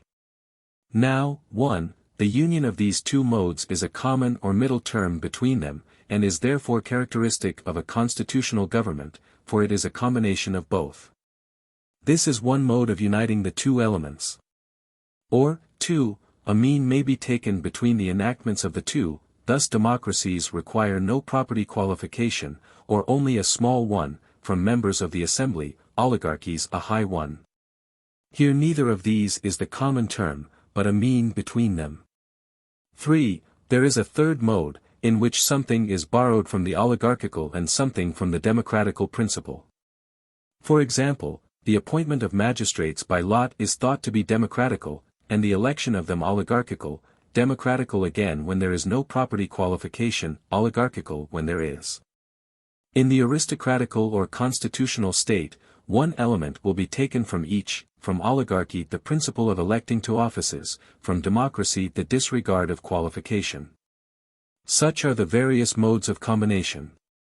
There is a true union of oligarchy and democracy when the same state may be termed either a democracy or an oligarchy. Those who use both names evidently feel that the fusion is complete. Such a fusion there is also in the mean. For both extremes appear in it. The Lacedaemonian constitution, for example, is often described as a democracy, because it has many democratical features. In the first place the youth receive a democratical education. For the sons of the poor are brought up with the sons of the rich, who are educated in such a manner as to make it possible for the sons of the poor to be educated by them. A similar equality prevails in the following period of life, and when the citizens are grown up to manhood the same rule is observed, there is no distinction between the rich and poor. In like manner they all have the same food at their public tables, and the rich wear only such clothing as any poor man can afford. Again, the people elect to one of the two greatest offices of state, and in the other they share. For they elect the senators and share in the ephoralty. By others the Spartan constitution is said to be an oligarchy, because it has many oligarchical elements. That all offices are filled by election and none by lot, is one of these oligarchical characteristics. That the power of inflicting death or banishment rests with a few persons is another, and there are others. In a well-attempted polity there should appear to be both elements and yet neither. Also the government should rely on itself, and not on foreign aid. And on itself not through the goodwill of a majority. They might be equally well disposed when there is a vicious form of government, but through the general willingness of all classes in the state to maintain the constitution. Enough of the manner in which a constitutional government, and in which the so-called aristocracies ought to be framed. Section 10. Of the nature of tyranny I have still to speak, in order that it may have its place in our inquiry, since even tyranny is reckoned by us to be a form of government, although there is not much to be said about it. I have already in the former part of this treatise discussed royalty or kingship according to the most usual meaning of the term, and considered whether it is or is not advantageous to states, and what kind of royalty should be established. And from what source, and how. When speaking of royalty we also spoke of two forms of tyranny, which are both according to law, and therefore easily pass into royalty. Among barbarians there are elected monarchs who exercise a despotic power. Despotic rulers were also elected in ancient Hellas, called simnites or dictators. These monarchies, when compared with one another, exhibit certain differences.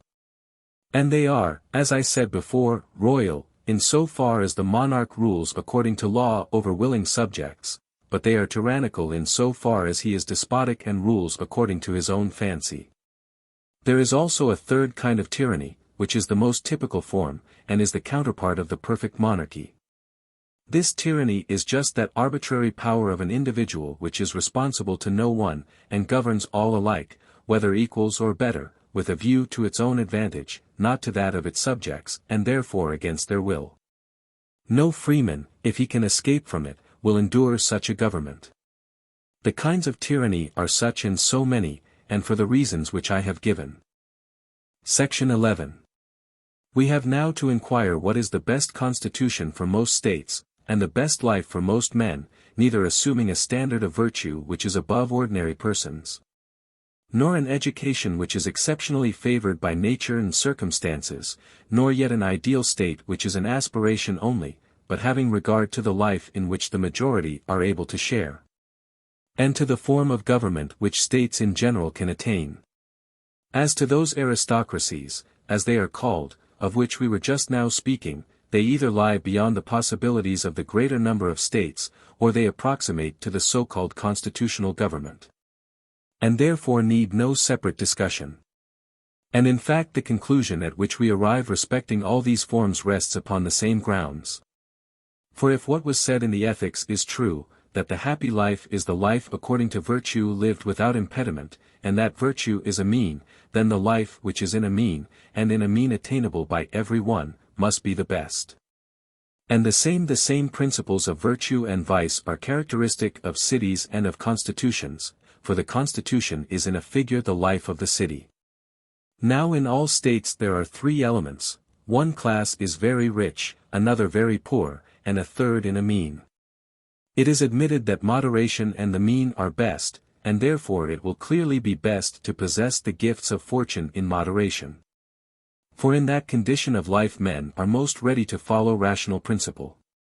But he who greatly excels in beauty, strength, birth, or wealth, or on the other hand who is very poor, or very weak, or very much disgraced, finds it difficult to follow rational principle. Of these two the one sort grow into violent and great criminals, the others into rogues and petty rascals. And two sorts of offences correspond to them, the one committed from violence, the other from roguery. Again, the middle class is least likely to shrink from rule, or to be over-ambitious for it, both of which are injuries to the state. Again, those who have too much of the goods of fortune, strength, wealth, friends, and the like, are neither willing nor able to submit to authority. The evil begins at home. For when they are boys, by reason of the luxury in which they are brought up, they never learn, even at school, the habit of obedience. On the other hand, the very poor, who are in the opposite extreme, are too degraded. So that the one class cannot obey, and can only rule despotically, the other knows not how to command and must be ruled like slaves. Thus arises a city, not of freemen, but of masters and slaves, the one despising, the other envying. And nothing can be more fatal to friendship and good fellowship in states than this, for good fellowship springs from friendship. When men are at enmity with one another, they would rather not even share the same path. But a city ought to be composed, as far as possible, of equals and similars, and these are generally the middle classes.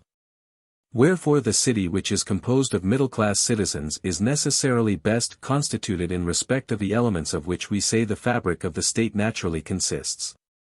And this is the class of citizens which is most secure in a state, for they do not, like the poor, covet their neighbor's goods, nor do others covet theirs, as the poor covet the goods of the rich. And as they neither plot against others, nor are themselves plotted against, they pass through life safely. Wisely then did Phocylides pray, many things are best in the mean, I desire to be of a middle condition in my city. Thus it is manifest that the best political community is formed by citizens of the middle class, and that those states are likely to be well administered in which the middle class is large and stronger if possible than both the other classes. Or at any rate than either singly. For the addition of the middle class turns the scale, and prevents either of the extremes from being dominant. Great then is the good fortune of a state in which the citizens have a moderate and sufficient property. For where some possess much, and the others nothing, there may arise an extreme democracy, or a pure oligarchy, or a tyranny may grow out of either extreme, either out of the most rampant democracy, or out of an oligarchy. But it is not so likely to arise out of the middle constitutions and those akin to them. I will explain the reason of this hereafter, when I speak of the revolutions of states. The mean condition of states is clearly best, for no other is free from faction, and where the middle class is large, there are least likely to be factions and dissensions. For a similar reason large states are less liable to faction than small ones, because in them the middle class is large. Whereas in small states it is easy to divide all the citizens into two classes who are either rich or poor, and to leave nothing in the middle. And democracies are safer and more permanent than oligarchies, because they have a middle class which is more numerous and has a greater share in the government. For when there is no middle class, and the poor greatly exceed in number, troubles arise, and the state soon comes to an end. A proof of the superiority of the middle class is that the best legislators have been of a middle condition. For example, Solon, as his own verses testify, and Lycurgus, for he was not a king, and Charondas, and almost all legislators. These considerations will help us to understand why most governments are either democratical or oligarchical. The reason is that the middle class is seldom numerous in them, and whichever party, whether the rich or the common people, transgresses the mean and predominates, draws the constitution its own way, and thus arises either oligarchy or democracy. There is another reason, the poor and the rich quarrel with one another, and whichever side gets the better, instead of establishing a just or popular government, regards political supremacy as the prize of victory. And the one party sets up a democracy and the other an oligarchy. Further, both the parties which had the supremacy in Hellas looked only to the interest of their own form of government, and established in states, the one, democracies, and the other, oligarchies. They thought of their own advantage, of the public not at all. For these reasons the middle form of government has rarely, if ever, existed, and among a very few only. One man alone of all who ever ruled in Hellas was induced to give this middle constitution to states. But it has now become a habit among the citizens of states, not even to care about equality. All men are seeking for dominion, or, if conquered, are willing to submit. What then is the best form of government, and what makes it the best, is evident. And of other constitutions, since we say that there are many kinds of democracy and many of oligarchy, it is not difficult to see which has the first and which the second or any other place in the order of excellence. Now that we have determined which is the best. For that which is nearest to the best must of necessity be better, and that which is furthest from it worse, if we are judging absolutely and not relatively to given conditions, I say, relatively to given conditions. since a particular government may be preferable, but another form may be better for some people. Section 12. We have now to consider what kind of government is suitable to what kind of men. I may begin by assuming, as a general principle common to all governments, that the portion of the state which desires the permanence of the constitution ought to be stronger than that which desires the reverse. Now every city is composed of quality and quantity. By quality I mean freedom, wealth, education, good birth, and by quantity, superiority of numbers. Quality may exist in one of the classes which make up the state, and quantity in the other. For example, the meanly born may be more in number than the well-born, or the poor than the rich, yet they may not so much exceed in quantity as they fall short in quality, and therefore there must be a comparison of quantity and quality. Where the number of the poor is more than proportioned to the wealth of the rich, there will naturally be a democracy, varying in form with the sort of people who compose it in each case. If, for example, the husbandmen exceed in number, the first form of democracy will then arise, if the artisans and laboring class, the last, and so with the intermediate forms. But where the rich and the notables exceed in quality more than they fall short in quantity, their oligarchy arises, similarly assuming various forms according to the kind of superiority possessed by the oligarchs. The legislator should always include the middle class in his government. If he makes his laws oligarchical, to the middle class let him look; if he makes them democratical, he should equally by his laws try to attach this class to the state. There only can the government ever be stable where the middle class exceeds one or both of the others, and in that case there will be no fear that the rich will unite with the poor against the rulers. For neither of them will ever be willing to serve the other, and if they look for some form of government more suitable to both, they will find none better than this, for the rich and the poor will never consent to rule in turn, because they mistrust one another. The arbiter is always the one trusted, and he who is in the middle is an arbiter. The more perfect the admixture of the political elements, the more lasting will be the constitution. Many even of those who desire to form aristocratical governments make a mistake, not only in giving too much power to the rich, but in attempting to overreach the people. There comes a time when out of a false good there arises a true evil, since the encroachments of the rich are more destructive to the constitution than those of the people. Section 13.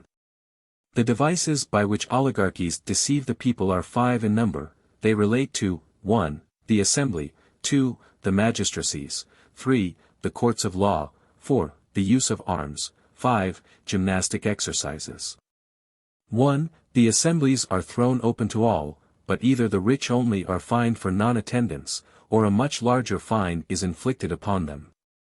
2. To the magistracies, those who are qualified by property cannot decline office upon oath, but the poor may. 3. In the law courts the rich, and the rich only, are fined if they do not serve, the poor are let off with impunity, or, as in the laws of Charondas, a larger fine is inflicted on the rich, and a smaller one on the poor. In some states all citizens who have registered themselves are allowed to attend the assembly and to try causes, but if after registration they do not attend either in the assembly or at the courts, heavy fines are imposed upon them. The intention is that through fear of the fines they may avoid registering themselves, and then they cannot sit in the law courts or in the assembly. Concerning, 4. The possession of arms, and, 5. Gymnastic exercises, they legislate in a similar spirit. For the poor are not obliged to have arms, but the rich are fined for not having them. And in like manner no penalty is inflicted on the poor for non-attendance at the gymnasium, and consequently, having nothing to fear, they do not attend, whereas the rich are liable to a fine, and therefore they take care to attend. These are the devices of oligarchical legislators, and in democracies they have counter-devices. They pay the poor for attending the assemblies and the law courts, and they inflict no penalty on the rich for non-attendance. It is obvious that he who would duly mix the two principles should combine the practice of both, and provide that the poor should be paid to attend, and the rich fined if they do not attend, for then all will take part. If there is no such combination, power will be in the hands of one party only. The government should be confined to those who carry arms. As to the property qualification, no absolute rule can be laid down. But we must see what is the highest qualification sufficiently comprehensive to secure that the number of those who have the rights of citizens exceeds the number of those excluded. Even if they have no share in office, the poor, provided only that they are not outraged or deprived of their property, will be quiet enough. But to secure gentle treatment for the poor is not an easy thing, since a ruling class is not always humane. And in time of war the poor are apt to hesitate unless they are fed. When fed, they are willing enough to fight. In some states the government is vested, not only in those who are actually serving, but also in those who have served. Among the Malians, for example, the governing body consisted of the latter, while the magistrates were chosen from those actually on service. And the earliest government which existed among the Hellenes, after the overthrow of the kingly power, grew up out of the warrior class, and was originally taken from the knights, for strength and superiority in war at that time depended on cavalry. Indeed, without discipline, infantry are useless, and in ancient times there was no military knowledge or tactics, and therefore the strength of armies lay in their cavalry. But when cities increased and the heavy armed grew in strength, more had a share in the government, and this is the reason why the states which we call constitutional governments have been hitherto called democracies. Ancient constitutions, as might be expected, were oligarchical and royal, their population being small they had no considerable middle class, the people were weak in numbers and organization, and were therefore more contented to be governed.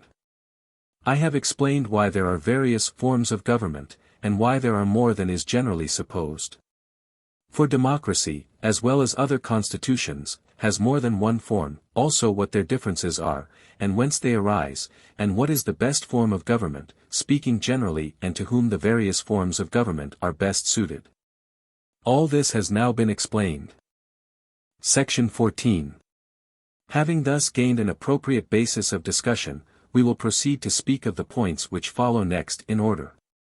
We will consider the subject not only in general but with reference to particular constitutions. All constitutions have three elements, concerning which the good lawgiver has to regard what is expedient for each constitution. When they are well ordered, the constitution is well ordered, and as they differ from one another, constitutions differ. There is, 1. One element which deliberates about public affairs, secondly, 2. That concerned with the magistrates, the question being, what they should be, over what they should exercise authority, and what should be the mode of electing to them. And thirdly, 3. That which has judicial power. The deliberative element has authority in matters of war and peace, in making and unmaking alliances, it passes laws, inflicts death, exile, confiscation, elects magistrates and audits their accounts. These powers must be assigned either all to all the citizens or unto some of them, for example, to one or more magistracies, or different causes to different magistracies, or some of them to all, and others of them only to some. That all things should be decided by all is characteristic of democracy, this is the sort of equality which the people desire. But there are various ways in which all may share in the government. They may deliberate, not all in one body, but by turns, as in the constitution of Telecles the Milesian. There are other constitutions in which the boards of magistrates meet and deliberate, but come into office by turns, and are elected out of the tribes and the very smallest divisions of the state, until every one has obtained office in his turn. The citizens, on the other hand, are assembled only for the purposes of legislation, and to consult about the constitution, and to hear the edicts of the magistrates. In another variety of democracy the citizen form one assembly, but meet only to elect magistrates, to pass laws, to advise about war and peace, and to make scrutinies.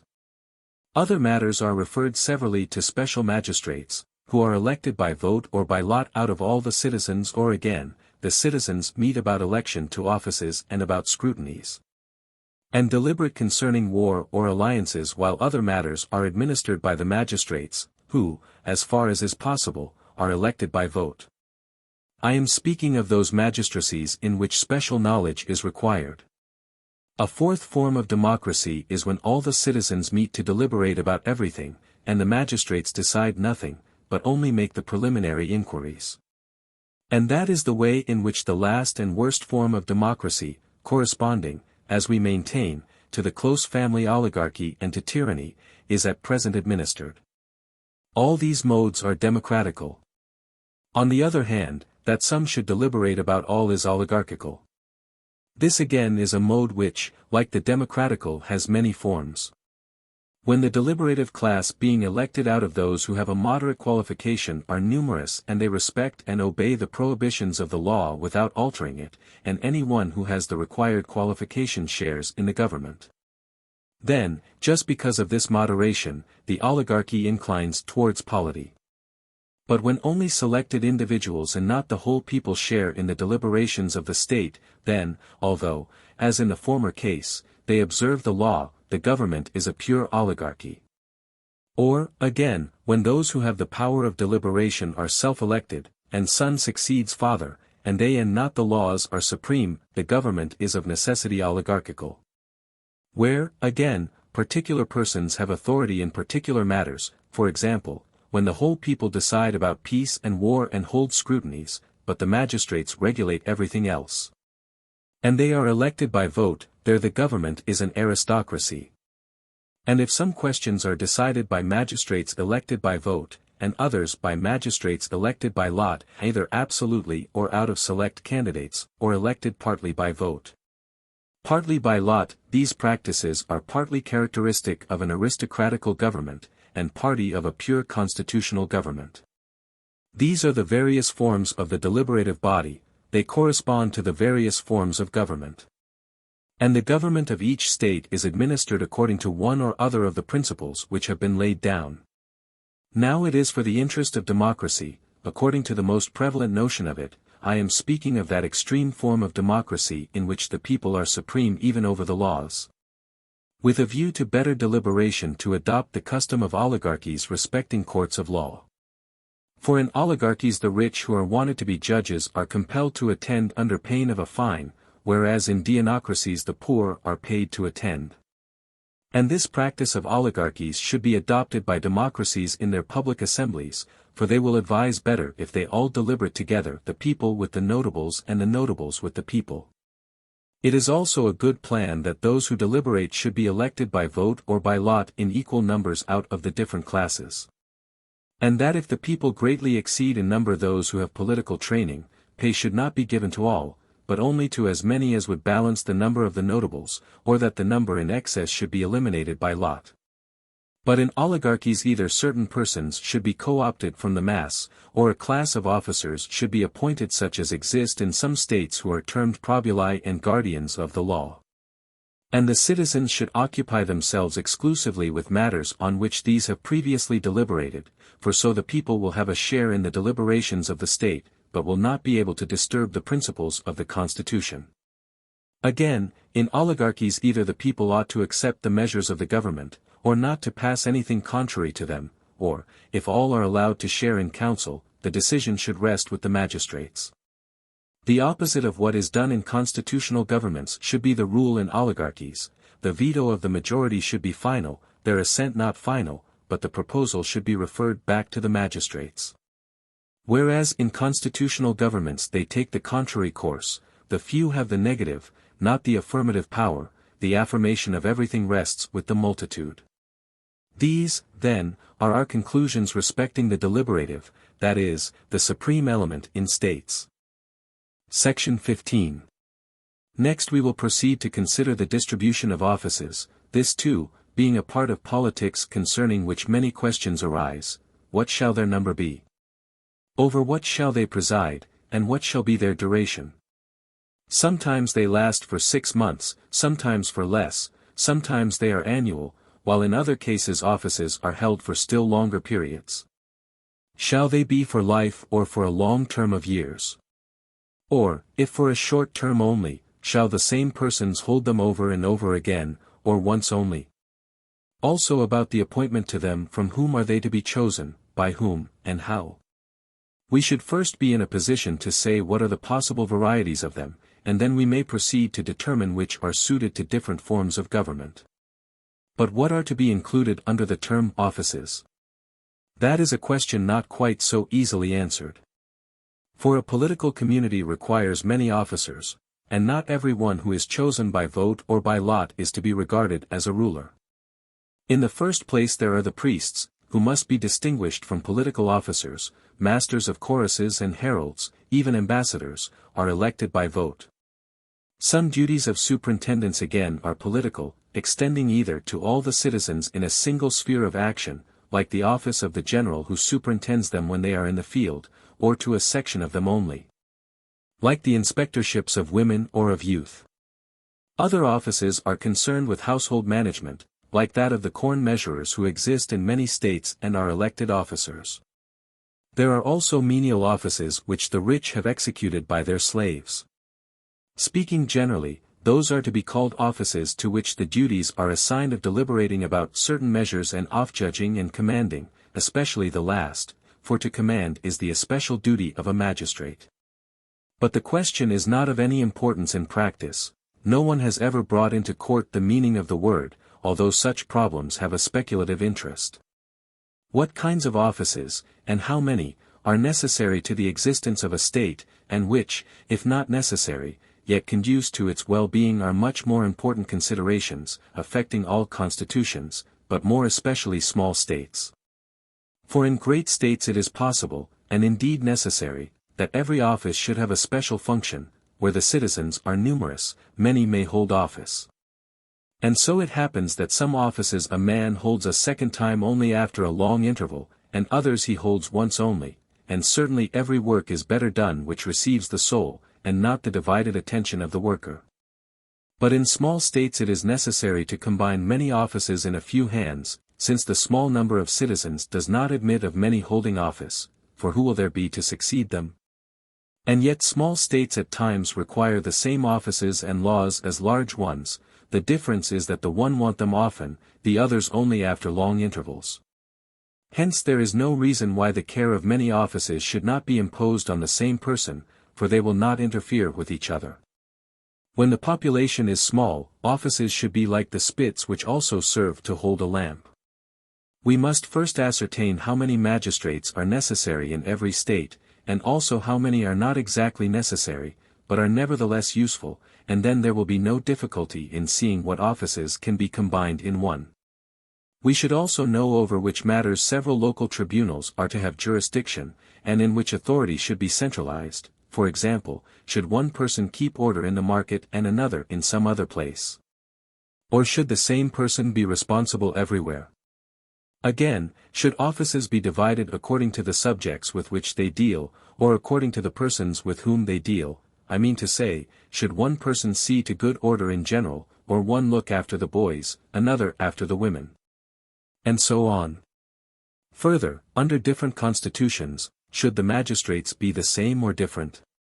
For example, in democracy, oligarchy, aristocracy, monarchy, should there be the same magistrates, although they are elected, not out of equal or similar classes of citizen but differently under different constitutions in aristocracies?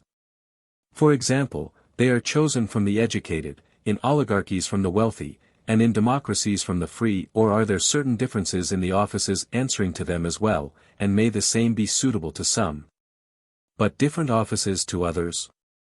For in some states it may be convenient that the same office should have a more extensive, in other states a narrower sphere. Special offices are peculiar to certain forms of government, for example that of probuli, which is not a democratic office, although a buhl or council is. There must be some body of men whose duty is to prepare measures for the people in order that they may not be diverted from their business. When these are few in number, the state inclines to an oligarchy, or rather the probuli must always be few, and are therefore an oligarchical element. But when both institutions exist in a state, the probuli are a check on the council. For the councillors is a democratic element, but the probuli are oligarchical. Even the power of the council disappears when democracy has taken that extreme form in which the people themselves are always meeting and deliberating about everything. This is the case when the members of the assembly receive abundant pay, for they have nothing to do and are always holding assemblies and deciding everything for themselves. A magistracy which controls the boys or the women, or any similar office, is suited to an aristocracy rather than to a democracy, for how can the magistrates prevent the wives of the poor from going out of doors? Neither is it an oligarchical office, for the wives of the oligarchs are too fine to be controlled. Enough of these matters. I will now inquire into appointments to offices. The varieties depend on three terms, and the combinations of these give all possible modes. First, who appoints? Secondly, from whom? And thirdly, how? Each of these three admits of three varieties: A. All the citizens, or B. Only some, appoint. Either 1. The magistrates are chosen out of all, or 2. Out of some who are distinguished either by a property qualification, or by birth, or merit, or for some special reason. As at Megara, only those were eligible who had returned from exile and fought together against the democracy. They may be appointed either A. By vote, or B. By lot. Again, these several varieties may be coupled. I mean that, c. Some officers may be elected by some, others by all, and 3. Some again out of some, and others out of all, and c. Some by vote and others by lot. Each variety of these terms admits of four modes. For either A1a, all may appoint from all by vote, or A1b, all from all by lot, or A2a, all from some by vote, or A2b, all from some by lot, and from all, either by sections, as, for example, by tribes, and wards, and phratries. Until all the citizens have been gone through. Or the citizens may be in all cases eligible indiscriminately, or again, A1c, A2c, to some offices in the one way, to some in the other. Again, if it is only some that appoint, they may do so either B1a, from all by vote, or B1b, from all by lot, or B2a, from some by vote, or B2b, from some by lot, or to some offices in the one way, to others in the other, i.e. B1c, from all, to some offices by vote, to some by lot, and B2c, from some, to some offices by vote, to some by lot. Thus the modes that arise, apart from 2, c, 3, out of the three couplings, number 12. Of these systems 2 are popular, that all should appoint from all, A1a, by vote, or A1b, by lot, or A1c, by both.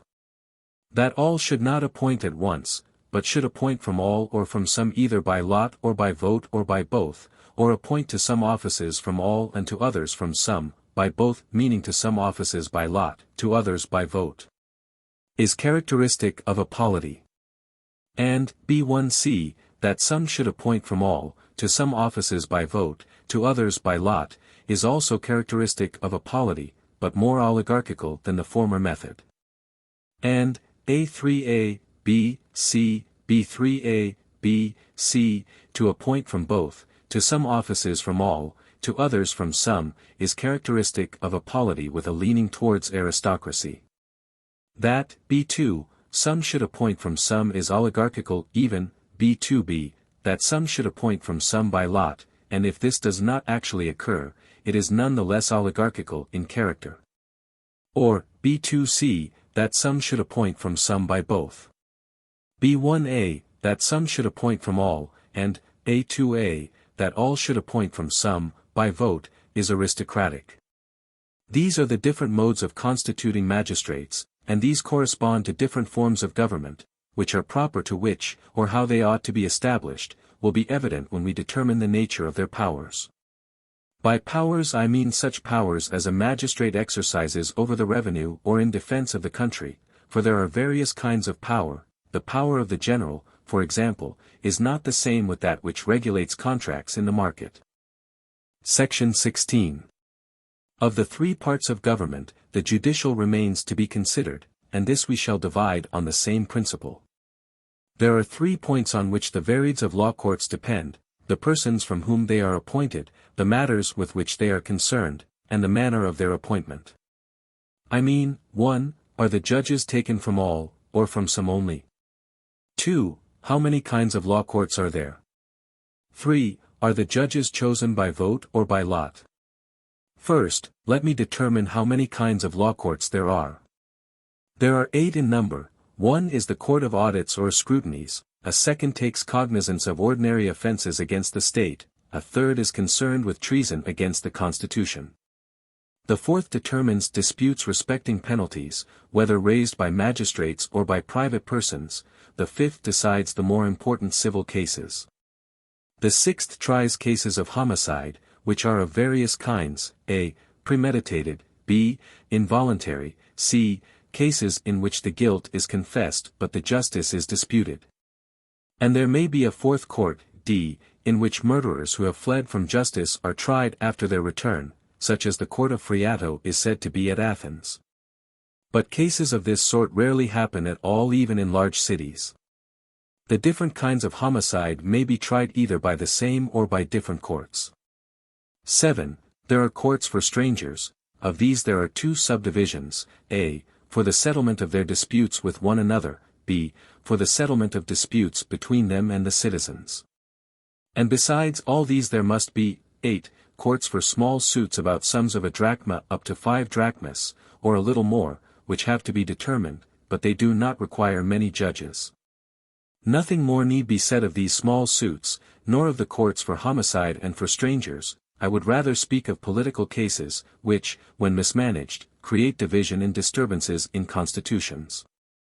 Now if all the citizens judge, in all the different cases which I have distinguished, they may be appointed by vote or by lot, or sometimes by lot and sometimes by vote. Or when a single class of causes are tried, the judges who decide them may be appointed, some by vote and some by lot. These then are the 4 modes of appointing judges from the whole people, and there will be likewise 4 modes, if they are elected from a part only, for they may be appointed from some by vote and judge in all causes. Or they may be appointed from some by lot and judge in all causes. Or they may be elected in some cases by vote, and in some cases taken by lot, or some courts, even when judging the same causes, may be composed of members some appointed by vote and some by lot. These modes, then, as was said, answer to those previously mentioned. Once more, the modes of appointment may be combined, I mean, that some may be chosen out of the whole people, others out of some out of both. For example, the same tribunal may be composed of some who were elected out of all, and of others who were elected out of some either by vote or by lot or by both.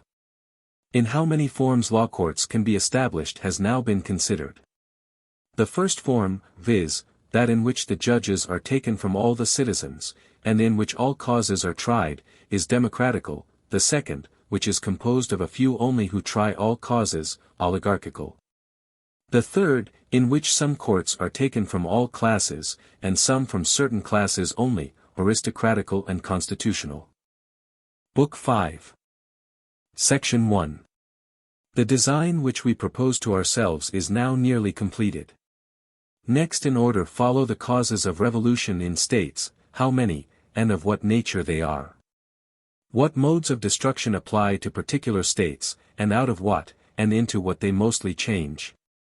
Also what are the modes of preservation in states generally, or in a particular state, and by what means each state may be best preserved. These questions remain to be considered. In the first place we must assume as our starting point that in the many forms of government which have sprung up there has always been an acknowledgement of justice and proportionate equality, although mankind fail attaining them. As I have already explained, democracy, for example, arises out of the notion that those who are equal in any respect are equal in all respects. Because men are equally free, they claim to be absolutely equal.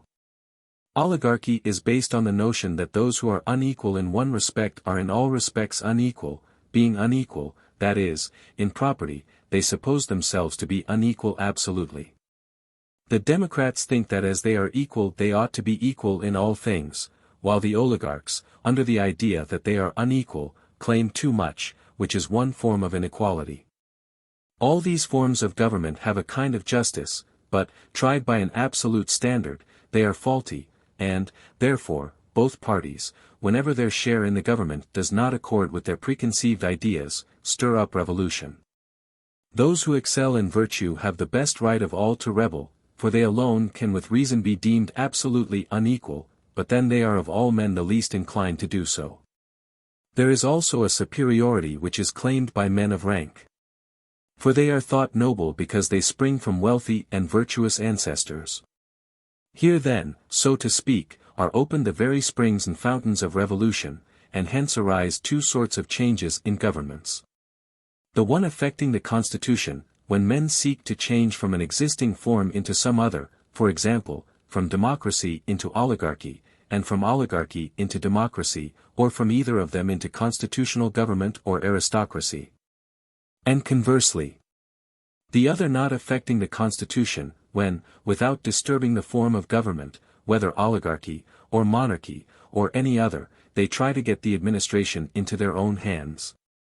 Further, there is a question of degree. An oligarchy, for example, may become more or less oligarchical, and a democracy more or less democratical, and in like manner the characteristics of the other forms of government may be more or less strictly maintained. Or the revolution may be directed against a portion of the constitution only, e.g., the establishment or overthrow of a particular office, as at Sparta it is said that Lysander attempted to overthrow the monarchy, and King Pausanias, the ephoralty. At Epidamnus, too, the change was partial. For instead of phylarchs or heads of tribes, a council was appointed. But to this day the magistrates are the only members of the ruling class who are compelled to go to the Heliaea when an election takes place, and the office of the single archon was another oligarchical feature. Everywhere inequality is a cause of revolution, but an inequality in which there is no proportion, for instance, a perpetual monarchy among equals, and always it is the desire of equality which rises in rebellion. Now equality is of two kinds, numerical and proportional. By the first I mean sameness or equality in number or size, by the second, equality of ratios. For example, the excess of 3/2 is numerically equal to the excess of 2/1. Whereas 4 exceeds 2 in the same ratio in which 2 exceeds 1, for 2 is the same part of 4 that 1 is of 2, namely, the half. As I was saying before, men agree that justice in the abstract is proportion, but they differ in that some think that if they are equal in any respect they are equal absolutely. Others that if they are unequal in any respect they should be unequal in all. Hence there are two principal forms of government, democracy and oligarchy, for good birth and virtue are rare, but wealth and numbers are more common. In what city shall we find 100 persons of good birth and of virtue? Whereas the rich everywhere abound. That a state should be ordered, simply and wholly, according to either kind of equality, is not a good thing. The proof is the fact that such forms of government never last. They are originally based on a mistake, and, as they begin badly, cannot fall to end badly. The inference is that both kinds of equality should be employed, numerical in some cases, and proportionate in others. Still democracy appears to be safer and less liable to revolution than oligarchy. For in oligarchies there is the double danger of the oligarchs falling out among themselves and also with the people. But in democracies there is only the danger of a quarrel with the oligarchs. No dissension worth mentioning arises among the people themselves. And we may further remark that a government which is composed of the middle class more nearly approximates to democracy than to oligarchy, and is the safest of the imperfect forms of government. Section 2. In considering how dissensions and political revolutions arise, we must first of all ascertain the beginnings and causes of them which affect constitutions generally. They may be said to be 3 in number. And we have now to give an outline of each. We want to know, 1. What is the feeling?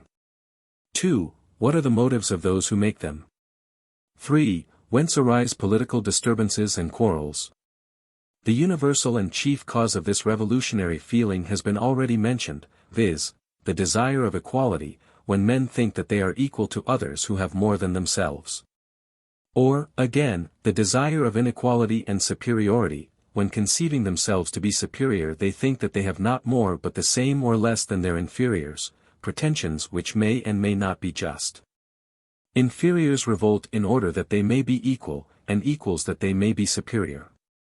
Such is the state of mind which creates revolutions.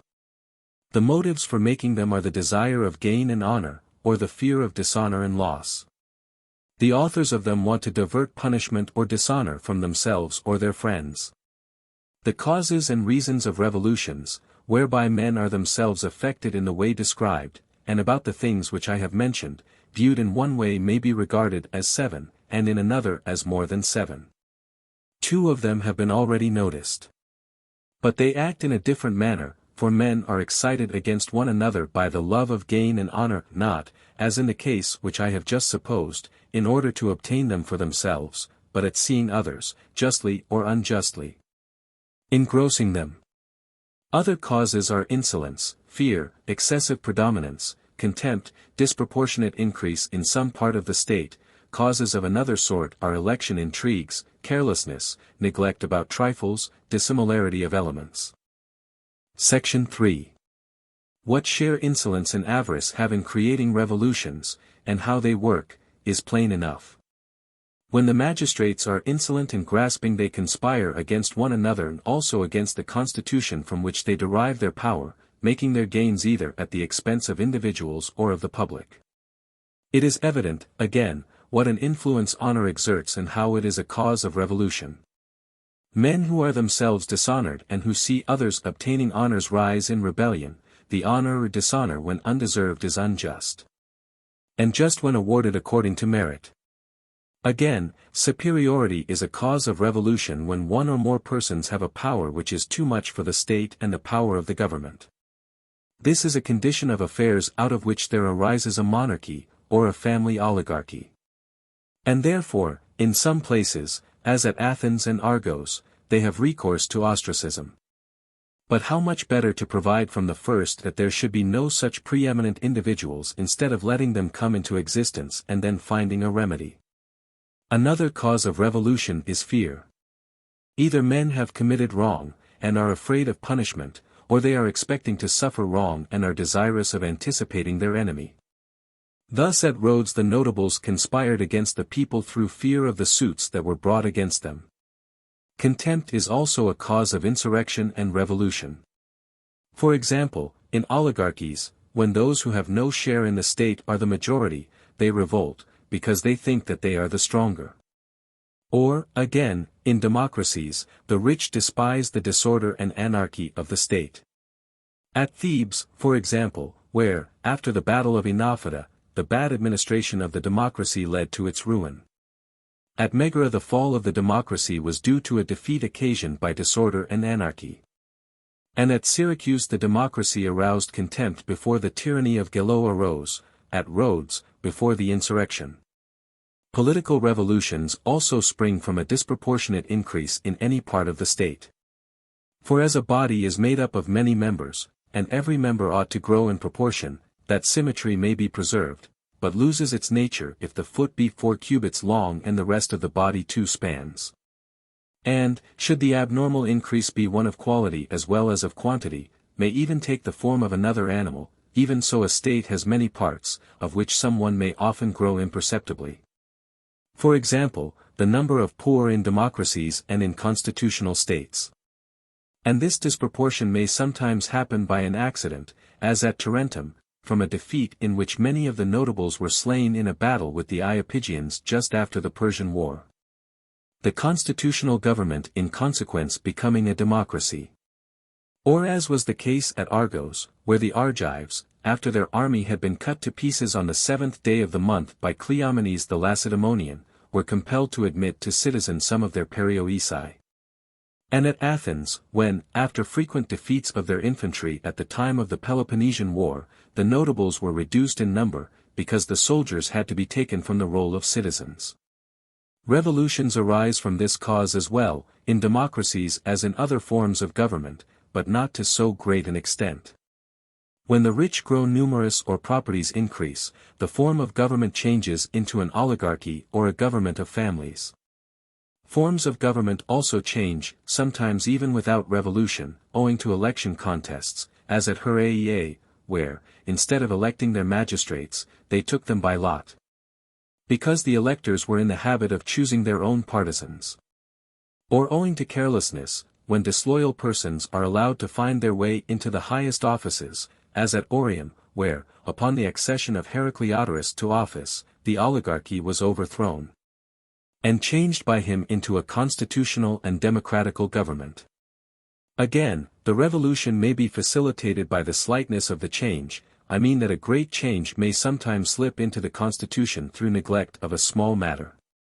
At Ambracia, for instance, the qualification for office, small at first, was eventually reduced to nothing. For the Ambraciates thought that a small qualification was much the same as none at all. Another cause of revolution is difference of races which do not at once acquire a common spirit, for a state is not the growth of a day, any more than it grows out of a multitude brought together by accident.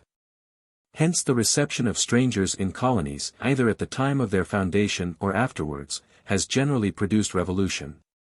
For example, the Achaeans who joined the Troezenians in the foundation of Sybaris, becoming later the more numerous, expelled them, hence the curse fell upon Sybaris. At Thurii the Sybarites quarreled with their fellow colonists. Thinking that the land belonged to them, they wanted too much of it and were driven out. At Byzantium the new colonists were detected in a conspiracy, and were expelled by force of arms. The people of Antissa, who had received the Chian exiles, fought with them, and drove them out, and the Zancleans, after having received the Samians, were driven by them out of their own city. The citizens of Apollonia on the Euxine, after the introduction of a fresh body of colonists, had a revolution. The Syracusans, after the expulsion of their tyrants, having admitted strangers and mercenaries to the rights of citizenship, quarreled and came to blows. The people of Amphipolis, having received Chalcidian colonists, were nearly all expelled by them. Now, in oligarchies the masses make revolution under the idea that they are unjustly treated, because, as I said before, they are equals, and have not an equal share, and in democracies the notables revolt, because they are not equals, and yet have only an equal share. Again, the situation of cities is a cause of revolution when the country is not naturally adapted to preserve the unity of the state. For example, the Kishans at Clazomenae did not agree with the people of the island. And the people of Colophon quarreled with the Notians. At Athens too, the inhabitants of the Piraeus are more democratic than those who live in the city. For just as in war the impediment of a ditch, though ever so small, may break a regiment, so every cause of difference, however slight, makes a breach in a city. The greatest opposition is confessedly that of virtue and vice. Next comes that of wealth and poverty, and there are other antagonistic elements, greater or less, of which one is this difference of place. Section 4. In revolutions the occasions may be trifling, but great interests are at stake. Even trifles are most important when they concern the rulers, as was the case of old at Syracuse. For the Syracusan constitution was once changed by a love quarrel of two young men, who were in the government. The story is that while one of them was away from home his beloved was gained over by his companion, and he to revenge himself seduced the other's wife. They then drew the members of the ruling class into their quarrel and so split all the people into portions. We learn from this story that we should be on our guard against the beginnings of such evils, and should put an end to the quarrels of chiefs and mighty men. The mistake lies in the beginning, as the proverb says, well begun is half done. So an error at the beginning, though quite small, bears the same ratio to the errors in the other parts. In general, when the notables quarrel, the whole city is involved, as happened in Hesdia after the Persian War. The occasion was the division of an inheritance. One of two brothers refused to give an account of their father's property and the treasure which he had found, so the poorer of the two quarreled with him and enlisted in his cause the popular party, the other, who was very rich. The wealthy classes. At Delphi, again, a quarrel about a marriage was the beginning of all the troubles which followed. In this case the bridegroom, fancying some occurrence to be of evil omen, came to the bride, and went away without taking her. Whereupon her relations, thinking that they were insulted by him, put some of the sacred treasure among his offerings while he was sacrificing, and then slew him, pretending that he had been robbing the temple. At Mytilene, too, a dispute about heiresses was the beginning of many misfortunes, and led to the war with the Athenians in which Patches took their city. A wealthy citizen, named Timophanes, left two daughters. Dixander, another citizen, wanted to obtain them for his sons, but he was rejected in his suit, whereupon he stirred up a revolution, and instigated the Athenians, of whom he was proxenus, to interfere. A similar quarrel about an heiress arose at Phocis between Nasius the father of Nason, and Euthycrates the father of Onomarchus. This was the beginning of the sacred war. A marriage quarrel was also the cause of a change in the government of Epidamnus. A certain man betrothed his daughter to a person whose father, having been made a magistrate, fined the father of the girl, and the latter, stung by the insult, conspired with the unenfranchised classes to overthrow the state. Governments also change into oligarchy or into democracy or into a constitutional government because the magistrates, or some other section of the state, increase in power or renown. Thus at Athens the reputation gained by the court of the Areopagus, in the Persian War, seemed to tighten the reins of government. On the other hand, the victory of Salamis, which was gained by the common people who served in the fleet, and won for the Athenians the empire due to command of the sea, strengthened the democracy. At Argos, the notables, having distinguished themselves against the Lacedaemonians in the Battle of Mantinea, attempted to put down the democracy.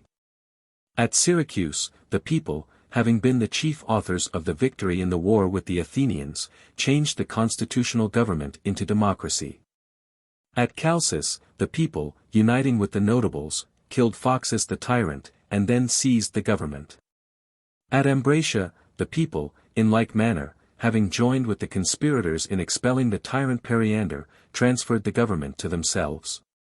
And generally it should be remembered that those who have secured power to the state, whether private citizens, or magistrates, or tribes, or any other part or section of the state, are apt to cause revolutions. For either envy of their greatness draws others into rebellion, or they themselves, in their pride of superiority, are unwilling to remain on a level with others. Revolutions also break out when opposite parties, e.g., the rich and the people, are equally balanced, and there is little or no middle class, for, if either party were manifestly superior, the other would not risk an attack upon them. And, for this reason, those who are eminent in virtue usually do not stir up insurrections, always being a minority. Such are the beginnings and causes of the disturbances and revolutions to which every form of government is liable. Revolutions are effected in two ways, by force and by fraud. Force may be applied either at the time of making the revolution or afterwards. Fraud, again, is of two kinds. For, 1, sometimes the citizens are deceived into acquiescing in a change of government, and afterwards they are held in subjection against their will. This was what happened in the case of the 400, who deceived the people by telling them that the king would provide money for the war against the Lacedaemonians, and, having cheated the people, still endeavored to retain the government. 2. In other cases the people are persuaded at first, and afterwards, by a repetition of the persuasion, their goodwill and allegiance are retained. The revolutions which affect constitutions generally spring from the above-mentioned causes. Section 5. And now, taking each constitution separately, we must see what follows from the principles already laid down. Revolutions in democracies are generally caused by the intemperance of demagogues, who either in their private capacity lay information against rich men until they compel them to combine, for a common danger unites even the bitterest enemies, or coming forward in public stir up the people against them. The truth of this remark is proved by a variety of examples. At Kos the democracy was overthrown because wicked demagogues arose, and the notables combined.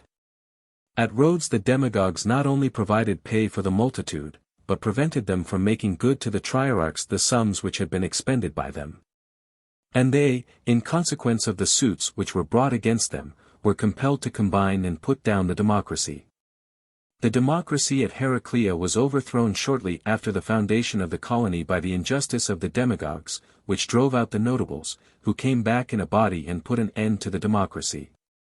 Much in the same manner the democracy at Megara was overturned. There the demagogues drove out many of the notables in order that they might be able to confiscate their property. At length the exiles, becoming numerous, returned, and, engaging and defeating the people, established the oligarchy. The same thing happened with the democracy of Syme, which was overthrown by Thrasymachus. And we may observe that in most states the changes have been of this character. For sometimes the demagogues, in order to curry favor with the people, wrong the notables and so force them to combine. Either they make a division of their property, or diminish their incomes by the imposition of public services, and sometimes they bring accusations against the rich that they may have their wealth to confiscate. Of old, the demagogue was also a general, and then democracies changed into tyrannies. Most of the ancient tyrants were originally demagogues. They are not so now, but they were then. And the reason is that they were generals and not orators, for oratory had not yet come into fashion. Whereas in our day, when the art of rhetoric has made such progress, the orators lead the people, but their ignorance of military matters prevents them from usurping power. At any rate instances to the contrary are few and slight. Tyrannies were more common formerly than now, for this reason also, that great power was placed in the hands of individuals. Thus a tyranny arose at Miletus out of the office of the prytanes, who had supreme authority in many important matters. Moreover, in those days, when cities were not large, the people dwelt in the fields, busy at their work. And their chiefs, if they possessed any military talent, seized the opportunity, and winning the confidence of the masses by professing their hatred of the wealthy, they succeeded in obtaining the tyranny. Thus at Athens Pisistratus led a faction against the men of the plain, and Theagenes at Megara slaughtered the cattle of the wealthy, which he found by the river side, where they had put them to graze in land not their own. Dionysius, again, was thought worthy of the tyranny because he denounced Daphnius and the rich. His enmity to the notables won for him the confidence of the people. Changes also take place from the ancient to the latest form of democracy. For where there is a popular election of the magistrates and no property qualification, the aspirants for office get hold of the people, and contrive at last even to set them above the laws. A more or less complete cure for this state of things is for the separate tribes, and not the whole people, to elect the magistrates. These are the principal causes of revolutions in democracies. Section 6. There are two patent causes of revolutions in oligarchies. 1. First, when the oligarchs oppress the people, for then anybody is good enough to be their champion, especially if he be himself a member of the oligarchy. As Ligdames at Naxos, who afterwards came to be tyrant. But revolutions which commence outside the governing class may be further subdivided. Sometimes, when the government is very exclusive, the revolution is brought about by persons of the wealthy class who are excluded, as happened at Massalia and Istros and Heraclea, and other cities. Those who had no share in the government created a disturbance, until first the elder brothers, and then the younger, were admitted, for in some places father and son, in others elder and younger brothers, do not hold office together. At Massalia the oligarchy became more like a constitutional government, but at Istros ended in a democracy, and at Heraclea was enlarged to 600. At Cnidus, again, the oligarchy underwent a considerable change. For the notables fell out among themselves, because only a few shared in the government. There existed among them the rule already mentioned, that father and son not hold office together, and, if there were several brothers, only the eldest was admitted. The people took advantage of the quarrel, and choosing one of the notables to be their leader, attacked and conquered the oligarchs, who were divided, and division is always a source of weakness. The city of Erythrae, too, in old times was ruled, and ruled well, by the Bacillidae, but the people took offense at the narrowness of the oligarchy and changed the constitution. 2. Of internal causes of revolutions in oligarchies, one is the personal rivalry of the oligarchs, which leads them to play the demagogue. Now, the oligarchical demagogue is of two sorts, either, a. he practices upon the oligarchs themselves, for, although the oligarchy are quite a small number, there may be a demagogue among them. As at Athens Charicles party won power by courting the 30, that of Phrynichus by courting the 400. Or, b. the oligarchs may play the demagogue with the people. This was the case at Larissa, where the guardians of the citizens endeavored to gain over the people because they were elected by them.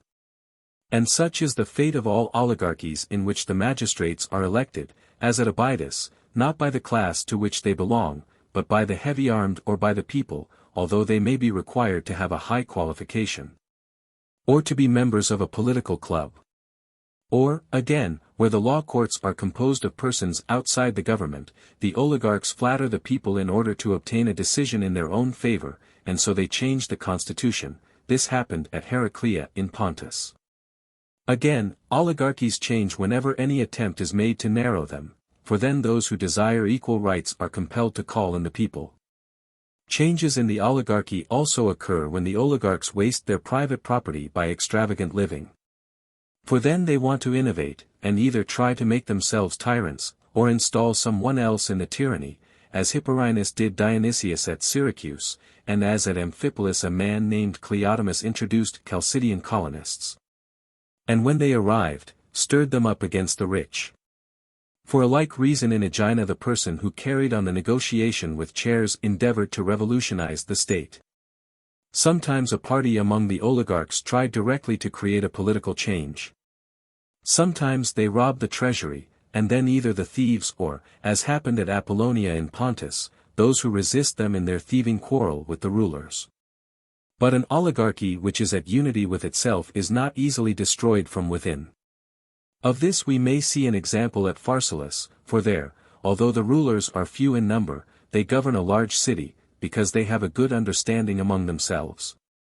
Oligarchies, again, are overthrown when another oligarchy is created within the original one, that is to say, when the whole governing body is small and yet they do not all share in the highest offices. Thus at Elis the governing body was a small senate, and very few ever found their way into it, because the senators were only 90 in number, and were elected for life and out of certain families in a manner similar to the Lacedaemonian elders. Oligarchy is liable to revolutions alike in war and in peace. In war because, not being able to trust the people, the oligarchs are compelled to hire mercenaries, and the general who is in command of them often ends in becoming a tyrant, as Timophanes did at Corinth. Or if there are more generals than one they make themselves into a company of tyrants. Sometimes the oligarchs, fearing this danger, give the people a share in the government because their services are necessary to them. And in time of peace, from mutual distrust, the two parties hand over the defense of the state to the army and to an arbiter between the two factions, who often ends the master of both. This happened at Larissa when Simos the Aluad had the government, and at Abydos in the days of Ephiades and the political clubs. Revolutions also arise out of marriages or lawsuits which lead to the overthrow of one party among the oligarchs by another. Of quarrels about marriages I have already mentioned some instances. Another occurred at Eretria, where Diagoras overturned the oligarchy of the knights because he had been wronged about a marriage. A revolution at Heraclea, and another at Thebes, both arose out of decisions of law courts upon a charge of adultery. In both cases the punishment was just, but executed in the spirit of party, at Heraclea upon Eurytion, and at Thebes upon Archias, for their enemies were jealous of them and so had them pilloried in the agora. Many oligarchies have been destroyed by some members of the ruling class taking offense at their excessive despotism, for example, the oligarchy at Cnidus and at Chios. Changes of constitutional governments, and also of oligarchies which limit the office of councillor, judge, or other magistrate to persons having a certain money qualification, often occur by accident. The qualification may have been originally fixed according to the circumstances of the time, in such a manner as to include in an oligarchy a few only, or in a constitutional government the middle class. But after a time of prosperity, whether arising from peace or some other good fortune, the same property becomes many times as valuable, and then everybody participates in every office. This happens sometimes gradually and insensibly, and sometimes quickly. These are the causes of changes and revolutions in oligarchies. We must remark generally both of democracies and oligarchies, that they sometimes change, not into the opposite forms of government, but only into another variety of the same class. I mean to say, from those forms of democracy and oligarchy which are regulated by law into those which are arbitrary, and conversely. Section 7. In aristocracies revolutions are stirred up when a few only share in the honors of the state, a cause which has been already shown to affect oligarchies. For an aristocracy is a sort of oligarchy, and, like an oligarchy, is the government of a few, although few not for the same reason, hence the two are often confounded. And revolutions will be most likely to happen, and must happen, when the mass of the people are of the high-spirited kind, and have a notion that they are as good as their rulers. Thus at Lacedaemon the so-called Parthenii, who were the illegitimate sons of the Spartan peers, attempted a revolution, and, being detected, were sent away to colonize Tarentum. Again, revolutions occur when great men who are at least of equal merit are dishonored by those higher in office, as Lysander was by the kings of Sparta. Or, when a brave man is excluded from the honors of the state, like Cynodon, who conspired against the Spartans in the reign of Agesilaus. Or, again, when some are very poor and others very rich, a state of society which is most often the result of war, as at Lacedaemon in the days of the Messenian War.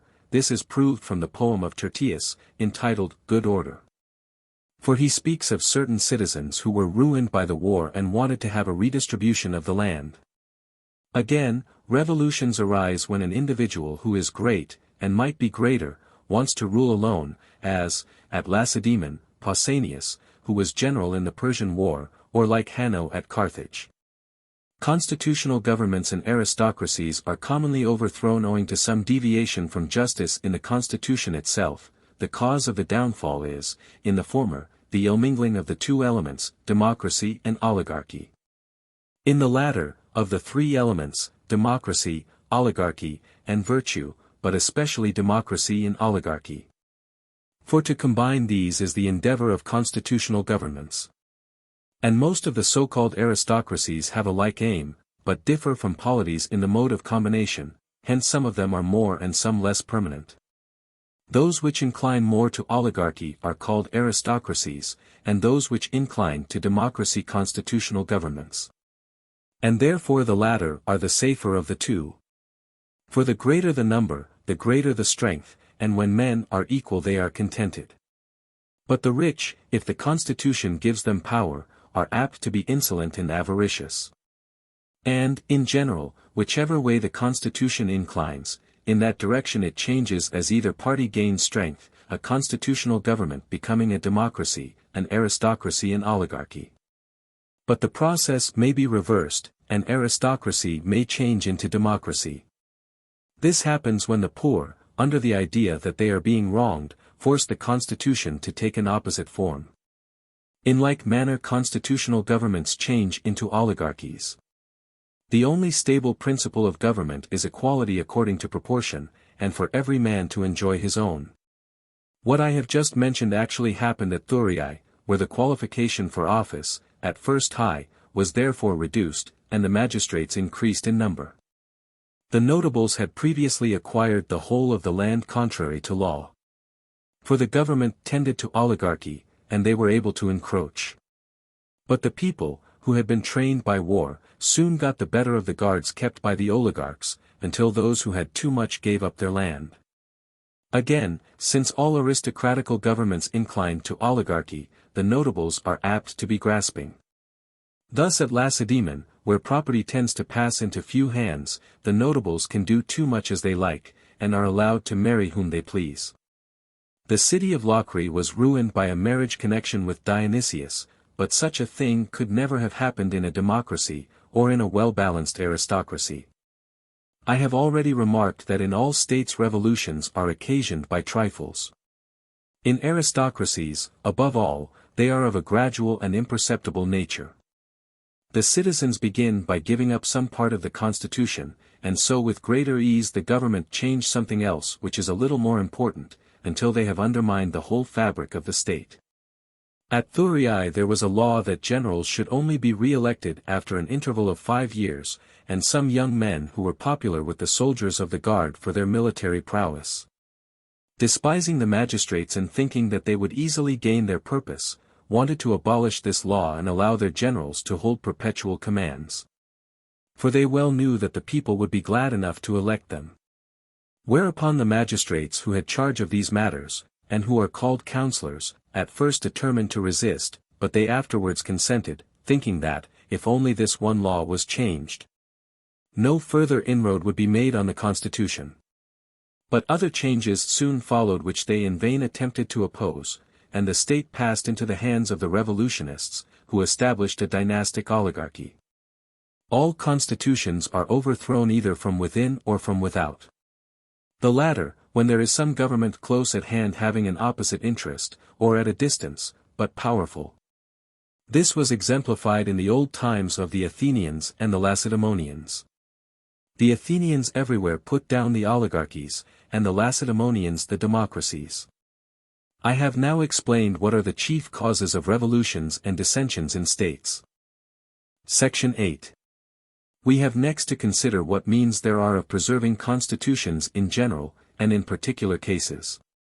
In the first place, it is evident that if we know the causes which destroy constitutions, we also know the causes which preserve them, for opposites produce opposites, and destruction is the opposite of preservation.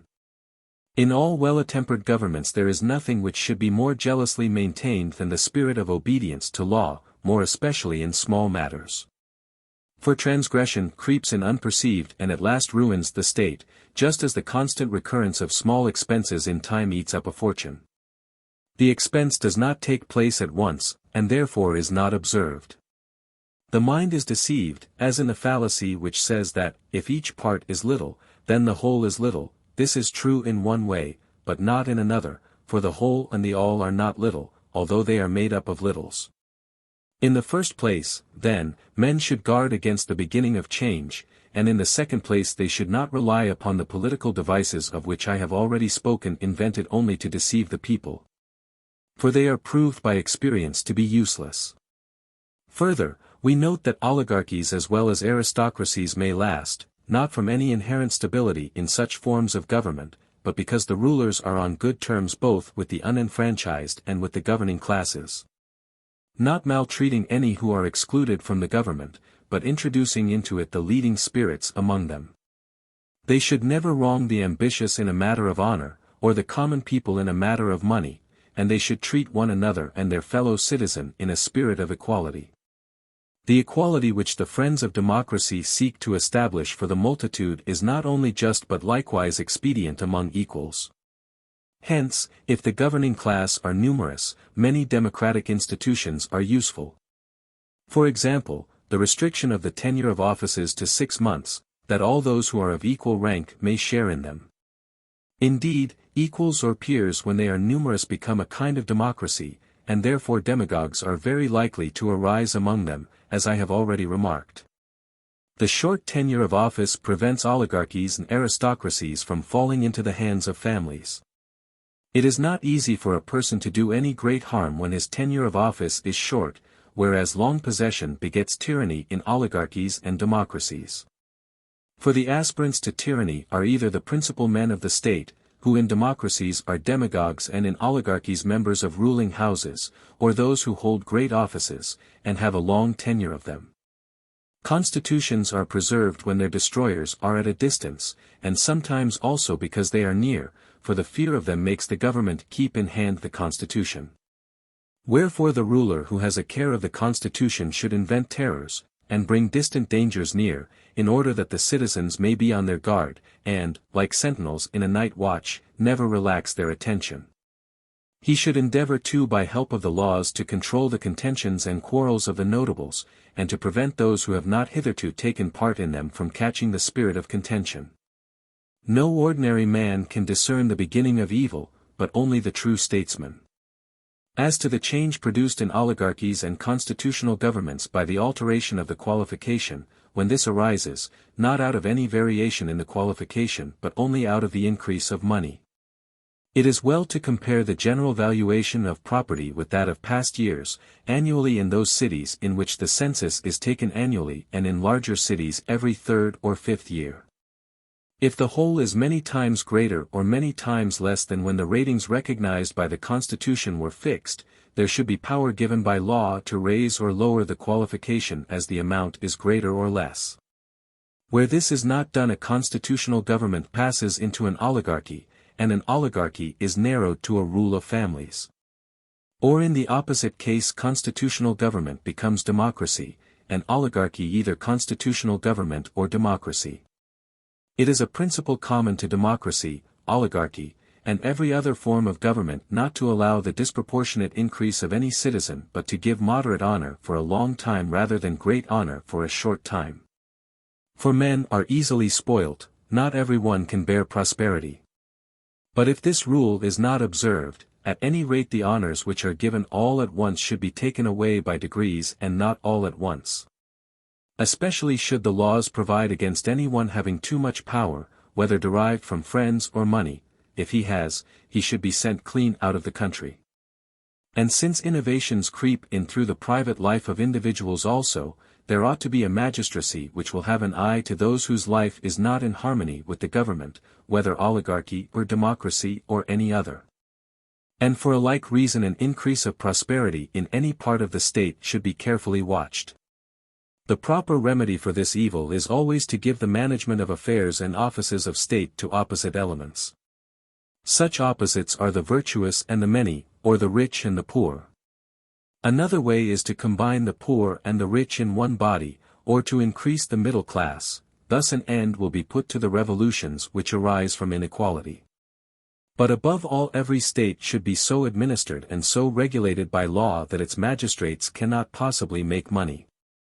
In oligarchies special precautions should be used against this evil. For the people do not take any great offense at being kept out of the government, indeed they are rather pleased than otherwise at having leisure for their private business, but what irritates them is to think that their rulers are stealing the public money.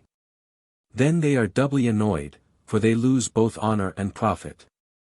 If office brought no profit, then and then only could democracy and aristocracy be combined, for both notables and people might have their wishes gratified.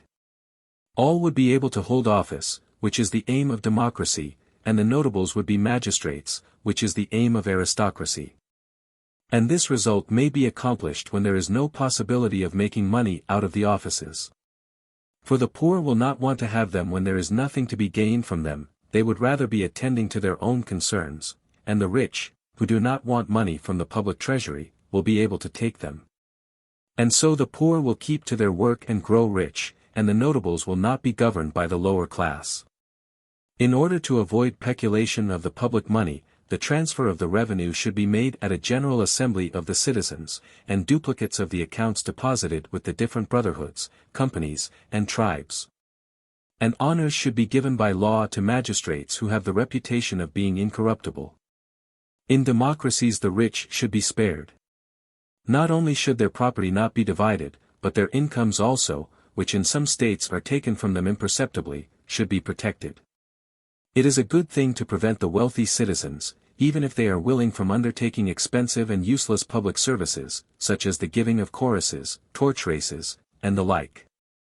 In an oligarchy, on the other hand, great care should be taken of the poor, and lucrative offices should go to them. If any of the wealthy classes insult them, the offender should be punished more severely than if he had wronged one of his own class. Provision should be made that estates pass by inheritance and not by gift, and no person should have more than one inheritance, for in this way properties will be equalized, and more of the poor rise to competency. It is also expedient both in a democracy and in an oligarchy to assign to those who have less share in the government, i.e., to the rich in a democracy and to the poor in an oligarchy, an equality or preference in all but the principal offices of state. The latter should be entrusted chiefly or only to members of the governing class. Section 9. There are 3 qualifications required in those who have to fill the highest offices. 1. First of all, loyalty to the established constitution. 2. The greatest administrative capacity. 3. Virtue and justice of the kind proper to each form of government. For, if what is just is not the same in all governments, the quality of justice must also differ. There may be a doubt, however, when all these qualities do not meet in the same person, how the selection is to be made. Suppose, for example, a good general is a bad man and not a friend to the constitution, and another man is loyal and just, which should we choose? In making the election ought we not to consider 2 points? What qualities are common, and what are rare? Thus in the choice of a general, we should regard his skill rather than his virtue, for few have military skill, but many have virtue. In any office of trust or stewardship, on the other hand, the opposite rule should be observed, for more virtue than ordinary is required in the holder of such an office, but the necessary knowledge is of a sort which all men possess. It may, however, be asked what a man wants with virtue if he have political ability and is loyal, since these two qualities alone will make him do what is for the public interest. But may not men have both of them and yet be deficient in self-control? If, knowing and loving their own interests, they do not always attend to them, may they not be equally negligent of the interests of the public? Speaking generally, we may say that whatever legal enactments are held to be for the interest of various constitutions, all these preserve them. And the great preserving principle is the one which has been repeatedly mentioned, to have a care that the loyal citizen should be stronger than the disloyal. Neither should we forget the mean, which at the present day is lost sight of in perverted forms of government. For many practices which appear to be democratical are the ruin of democracies, and many which appear to be oligarchical are the ruin of oligarchies. Those who think that all virtue is to be found in their own party principles push matters to extremes, they do not consider that disproportion destroys a state. A nose which varies from the ideal of straightness to a hook or snub may still be of good shape and agreeable to the eye. But if the excess be very great, all symmetry is lost, and the nose at last ceases to be a nose at all on account of some excess in one direction or defect in the other, and this is true of every other part of the human body. The same law of proportion equally holds in states. Oligarchy or democracy, although a departure from the most perfect form, may yet be a good enough government, but if any one attempts to push the principles of either to an extreme, he will begin by spoiling the government and end by having none at all. Wherefore the legislator and the statesman ought to know what democratical measures save and what destroy a democracy, and what oligarchical measures save or destroy an oligarchy. For neither the one nor the other can exist or continue to exist unless both rich and poor are included in it. If equality of property is introduced, the state must of necessity take another form. For when by laws carried to excess one or other element in the state is ruined, the constitution is ruined. There is an error common both to oligarchies and to democracies. In the latter the demagogues, when the multitude are above the law, are always cutting the city in two by quarrels with the rich. Whereas they should always profess to be maintaining their cause. Just as in oligarchies the oligarchs should profess to maintaining the cause of the people, and should take oaths the opposite of those which they now take. For there are cities in which they swear I will be an enemy to the people, and will devise all the harm against them which I can, but they ought to exhibit and to entertain the very opposite feeling. In the form of their oath there should be an express declaration, I will do no wrong to the people. But of all the things which I have mentioned that which most contributes to the permanence of constitutions is the adaptation of education to the form of government, and yet in our own day this principle is universally neglected. The best laws, though sanctioned by every citizen of the state, will be of no avail unless the young are trained by habit and education in the spirit of the Constitution, if the laws are democratically or oligarchically. If the laws are oligarchical. For there may be a want of self-discipline in states as well as in individuals. Now, to have been educated in the spirit of the Constitution is not to perform the actions in which oligarchs or democrats delight, but those by which the existence of an oligarchy or of a democracy is made possible. Whereas among ourselves the sons of the ruling class in an oligarchy live in luxury, but the sons of the poor are hardened by exercise and toil, and hence they are both more inclined and better able to make a revolution. And in democracies of the more extreme type there has arisen a false idea of freedom which is contradictory to the true interests of the state. For two principles are characteristic of democracy, the government of the majority and freedom. Men think that what is just is equal, and that equality is the supremacy of the popular will, and that freedom means the doing what a man likes. In such democracies every one lives as he pleases, or in the words of Euripides, according to his fancy. But this is all wrong. Men should not think it slavery to live according to the rule of the Constitution, for it is their salvation. I have now discussed generally the causes of the revolution and destruction of states, and the means of their preservation and continuance. Section 10. I have still to speak of monarchy, and the causes of its destruction and preservation. What I have said already respecting forms of constitutional government applies almost equally to royal and to tyrannical rule. For royal rule is of the nature of an aristocracy, and a tyranny is a compound of oligarchy and democracy in their most extreme forms. It is therefore most injurious to its subjects, being made up of two evil forms of government, and having the perversions and errors of both. These two forms of monarchy are contrary in their very origin. The appointment of a king is the resource of the better classes against the people, and he is elected by them out of their own number, because either he himself or his family excel in virtue and virtuous actions. Whereas a tyrant is chosen from the people to be their protector against the notables, and in order to prevent them from being injured. History shows that almost all tyrants have been demagogues who gained the favor of the people by their accusation of the notables. At any rate, this was the manner in which the tyrannies arose in the days when cities had increased in power. Others which were older originated in the ambition of kings wanting to overstep the limits of their hereditary power and become despots. Others again grew out of the class which were chosen to be chief magistrates. For in ancient times the people who elected them gave the magistrates, whether civil or religious, a long tenure. Others arose out of the custom which oligarchies had of making some individual supreme over the highest offices. In any of these ways an ambitious man had no difficulty, if he desired, in creating a tyranny, since he had the power in his hands already, either as king or as one of the officers of state. Thus Phidon at Argos and several others were originally kings, and ended by becoming tyrants. Phalaris, on the other hand, and the Ionian tyrants, acquired the tyranny by holding great offices. Whereas Panetius at Leontini, Cypselus at Corinth, Pisistratus at Athens, Dionysius at Syracuse, and several others who afterwards became tyrants, were at first demagogues. And so, as I was saying, royalty ranks with aristocracy, for it is based upon merit, whether of the individual or of his family, or on benefits conferred, or on these claims with power added to them. For all who have obtained this honor have benefited, or had in their power to benefit, states and nations. Some, like Codrus, have prevented the state from being enslaved in war. Others, like Cyrus, have given their country freedom, or have settled or gained a territory, like the Lacedaemonian, Macedonian, and Molossian kings. The idea of a king is to be a protector of the rich against unjust treatment, of the people against insult and oppression. Whereas a tyrant, as has often been repeated, has no regard to any public interest, except as conducive to his private ends. His aim is pleasure, the aim of a king, honor.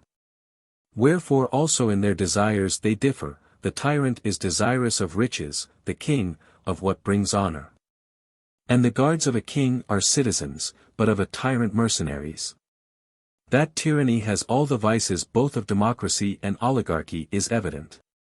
As of oligarchy so of tyranny, the end is wealth, for by wealth only can the tyrant maintain either his guard or his luxury. Both mistrust the people, and therefore deprive them of their arms. Both agree too in injuring the people and driving them out of the city and dispersing them. From democracy tyrants have borrowed the art of making war upon the notables and destroying them secretly or openly, or of exiling them because they are rivals and stand in the way of their power. And also because plots against them are contrived by men of this das, who either want to rule or to escape subjection. Hence Periander advised Thrasybulus by cutting off the tops of the tallest ears of corn, meaning that he must always put out of the way the citizens who overtop the rest. And so, as I have already intimated, the beginnings of change are the same in monarchies as in forms of constitutional government. Subjects attack their sovereigns out of fear or contempt, or because they have been unjustly treated by them. And of injustice, the most common form is insult, another is confiscation of property. The ends sought by conspiracies against monarchies, whether tyrannies or royalties, are the same as the ends sought by conspiracies against other forms of government. Monarchs have great wealth and honor, which are objects of desire to all mankind. The attacks are made sometimes against their lives, sometimes against the office, where the sense of insult is the motive, against their lives. Any sort of insult, and there are many, may stir up anger, and when men are angry, they commonly act out of revenge, and not from ambition. For example, the attempt made upon the Pisistratii arose out of the public dishonor offered to the sister of Harmodius and the insult to himself. He attacked the tyrant for his sister's sake, and Aristogiton joined in the attack for the sake of Harmodius. A conspiracy was also formed against Periander, the tyrant of Ambracia, because, when drinking with a favorite youth, he asked him whether by this time he was not with child by him. Philip, too, was attacked by Pausanias because he permitted him to be insulted by Attalus and his friends, and Amyntas the Little, by Dirdas, because he boasted of having enjoyed his youth. Evagras of Cyprus, again, was slain by the eunuch to revenge an insult, for his wife had been carried off by Evagras's son. Many conspiracies have originated in shameful attempts made by sovereigns on the persons of their subjects. Such was the attack of Critias upon Archelaus. He had always hated the connection with him, and so, when Archelaus, having promised him one of his 2 daughters in marriage, did not give him either of them, but broke his word and married the elder to the king of Elamia. When he was hard-pressed in a war against Cyrus and Arabius, and the younger to his own son Amyntas. Under the idea that Amyntas would then be less likely to quarrel with his son by Cleopatra, Critias made this slight a pretext for attacking Archelaus, though even a less reason would have sufficed. For the real cause of the estrangement was the disgust which he felt at his connection with the king. And from a like motive Helonocrates of Larissa conspired with him. For when Archelaus, who was his lover, did not fulfill his promise of restoring him to his country, he thought that the connection between them had originated, not in affection, but in the wantonness of power.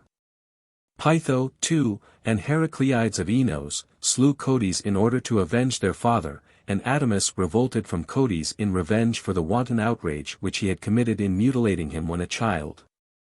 Many, too, irritated at blows inflicted on the person which they deemed an insult, have either killed or attempted to kill officers of state and royal princes by whom they have been injured. Thus, at Mytilene, Megacles and his friends attacked and slew the Panthilidae, as they were going about and striking people with clubs. At a later date Smyrtes, who had been beaten and torn away from his wife by Penthilus, slew him. In the conspiracy against Archelaus, Decanicus stimulated the fury of the assassins and led the attack. He was enraged because Archelaus had delivered him to Euripides to be scourged. For the poet had been irritated at some remark made by Decanicus on the foulness of his breath. Many other examples might be cited of murders and conspiracies which have arisen from similar causes. Fear is another motive which, as we have said, has caused conspiracies as well in monarchies as in more popular forms of government.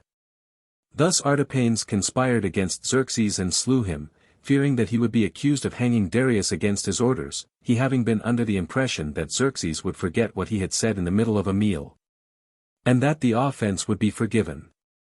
Another motive is contempt, as in the case of Sardanapalus, whom someone saw carding wool with his women, if the storytellers say truly, and the tale may be true, if not of him, of someone else. Dion attacked the younger Dionysius because he despised him, and saw that he was equally despised by his own subjects, and that he was always drunk. Even the friends of a tyrant will sometimes attack him out of contempt. For the confidence which he reposes in them breeds contempt, and they think that they will not be found out. The expectation of success is likewise a sort of contempt. The assailants are ready to strike, and think nothing of the danger, because they seem to have the power in their hands. Thus generals of armies attack monarchs. As, for example, Cyrus attacked Astyages, despising the effeminacy of his life, and believing that his power was worn out. Thus again, Suths the Thracian conspired against Ammaticus, whose general he was. And sometimes men are actuated by more than one motive, like Mithridates, who conspired against Ariobarzanes, partly out of contempt and partly from the love of gain. Bold natures, placed by their sovereigns in a high military position, are most likely to make the attempt in the expectation of success, for courage is emboldened by power, and the union of the two inspires them with the hope of an easy victory. Attempts of which the motive is ambition arise in a different way as well as in those already mentioned. There are men who will not risk their lives in the hope of gains and honors however great, but who nevertheless regard the killing of a tyrant simply as an extraordinary action which will make them famous and honorable in the world. They wish to acquire, not a kingdom, but a name. It is rare, however, to find such men. He who would kill a tyrant must be prepared to lose his life if he fail. He must have the resolution of Dion, who, when he made war upon Dionysius, took with him very few troops, saying that whatever measure of success he might attain would be enough for him, even if he were to die the moment he landed. Such a death would be welcome to him. This is a temper to which few can attain. Once more, tyrannies, like all other governments, are destroyed from without by some opposite and more powerful form of government. That such a government will have the will to attack them is clear, for the two are opposed in principle, and all men, if they can, do what they will. Democracy is antagonistic to tyranny, on the principle of Hesiod. Potter hates Potter, because they are nearly akin, for the extreme form of democracy is tyranny. And royalty and aristocracy are both alike opposed to tyranny, because they are constitutions of a different type. And therefore the Lacedaemonians put down most of the tyrannies, and so did the Syracusans during the time when they were well governed. Again, tyrannies are destroyed from within, when the reigning family are divided among themselves, as that of Gelo was, and more recently that of Dionysius. In the case of Gelo, because Thrasybulus, the brother of Hiero, flattered the son of Gelo and led him into excesses in order that he might rule in his name. Whereupon the family got together a party to get rid of Thrasybulus and save the tyranny. But those of the people who conspired with them seized the opportunity and drove them all out. In the case of Dionysius, Dion, his own relative, attacked and expelled him with the assistance of the people. He afterwards perished himself. There are two chief motives which induce men to attack tyrannies: hatred and contempt. Hatred of tyrants is inevitable, and contempt is also a frequent cause of their destruction. Thus we see that most of those who have acquired, have retained their power, but those who have inherited, have lost it, almost at once, for, living in luxurious ease, they have become contemptible, and offer many opportunities to their assailants. Anger, too, must be included under hatred, and produces the same effects. It is oftentimes even more ready to strike. The angry are more impetuous in making an attack, for they do not follow rational principle. And men are very apt to give way to their passions when they are insulted. To this cause is to be attributed the fall of the Pisistratii and of many others. Hatred is more reasonable, for anger is accompanied by pain, which is an impediment to reason, whereas hatred is painless. In a word, all the causes which I have mentioned as destroying the last and most unmixed form of oligarchy, and the extreme form of democracy, may be assumed to affect tyranny. Indeed, the extreme forms of both are only tyrannies distributed among several persons. Kingly rule is little affected by external causes, and is therefore lasting. It is generally destroyed from within. And there are two ways in which the destruction may come about. 1. When the members of the royal family quarrel among themselves, and, 2. When the kings attempt to administer the state too much after the fashion of a tyranny, and to extend their authority contrary to the law. Royalties do not now come into existence. Where such forms of government arise, they are rather monarchies or tyrannies. For the rule of a king is over voluntary subjects, and he is supreme in all important matters. But in our own day men are more upon an equality, and no one is so immeasurably superior to others as to represent adequately the greatness and dignity of the office. Hence mankind will not, if they can help, endure it, and anyone who obtains power by force or fraud is at once thought to be a tyrant. In hereditary monarchies a further cause of destruction is the fact that kings often fall into contempt, and, although possessing not tyrannical power, but only royal dignity, are apt to outrage others. Their overthrow is then readily effected. For there is an end to the king when his subjects do not want to have him, but the tyrant lasts, whether they like him or not. The destruction of monarchies is to be attributed to these and the like causes. Section 11. And they are preserved, to speak generally, by the opposite causes, or, if we consider them separately, 1. Royalty is preserved by the limitation of its powers. The more restricted the functions of kings, the longer their power will last unimpaired, for then they are more moderate and not so despotic in their ways, and they are less envied by their subjects. This is the reason why the kingly office has lasted so long among the Molossians. And for a similar reason it has continued among the Lacedaemonians, because there it was always divided between two, and afterwards further limited by Theopompus in various respects, more particularly by the establishment of the Ephoralty. He diminished the power of the kings, but established on a more lasting basis the kingly office, which was thus made in a certain sense not less, but greater. There is a story that when his wife once asked him whether he was not ashamed to leave to his sons a royal power which was less than he had inherited from his father, "No indeed," he replied. "For the power which I leave to them will be more lasting." As to tyrannies, they are preserved in two most opposite ways. One of them is the old traditional method in which most tyrants administer their government. Of such arts Periander of Corinth is said to have been the great master, and many similar devices may be gathered from the Persians in the administration of their government. There are firstly the prescriptions mentioned some distance back, for the preservation of a tyranny, in so far as this is possible, viz., that the tyrant should lop off those who are too high, he must put to death men of spirit. He must not allow common meals, clubs, education, and the like. He must be upon his guard against anything which is likely to inspire either courage or confidence among his subjects.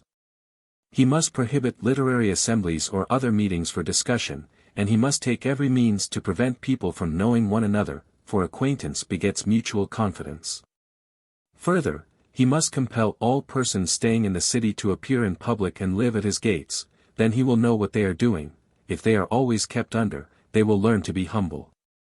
In short, he should practice these and the like Persian and barbaric arts, which all have the same object. A tyrant should also endeavor to know what each of his subjects says or does, and should employ spies, like the female detectives at Syracuse, and the eavesdroppers whom Hiero was in the habit of sending to any place of resort or meeting. For the fear of informers prevents people from speaking their minds, and if they do, they are more easily found out. Another art of the tyrant is to sow quarrels among the citizens. Friends should be embroiled with friends, the people with the notables, and the rich with one another. Also he should impoverish his subjects. He thus provides against the maintenance of a guard by the citizen, and the people, having to keep hard at work, are prevented from conspiring. The pyramids of Egypt afford an example of this policy. Also the offerings of the family of Cypselus, and the building of the temple of Olympian Zeus by the Pisistratidæ, and the great Polycratian monuments at Samos, all these works were alike intended to occupy the people and keep them poor. Another practice of tyrants is to multiply taxes, after the manner of Dionysius at Syracuse, who contrived that within 5 years his subjects should bring into the treasury their whole property. The tyrant is also fond of making war in order that his subjects may have something to do and be always in want of a leader. And whereas the power of a king is preserved by his friends, the characteristic of a tyrant is to distrust his friends, because he knows that all men want to overthrow him, and they above all have the power. Again, the evil practices of the last and worst form of democracy are all found in tyrannies. Such are the power given to women in their families in the hope that they will inform against their husbands, and the license which is allowed to slaves in order that they may betray their masters. For slaves and women do not conspire against tyrants, and they are of course friendly to tyrannies and also to democracies, since under them they have a good time. For the people too would fain be a monarch, and therefore by them, as well as by the tyrant, the flatterer is held in honor. In democracies he is the demagogue. And the tyrant also has those who associate with him in a humble spirit, which is a work of flattery. Hence tyrants are always fond of bad men, because they love to be flattered, but no man who has the spirit of a freeman in him will lower himself by flattery. Good men love others, or at any rate do not flatter them. Moreover, the bad are useful for bad purposes, nail knocks out nail, as the proverb says. It is characteristic of a tyrant to dislike every one who has dignity or independence. He wants to be alone in his glory, but anyone who claims alike dignity or asserts his independence encroaches upon his prerogative, and is hated by him as an enemy to his power. Another mark of a tyrant is that he likes foreigners better than citizens, and lives with them and invites them to his table, for the one are enemies, but the others enter into no rivalry with him. Such are the notes of the tyrant and the arts by which he preserves his power. There is no wickedness too great for him. All that we have said may be summed up under three heads, which answer to the three aims of the tyrant. These are, 1. The humiliation of his subjects. He knows that a mean-spirited man will not conspire against anybody. 2. The creation of mistrust among them, for a tyrant is not overthrown until men begin to have confidence in one another. And this is the reason why tyrants are at war with the good. They are under the idea that their power is endangered by them, not only because they would not be ruled despotically but also because they are loyal to one another, and to other men, and do not inform against one another or against other men. 3. The tyrant desires that his subjects shall be incapable of action, for no one attempts what is impossible, and they will not attempt to overthrow a tyranny, if they are powerless. Under these three heads the whole policy of a tyrant may be summed up, and to one or other of them all his ideas may be referred. 1. He sows distrust among his subjects. 2. He takes away their power. 3. He humbles them. This then is one of the two methods by which tyrannies are preserved, and there is another which proceeds upon an almost opposite principle of action. The nature of this latter method may be gathered from a comparison of the causes which destroy kingdoms, for as one mode of destroying kingly power is to make the office of king more tyrannical, so the salvation of a tyranny is to make it more like the rule of a king. But of one thing the tyrant must be careful: he must keep power enough to rule over his subjects, whether they like him or not, for if he once gives this up he gives up his tyranny. But though power must be retained as the foundation, in all else the tyrant should act or appear to act in the character of a king. In the first place he should pretend a care of the public revenues, and not waste money in making presents of a sort at which the common people get excited when they see their hard-won earnings snatched from them and lavished on courtesans and strangers and artists. He should give an account of what he receives and of what he spends, a practice which has been adopted by some tyrants, for then he will seem to be a steward of the public rather than a tyrant. Nor need he fear that, while he is the lord of the city, he will ever be in want of money. Such a policy is at all events much more advantageous for the tyrant when he goes from home, than to leave behind him a horde, for then the garrison who remain in the city will be less likely to attack his power. And a tyrant, when he is absent from home, has more reason to fear the guardians of his treasure than the citizens, for the one accompany him, but the others remain behind. In the second place, he should be seen to collect taxes and to require public services only for state purposes, and that he may form a fund in case of war, and generally he ought to make himself the guardian and treasurer of them, as if they belonged, not to him, but to the public. He should appear, not harsh, but dignified, and when men meet him they should look upon him with reverence, and not with fear. Yet it is hard for him to be respected if he inspires no respect, and therefore whatever virtues he may neglect, at least he should maintain the character of a great soldier, and produce the impression that he is one. Neither he nor any of his associates should ever be guilty of the least offense against modesty towards the young of either sex who are his subjects, and the women of his family should observe a like self-control towards other women. The insolence of women has ruined many tyrannies.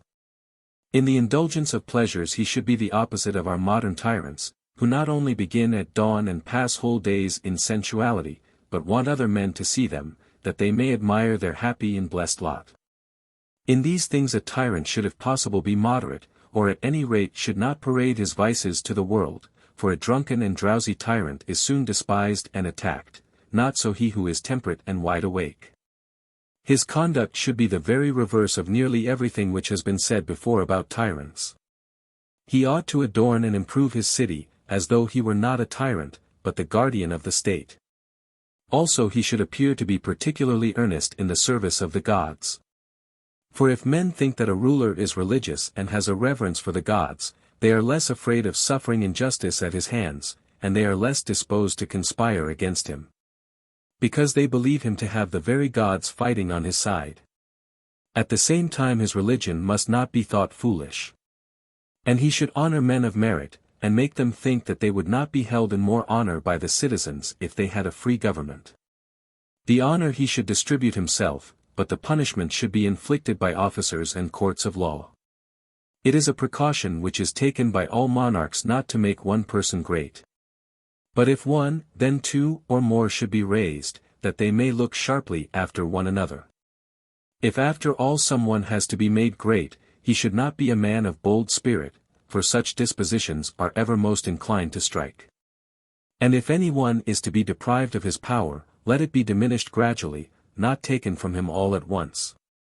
The tyrant should abstain from all outrage, in particular from personal violence and from wanton conduct towards the young. He should be especially careful of his behavior to men who are lovers of honor, for as the lovers of money are offended when their property is touched, so are the lovers of honor and the virtuous when their honor is affected. Therefore a tyrant ought either not to commit such acts at all, or he should be thought only to employ fatherly correction, and not to trample upon others, and his acquaintance with youth should be supposed to arise from affection, and not from the insolence of power. And in general he should compensate the appearance of dishonor by the increase of honor. Of those who attempt assassination they are the most dangerous, and require to be most carefully watched, who do not care to survive, if they effect their purpose. Therefore special precaution should be taken about any who think that either they or those for whom they care have been insulted, for when men are led away by passion to assault others they are regardless of themselves. As Heraclitus says, it is difficult to fight against anger, for a man will buy revenge with his soul. And whereas states consist of two classes, of poor men and of rich, the tyrant should lead both to imagine that they are preserved and prevented from harming one another by his rule. And whichever of the two is stronger he should attach to his government. For, having this advantage, he has no need either to emancipate slaves or to disarm the citizens, either party added to the force which he already has, will make him stronger than his assailants. But enough of these details. What should be the general policy of the tyrant is obvious. He ought to show himself to his subjects in the light, not of a tyrant, but of a steward and a king. He should not appropriate what is theirs, but should be their guardian. He should be moderate, not extravagant in his way of life. He should win the notables by companionship, and the multitude by flattery. For then his rule will of necessity be nobler and happier, because he will rule over better men whose spirits are not crushed, over men to whom he himself is not an object of hatred, and of whom he is not afraid. His power too will be more lasting. His disposition will be virtuous, or at least half virtuous, and he will not be wicked, but half wicked only. Section 12. Yet no forms of government are so short-lived as oligarchy and tyranny. The tyranny which lasted longest was that of Orthagoras and his sons at Sicyon. This continued for 100 years. The reason was that they treated their subjects with moderation, and to a great extent observed the laws, and in various ways gained the favor of the people by the care which they took of them. Cleisthenes, in particular, was respected for his military ability. If report may be believed, he crowned the judge who decided against him in the games, and, as some say, the sitting statue in the agora of Sicyon is the likeness of this person. A similar story is told of Pisistratus, who is said on one occasion to have allowed himself to be summoned and tried before the Areopagus. Next in duration to the tyranny of Orthagoras was that of the Cypselidae at Corinth, which lasted 73 years and 6 months. Cypselus reigned 30 years, Periander 40.5, and Psammetichus the son of Gorgas 3.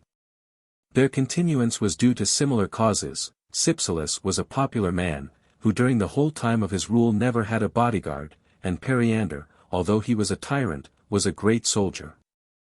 Third in duration was the rule of the Pisistratidae at Athens, but it was interrupted, for Pisistratus was twice driven out, so that during 33 years he reigned only 17. And his sons reigned 18, altogether 35 years. Of other tyrannies, that of Hiero and Gelo at Syracuse was the most lasting.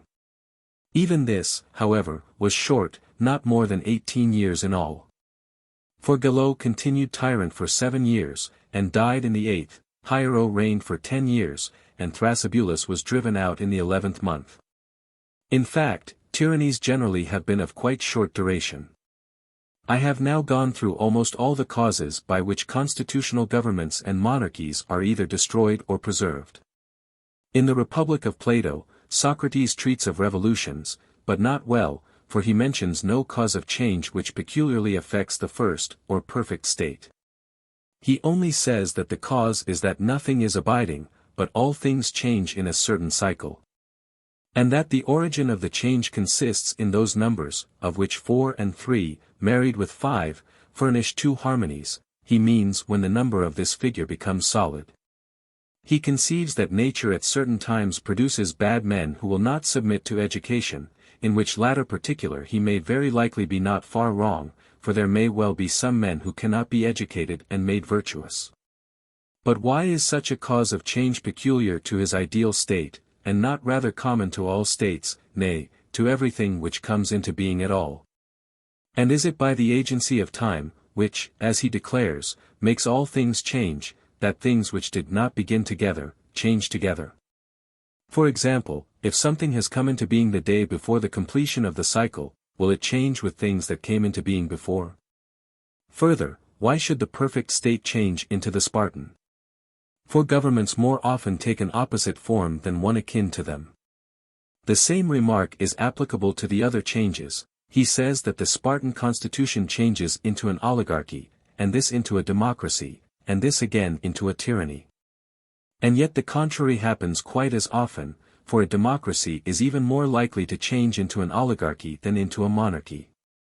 Further, he never says whether tyranny is, or is not, liable to revolutions, and if it is, what is the cause of them, or into what form it changes. And the reason is, that he could not very well have told, for there is no rule. According to him it should revert to the first and best, and then there would be a complete cycle. But in point of fact a tyranny often changes into a tyranny, as that at Sicyon changed from the tyranny of Myron into that of Cleisthenes. Into oligarchy, as the tyranny of Antileon did at Chalcis, into democracy, as that of Gelo's family did at Syracuse, into aristocracy, as at Carthage, and the tyranny of Charilaus at Lacedaemon. Often an oligarchy changes into a tyranny, like most of the ancient oligarchies in Sicily. For example, the oligarchy at Leontini changed into the tyranny of Panetius, that at Gela into the tyranny of Cleander, that at Rhegium into the tyranny of Anaxilas. The same thing has happened in many other states. And it is absurd to suppose that the state changes into oligarchy merely because the ruling class are lovers and makers of money. And not because the very rich think it unfair that the very poor should have an equal share in the government with themselves. Moreover, in many oligarchies there are laws against making money in trade. But at Carthage, which is a democracy, there is no such prohibition, and yet to this day the Carthaginians have never had a revolution. It is absurd too for him to say that an oligarchy is two cities, one of the rich, and the other of the poor. Is not this just as much the case in the Spartan constitution, or in any other in which either all do not possess equal property, or all are not equally good men? Nobody need be any poorer than he was before, and yet the oligarchy may change in the same into a democracy, if the poor form the majority. And a democracy may change into an oligarchy, if the wealthy class are stronger than the people, and the one are energetic, the other indifferent. Once more, although the causes of the change are very numerous, he mentions only one, which is, that the citizens become poor through dissipation and debt, as though he thought that all, or the majority of them, were originally rich. This is not true, though it is true that when any of the leaders lose their property they are ripe for revolution. But, when anybody else, it is no great matter, and an oligarchy does not even then more often pass into a democracy than into any other form of government.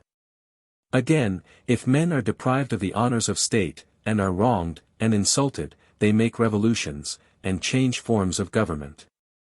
Even although they have not wasted their substance because they might do what they liked, of which extravagance he declares excessive freedom to be the cause. Finally, although there are many forms of oligarchies and democracies, Socrates speaks of their revolutions as though there were only one form of either of them. Book 6. Section 1. We have now considered the varieties of the deliberative or supreme power in states, and the various arrangements of law courts and state offices, and which of them are adapted to different forms of government. We have also spoken of the destruction and preservation of constitutions, how and from what causes they arise. Of democracy and all other forms of government there are many kinds. And it will be well to assign to them severally the modes of organization which are proper and advantageous to each, adding what remains to be said about them. Moreover, we ought to consider the various combinations of these modes themselves.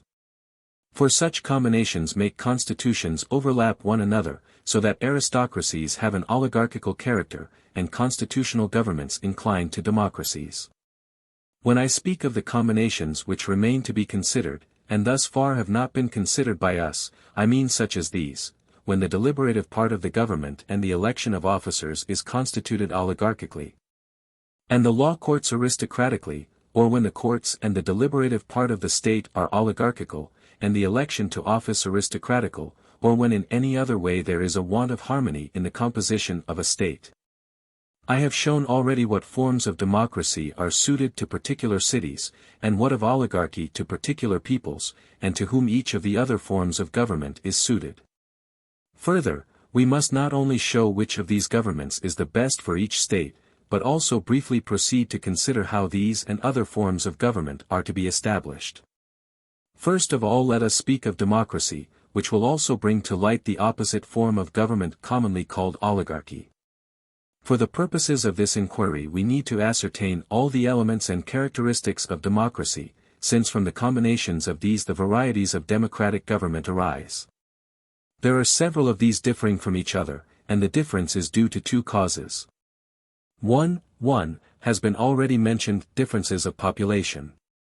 For the popular element may consist of husbandmen, or of mechanics, or of laborers, and if the first of these be added to the second, or the third to the two others, not only does the democracy become better or worse, but its very nature is changed. A second cause, too, remains to be mentioned: the various properties and characteristics of democracy, when variously combined, make a difference.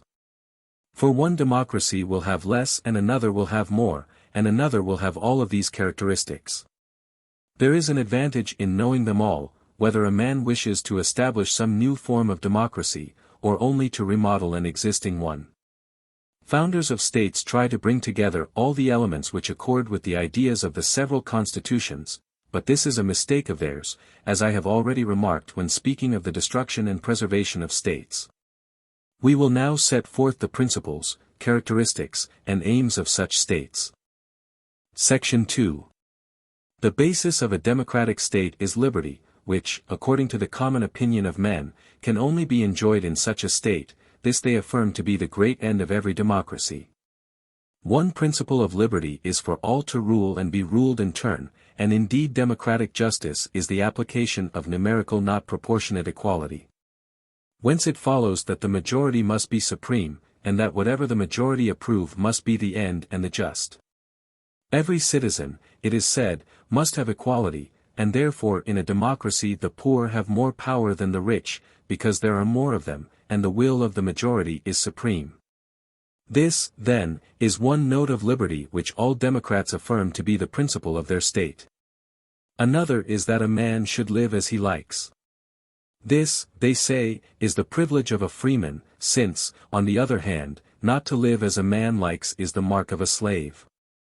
This is the second characteristic of democracy, whence has arisen the claim of men to be ruled by none, if possible, or, if this is impossible, to rule and be ruled in turns, and so it contributes to the freedom based upon equality. Such being our foundation and such the principle from which we start, the characteristics of democracy are as follows: the election of officers by all out of all, and that all should rule over each, and each in his turn over all. That the appointment to all offices, or to all but those which require experience and skill, should be made by lot, that no property qualification should be required for offices, or only a very low one. That a man should not hold the same office twice, or not often, or in the case of few except military offices, that the tenure of all offices, or of as many as possible, should be brief, that all men should sit in judgment. Or that judges selected out of all should judge, in all matters, or in most and in the greatest and most important, such as the scrutiny of accounts, the constitution, and private contracts. That the assembly should be supreme over all causes, or at any rate over the most important, and the magistrates over none or only over a very few. Of all magistracies, a council is the most democratic when there is not the means of paying all the citizens, but when they are paid even this is robbed of its power. For the people then draw all cases to themselves, as I said in the previous discussion. The next characteristic of democracy is payment for services. Assembly, law courts, magistrates, everybody receives pay, when it is to be had. Or when it is not to be had for all, then it is given to the law courts and to the stated assemblies, to the council and to the magistrates, or at least to any of them who are compelled to have their meals together. And whereas oligarchy is characterized by birth, wealth, and education, the notes of democracy appear to be the opposite of these: low birth, poverty, mean employment. Another note is that no magistracy is perpetual, but if any such have survived some ancient change in the constitution it should be stripped of its power, and the holders should be elected by lot and no longer by vote. These are the points common to all democracies, but democracy and demos in their truest form are based upon the recognized principle of democratic justice, that all should count equally. For equality implies that the poor should have no more share in the government than the rich, and should not be the only rulers, but that all should rule equally according to their numbers. And in this way men think that they will secure equality and freedom in their state. Section 3. Next comes the question, how is this equality to be obtained? Are we to assign to 1,000 poor men the property qualifications of 500 rich men? And shall we give the 1,000 a power equal to that of the 500? Or, if this is not to be the mode, ought we, still retaining the same ratio, to take equal numbers from each and give them the control of the elections and of the courts? Which, according to the democratical notion, is the juster form of the constitution, this or one based on numbers only? Democrats say that justice is that to which the majority agree, oligarchs that to which the wealthier class. In their opinion the decision should be given according to the amount of property. In both principles there is some inequality and injustice. For if justice is the will of the few, any one person who has more wealth than all the rest of the rich put together, ought, upon the oligarchical principle, to have the sole power, but this would be tyranny. Or if justice is the will of the majority, as I was before saying, they will unjustly confiscate the property of the wealthy minority. To find a principle of equality which they both agree we must inquire into their respective ideas of justice. Now they agree in saying that whatever is decided by the majority of the citizens is to be deemed law. Granted, but not without some reserve. Since there are two classes out of which a state is composed, the poor and the rich, that is to be deemed law, on which both or the greater part of both agree. And if they disagree, that which is approved by the greater number, and by those who have the higher qualification. For example, suppose that there are 10 rich and 20 poor, and some measure is approved by 6 of the rich and is disapproved by 15 of the poor, and the remaining 4 of the rich join with the party of the poor, and the remaining 5 of the poor with that of the rich. In such a case the will of those whose qualifications, when both sides are added up, are the greatest, should prevail. If they turn out to be equal, there is no greater difficulty than at present, when, if the assembly or the courts are divided, recourse is had to the lot, or to some similar expedient. But, although it may be difficult in theory to know what is just and equal, the practical difficulty of inducing those to forbear who can, if they like, encroach, is far greater, for the weaker are always asking for equality in justice. But the stronger care for none of these things. Section 4. Of the 4 kinds of democracy, as was said in the previous discussion, the best is that which comes first in order, it is also the oldest of them all. I am speaking of them according to the natural classification of their inhabitants. For the best material of democracy is an agricultural population. There is no difficulty in forming a democracy where the mass of the people live by agriculture or tending of cattle. Being poor, they have no leisure, and therefore do not often attend the assembly, and not having the necessaries of life they are always at work, and do not covet the property of others. Indeed, they find their employment pleasanter than the cares of government or office where no great gains can be made out of them, for the many are more desirous of gain than of honor. A proof is that even the ancient tyrannies were patiently endured by them, as they still endure oligarchies, if they are allowed to work and are not deprived of their property, for some of them grow quickly rich and the others are well enough off. Moreover, they have the power of electing the magistrates and calling them to account. Their ambition, if they have any, is thus satisfied. And in some democracies, although they do not all share in the appointment of offices, except through representatives elected in turn out of the whole people, as at Mantinia, yet, if they have the power of deliberating, the many are contented. Even this form of government may be regarded as a democracy, and was such at Mantinia. Hence it is both expedient and customary in the aforementioned type of democracy that all should elect to offices, and conduct scrutinies, and sit in the law courts. But that the great offices should be filled up by election and from persons having a qualification. The greater requiring a greater qualification, or, if there be no offices for which a qualification is required, then those who are marked out by special ability should be appointed. Under such a form of government the citizens are sure to be governed well, for the offices will always be held by the best persons, the people are willing enough to elect them and are not jealous of the good. The good and the notables will then be satisfied, for they will not be governed by men who are their inferiors, and the persons elected will rule justly, because others will call them to account. Every man should be responsible to others, nor should any one be allowed to do just as he pleases, for where absolute freedom is allowed, there is nothing to restrain the evil which is inherent in every man. But the principle of responsibility secures that which is the greatest good in states, the right persons rule and are prevented from doing wrong, and the people have their due.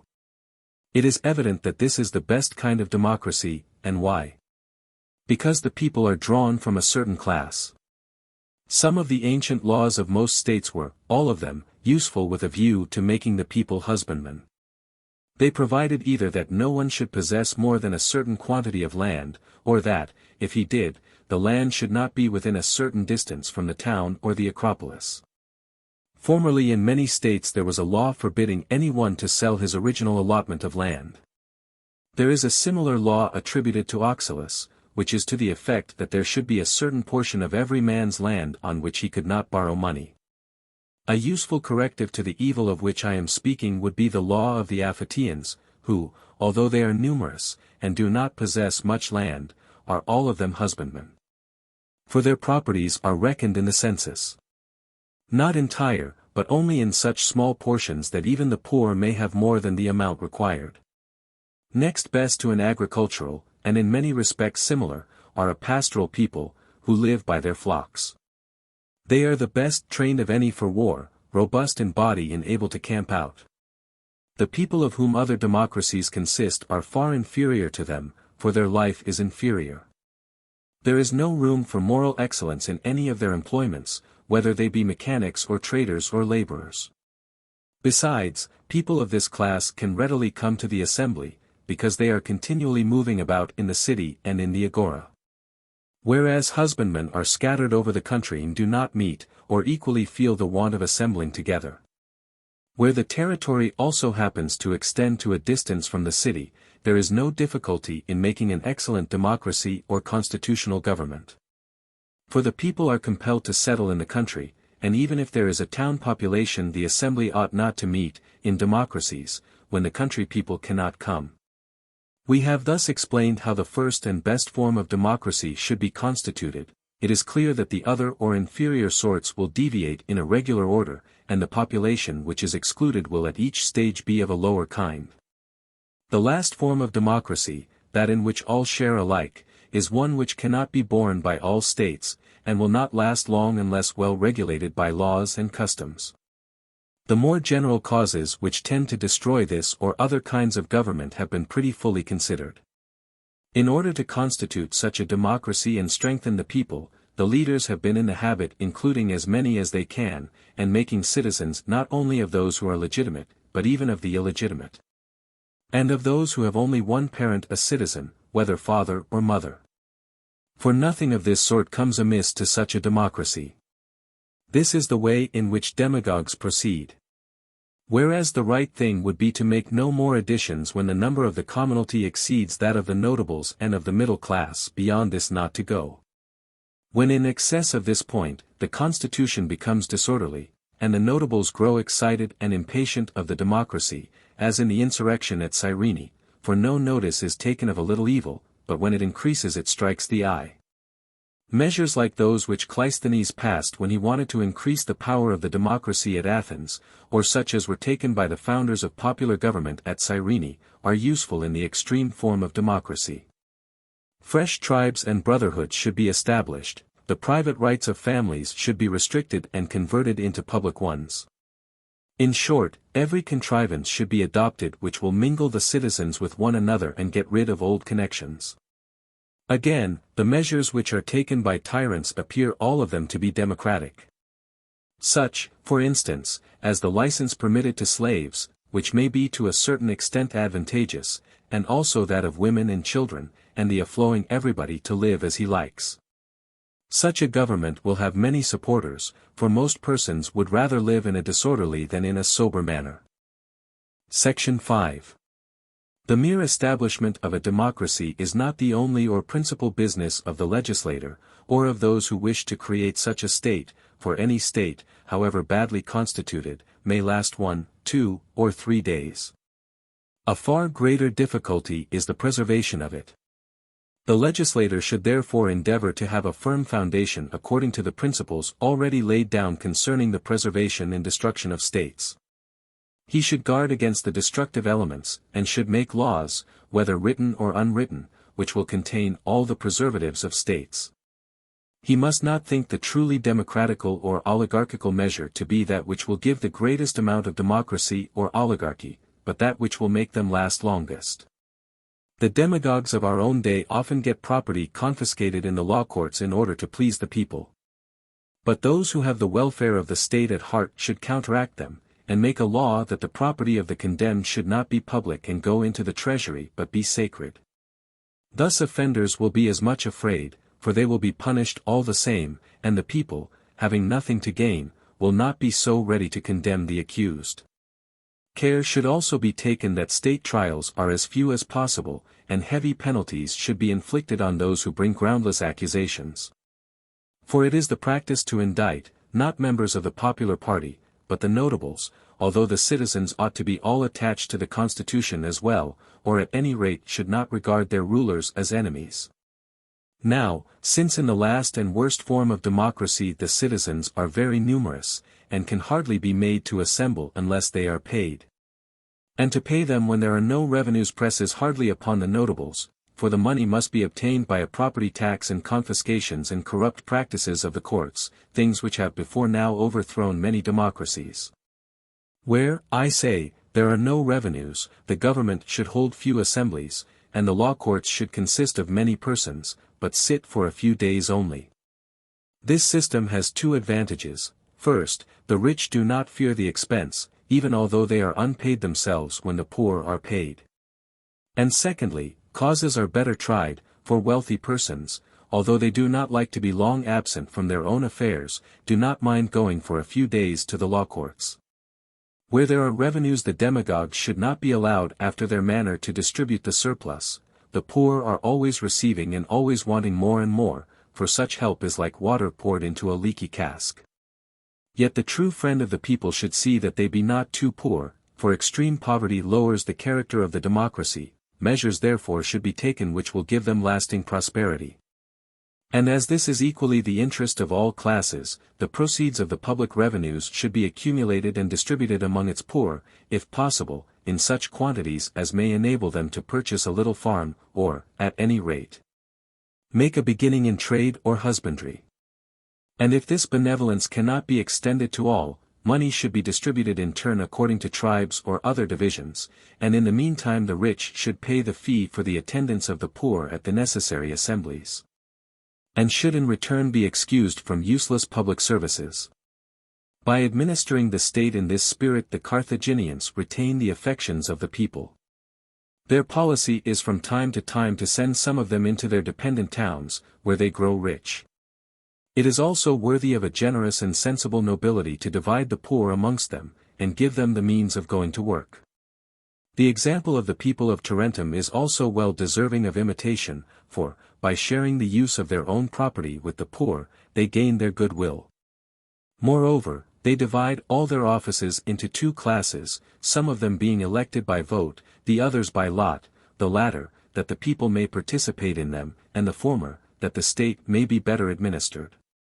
A like result may be gained by dividing the same offices, so as to have two classes of magistrates, one chosen by vote, the other by lot. Enough has been said of the manner in which democracies ought to be constituted. Section 6. From these considerations there will be no difficulty in seeing what should be the constitution of oligarchies. We have only to reason from opposites and compare each form of oligarchy with the corresponding form of democracy. The first and best attempered of oligarchies is akin to a constitutional government. In this there ought to be two standards of qualification. The one high, the other low, the lower qualifying for the humbler yet indispensable offices and the higher for the superior ones. He who acquires the prescribed qualification should have the rights of citizenship. The number of those admitted should be such as will make the entire governing body stronger than those who are excluded, and the new citizen should be always taken out of the better class of the people. The principle, narrowed a little, gives another form of oligarchy, until at length we reach the most cliquish and tyrannical of them all, answering to the extreme democracy, which, being the worst, requires vigilance in proportion to its badness.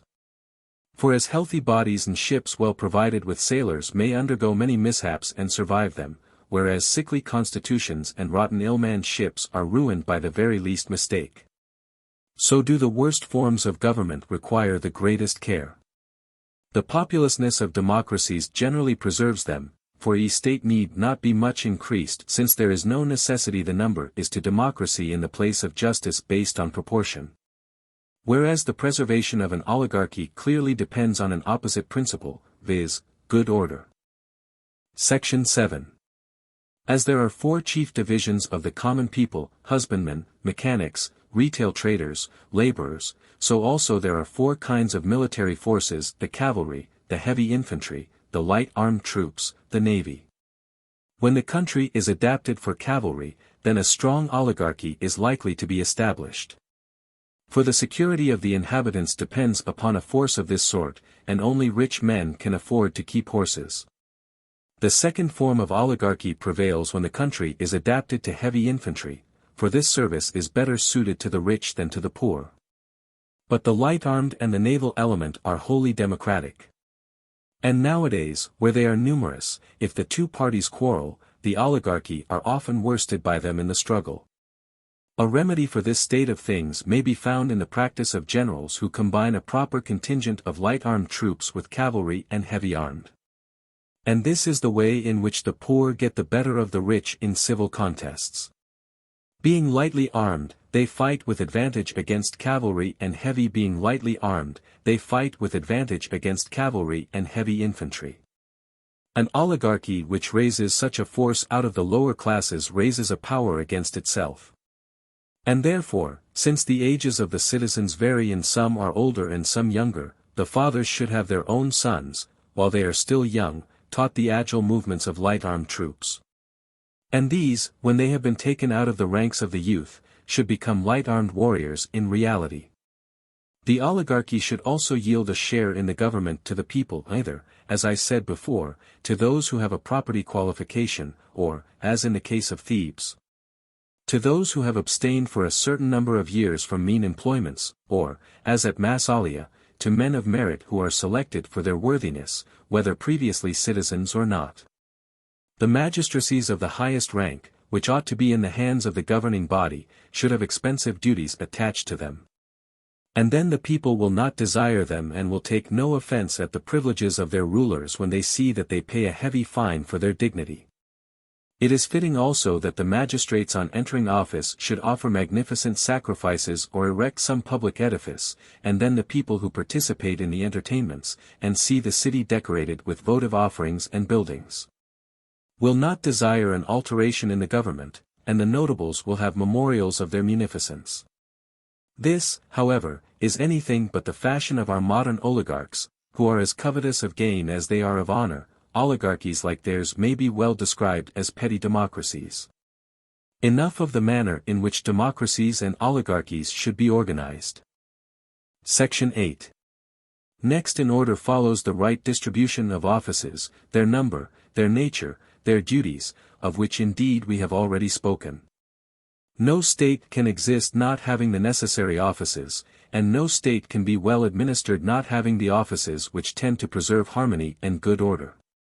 In small states, as we have already remarked, there must not be many of them, but in larger there must be a larger number, and we should carefully consider which offices may properly be united and which separated.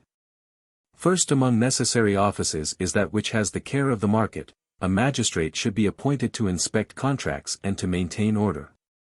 For in every state there must inevitably be buyers and sellers who will supply one another's wants. This is the readiest way to make a state self-sufficing and so fulfill the purpose for which men come together into one state. A second office of a similar kind undertakes the supervision and embellishment of public and private buildings, the maintaining and repairing of houses and roads, the prevention of disputes about boundaries, and other concerns of a like nature.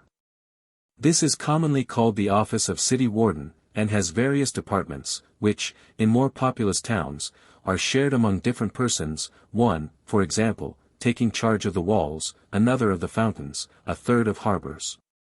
There is another equally necessary office, and of a similar kind, having to do with the same matters without the walls and in the country. The magistrates who hold this office are called wardens of the country, or inspectors of the woods.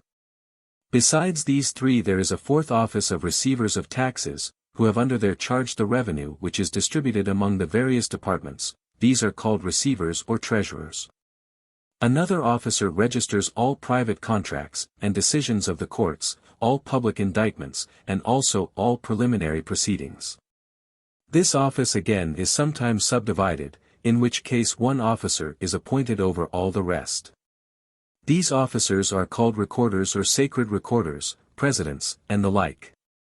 Next to these comes an office of which the duties are the most necessary and also the most difficult, viz. that to which is committed the execution of punishments, or the exaction of fines from those who are posted up according to the registers, and also the custody of prisoners. The difficulty of this office arises out of the odium which is attached to it. No one will undertake it unless great profits are to be made, and anyone who does is loath to execute the law. Still the office is necessary. For judicial decisions are useless if they take no effect, and if society cannot exist without them, neither can it exist without the execution of them. It is an office which, being so unpopular, should not be entrusted to one person, but divided among several taken from different courts. In like manner an effort should be made to distribute among different persons the writing up of those who are on the register of public debtors. Some sentences should be executed by the magistrates also, and in particular penalties due to the outgoing magistrates should be exacted by the incoming ones. And as regards those due to magistrates already in office, when one court has given judgment, another should exact the penalty. For example, the wardens of the city should exact the fines imposed by the wardens of the agora, and others again should exact the fines imposed by them. For penalties are more likely to be exacted when less odium attaches to the exaction of them. But a double odium is incurred when the judges who have passed also execute the sentence, and if they are always the executioners, they will be the enemies of all. In many places, while one magistracy executes the sentence, another has the custody of the prisoners, as, for example, the 11 at Athens. It is well to separate off the jailership also, and try by some device to render the office less unpopular. For it is quite as necessary as that of the executioners. But good men do all they can to avoid it, and worthless persons cannot safely be trusted with it, for they themselves require a guard, and are not fit to guard others. There ought not therefore to be a single or permanent officer set apart for this duty, but it should be entrusted to the young, wherever they are organized into a band or guard, and different magistrates acting in turn should take charge of it. These are the indispensable officers, and should be ranked first, next in order follow others, equally necessary, but of higher rank, and requiring great experience and fidelity. Such are the officers to which are committed the guard of the city, and other military functions. Not only in time of war but of peace their duty will be to defend the walls and gates, and to muster and marshal the citizens. In some states there are many such offices, in others there are a few only, while small states are content with one. These officers are called generals or commanders. Again, if a state has cavalry or light-armed troops or archers or a naval force, it will sometimes happen that each of these departments has separate officers, who are called admirals, or generals of cavalry or of light-armed troops. And there are subordinate officers called naval captains, and captains of light-armed troops and of horse, having others under them. All these are included in the department of war. Thus much of military command. But since many, not to say all, of these offices handle the public money, there must of necessity be another office which examines and audits them, and has no other functions. Such officers are called by various names: scrutineers, auditors, accountants, controllers. Besides all these offices there is another which is supreme over them, and to this is often entrusted both the introduction and the ratification of measures, or at all events it presides, in a democracy, over the assembly. For there must be a body which convenes the supreme authority in the state. In some places they are called probuli, because they hold previous deliberations, but in a democracy more commonly, councillors. These are the chief political offices. Another set of officers is concerned with the maintenance of religion. Priests and guardians see to the preservation and repair of the temples of the gods and to other matters of religion. One office of this sort may be enough in small places, but in larger ones there are a great many besides the priesthood, for example, superintendents of public worship, guardians of shrines, treasurers of the sacred revenues. Nearly connected with these there are also the officers appointed for the performance of the public sacrifices, except any which the law assigns to the priests. Such sacrifices derive their dignity from the public hearth of the city. They are sometimes called archons, sometimes kings, and sometimes prytanes. These, then, are the necessary offices, which may be summed up as follows: offices concerned with matters of religion, with war, with the revenue and expenditure, with the market, with the city, with the harbors, with the country. Also with the courts of law, with the records of contracts, with execution of sentences, with custody of prisoners, with audits and scrutinies and accounts of magistrates. Lastly, there are those which preside over the public deliberations of the state. There are likewise magistracies characteristic of states which are peaceful and prosperous, and at the same time have a regard to good order, such as the offices of guardians of women, guardians of the law, guardians of children, and directors of gymnastics. Also superintendents of gymnastic and Dionysiac contests, and of other similar spectacles. Some of these are clearly not democratic offices. For example, the guardianships of women and children. The poor, not having any slaves, must employ both their women and children as servants. Once more, there are three offices according to whose directions the highest magistrates are chosen in certain states: guardians of the law, probuli, councillors. Of these, the guardians of the law are an aristocratical, the probuli an oligarchical, the council a democratical institution. Enough of the different kinds of offices. Book 7. Section 1. He who would duly inquire about the best form of a state ought first to determine which is the most eligible life. While this remains uncertain, the best form of the state must also be uncertain. For, in the natural order of things, those may be expected to lead the best life who are governed in the best manner of which their circumstances admit. We ought therefore to ascertain, first of all, which is the most generally eligible life, and then whether the same life is or is not best for the state and for individuals. Assuming that enough has been already said in discussions outside the school concerning the best life, we will now only repeat what is contained in them. Certainly no one will dispute the propriety of that partition of goods which separates them into three classes, viz., external goods, goods of the body, and goods of the soul, or deny that the happy man must have all three. For no one would maintain that he is happy who has not in him a particle of courage or temperance or justice or prudence, who is afraid of every insect which flutters past him, and will commit any crime, however great, in order to gratify his lust of meat or drink, who will sacrifice his dearest friend for the sake of half a farthing, and is as feeble and false in mind as a child or a madman. These propositions are almost universally acknowledged as soon as they are uttered, but men differ about the degree or relative superiority of this or that good. Some think that a very moderate amount of virtue is enough, but set no limit to their desires of wealth, property, power, reputation, and the like. To whom we reply by an appeal to facts, which easily prove that mankind do not acquire or preserve virtue by the help of external goods, but external goods by the help of virtue, and that happiness, whether consisting in pleasure or virtue, or both, is more often found with those who are most highly cultivated in their mind and in their character, and have only a moderate share of external goods, than among those who possess external goods to a useless extent but are deficient in higher qualities.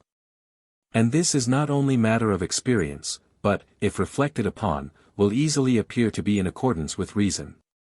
For, whereas external goods have a limit, like any other instrument, and all things useful are of such a nature that where there is too much of them they must either do harm, or at any rate be of no use, to their possessors, every good of the soul, the greater it is also of greater use, if the epithet useful as well as noble is appropriate to such subjects.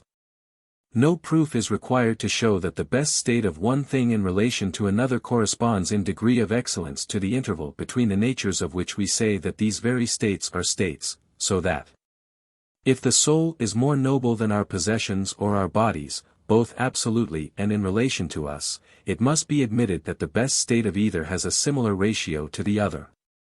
Again, it is for the sake of the soul that goods external and goods of the body are eligible at all, and all wise men ought to choose them for the sake of the soul, and not the soul for the sake of them.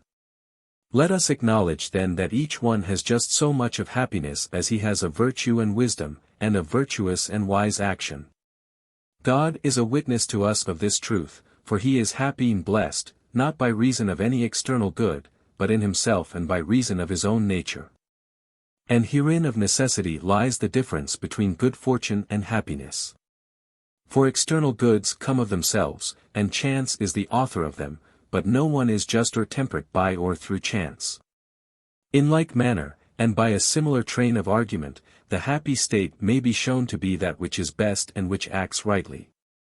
And rightly it cannot act without doing right actions, and neither individual nor state can do right actions without virtue and wisdom. Thus the courage, justice, and wisdom of a state have the same form and nature as the qualities which give the individual who possesses them the name of just, wise, or temperate.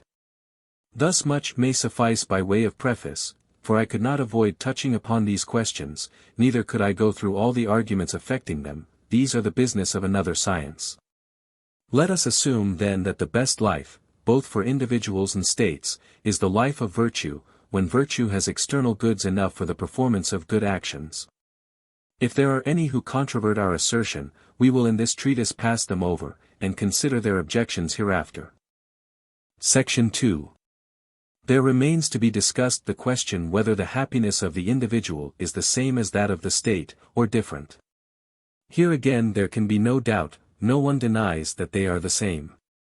For those who hold that the well-being of the individual consists in his wealth, also think that riches make the happiness of the whole state.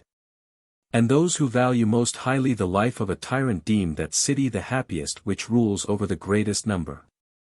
While they who approve an individual for his virtue say that the more virtuous a city is, the happier it is. 2 points here present themselves for consideration. First, 1, which is the more eligible life, that of a citizen who is a member of a state, or that of an alien who has no political ties. And again, 2, which is the best form of constitution or the best condition of a state, either on the supposition that political privileges are desirable for all, or for a majority only. Since the good of the state and not of the individual is the proper subject of political thought and speculation, and we are engaged in a political discussion, while the first of these 2 points has a secondary interest for us, the latter will be the main subject of our inquiry. Now it is evident that the form of government is best in which every man, whoever he is, can act best and live happily. But even those who agree in thinking that the life of virtue is the most eligible raise a question, whether the life of business and politics is or is not more eligible than one which is wholly independent of external goods. I mean than a contemplative life, which by some is maintained to be the only one worthy of a philosopher.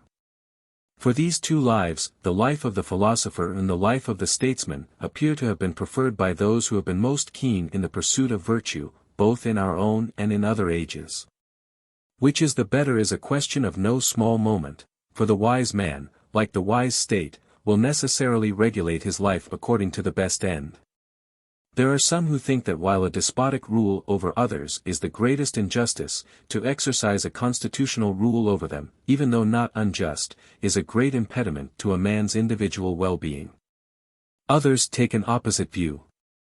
They maintain that the true life of man is the practical and political, and that every virtue admits of being practiced, quite as much by statesmen and rulers as by private individuals. Others, again, are of opinion that arbitrary and tyrannical rule alone consists with happiness. Indeed, in some states the entire aim both of the laws and of the constitution is to give men despotic power over their neighbors. And, therefore, although in most cities the laws may be said generally to be in a chaotic state, still, if they aim at anything, they aim at the maintenance of power. Thus in Lacedaemon and Crete the system of education and the greater part of the laws are framed with a view to war. And in all nations which are able to gratify their ambition military power is held in esteem, for example among the Scythians and Persians and Thracians and Celts. In some nations there are even laws tending to stimulate the warlike virtues, as at Carthage, where we are told that men obtain the honor of wearing as many armlets as they have served campaigns. There was once a law in Macedonia that he who had not killed an enemy should wear a halter, and among the Scythians no one who had not slain his man was allowed to drink out of the cup which was handed round at a certain feast. Among the Iberians, a warlike nation, the number of enemies whom a man has slain is indicated by the number of obelisks which are fixed in the earth round his tomb. And there are numerous practices among other nations of a like kind, some of them established by law and others by custom. Yet to a reflecting mind it must appear very strange that the statesman should be always considering how he can dominate and tyrannize over others, whether they will or not. How can that which is not even lawful be the business of the statesman or the legislator? Unlawful it certainly is to rule without regard to justice, for there may be might where there is no right. The other arts and sciences offer no parallel. A physician is not expected to persuade or coerce his patients, nor a pilot the passengers in his ship. Yet most men appear to think that the art of despotic government is statesmanship, and what men affirm to be unjust and inexpedient in their own case they are not ashamed of practicing towards others. They demand just rule for themselves, but where other men are concerned they care nothing about it. Such behavior is irrational. Unless the one party is, and the other is not, born to serve, in which case men have a right to command, not indeed all their fellows, but only those who are intended to be subjects. Just as we ought not to hunt mankind, whether for food or sacrifice, but only the animals which may be hunted for food or sacrifice, this is to say, such wild animals as are eatable. And surely there may be a city happy in isolation, which we will assume to be well governed, for it is quite possible that a city thus isolated might be well administered and have good laws. But such a city would not be constituted with any view to war or the conquest of enemies. All that sort of thing must be excluded. Hence we see very plainly that warlike pursuits, although generally to be deemed honorable, are not the supreme end of all things, but only means. And the good lawgiver should inquire how states and races of men and communities may participate in a good life, and in the happiness which is attainable by them. His enactments will not be always the same. And where there are neighbors he will have to see what sort of studies should be practiced in relation to their several characters, or how the measures appropriate in relation to each are to be adopted. The end at which the best form of government should aim may be properly made a matter of future consideration. Section 3.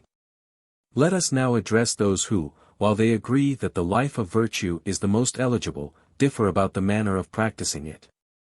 For some renounce political power, and think that the life of the freeman is different from the life of the statesman and the best of all, but others think the life of the statesman best.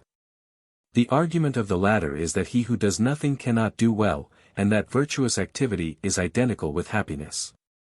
To both we say, you are partly right and partly wrong. First class are right in affirming that the life of the freeman is better than the life of the despot, for there is nothing grand or noble in having the use of a slave, in so far as he is a slave, or in issuing commands about necessary things. But it is an error to suppose that every sort of rule is despotic like that of a master over slaves. For there is as great a difference between the rule over freemen and the rule over slaves as there is between slavery by nature and freedom by nature, about which I have said enough at the commencement of this treatise. And it is equally a mistake to place inactivity above action, for happiness is activity, and the actions of the just and wise are the realization of much that is noble. But perhaps someone, accepting these premises, may still maintain that supreme power is the best of all things, because the possessors of it are able to perform the greatest number of noble actions. If so, the man who is able to rule, instead of giving up anything to his neighbor, ought rather to take away his power, and the father should make no account of his son, nor the son of his father, nor friend of friend. They should not bestow a thought on one another in comparison with this higher object, for the best is the most eligible and, doing eligible, and, doing well, is the best. There might be some truth in such a view if we assume that robbers and plunderers attain the chief good. But this can never be, their hypothesis is false. For the actions of a ruler cannot really be honorable, unless he is as much superior to other men as a husband is to a wife, or a father to his children, or a master to his slaves. And therefore he who violates the law can never recover by any success, however great, what he has already lost in departing from virtue. For equals the honorable and the just consist in sharing alike, as is just and equal. But that the unequal should be given to equals, and the unlike to those who are like, is contrary to nature, and nothing which is contrary to nature is good. If, therefore, there is any one superior in virtue and in the power of performing the best actions, him we ought to follow and obey, but he must have the capacity for action as well as virtue. If we are right in our view, and happiness is assumed to be virtuous activity, the active life will be the best, both for every city collectively, and for individuals. Not that a life of action must necessarily have relation to others, as some persons think, nor are those ideas only to be regarded as practical which are pursued for the sake of practical results. But much more the thoughts and contemplations which are independent and complete in themselves. Since virtuous activity, and therefore a certain kind of action, is an end, and even in the case of external actions the directing mind is most truly said to act. Neither, again, is it necessary that states which are cut off from others and choose to live alone should be inactive, for activity, as well as other things, may take place by sections. There are many ways in which the sections of a state act upon one another. The same thing is equally true of every individual. If this were otherwise, God and the universe, who have no external actions over and above their own energies, would be far enough from perfection. Hence it is evident that the same life is best for each individual, and for states and for mankind collectively. Section 4. Thus far by way of introduction. In what has preceded I have discussed other forms of government. In what remains the first point to be considered is what should be the conditions of the ideal or perfect state. For the perfect state cannot exist without a due supply of the means of life. And therefore we must presuppose many purely imaginary conditions, but nothing impossible. There will be a certain number of citizens, a country in which to place them, and the like. As the weaver or shipbuilder or any other artisan must have the material proper for his work, and in proportion as this is better prepared, so will the result of his art be nobler. So the statesman or legislator must also have the materials suited to him. First among the materials required by the statesman is population. He will consider what should be the number and character of the citizens, and then what should be the size and character of the country. Most persons think that a state in order to be happy ought to be large, but even if they are right, they have no idea what is a large and what a small state. For they judge of the size of the city by the number of the inhabitants. Whereas they ought to regard, not their number, but their power. A city too, like an individual, has a work to do. And that city which is best adapted to the fulfillment of its work is to be deemed greatest, in the same sense of the word great in which Hippocrates might be called greater, not as a man, but as a physician. Then someone else who was taller, and even if we reckon greatness by numbers, we ought not to include everybody, for there must always be in cities a multitude of slaves and sojourners and foreigners. But we should include those only who are members of the state, and who form an essential part of it.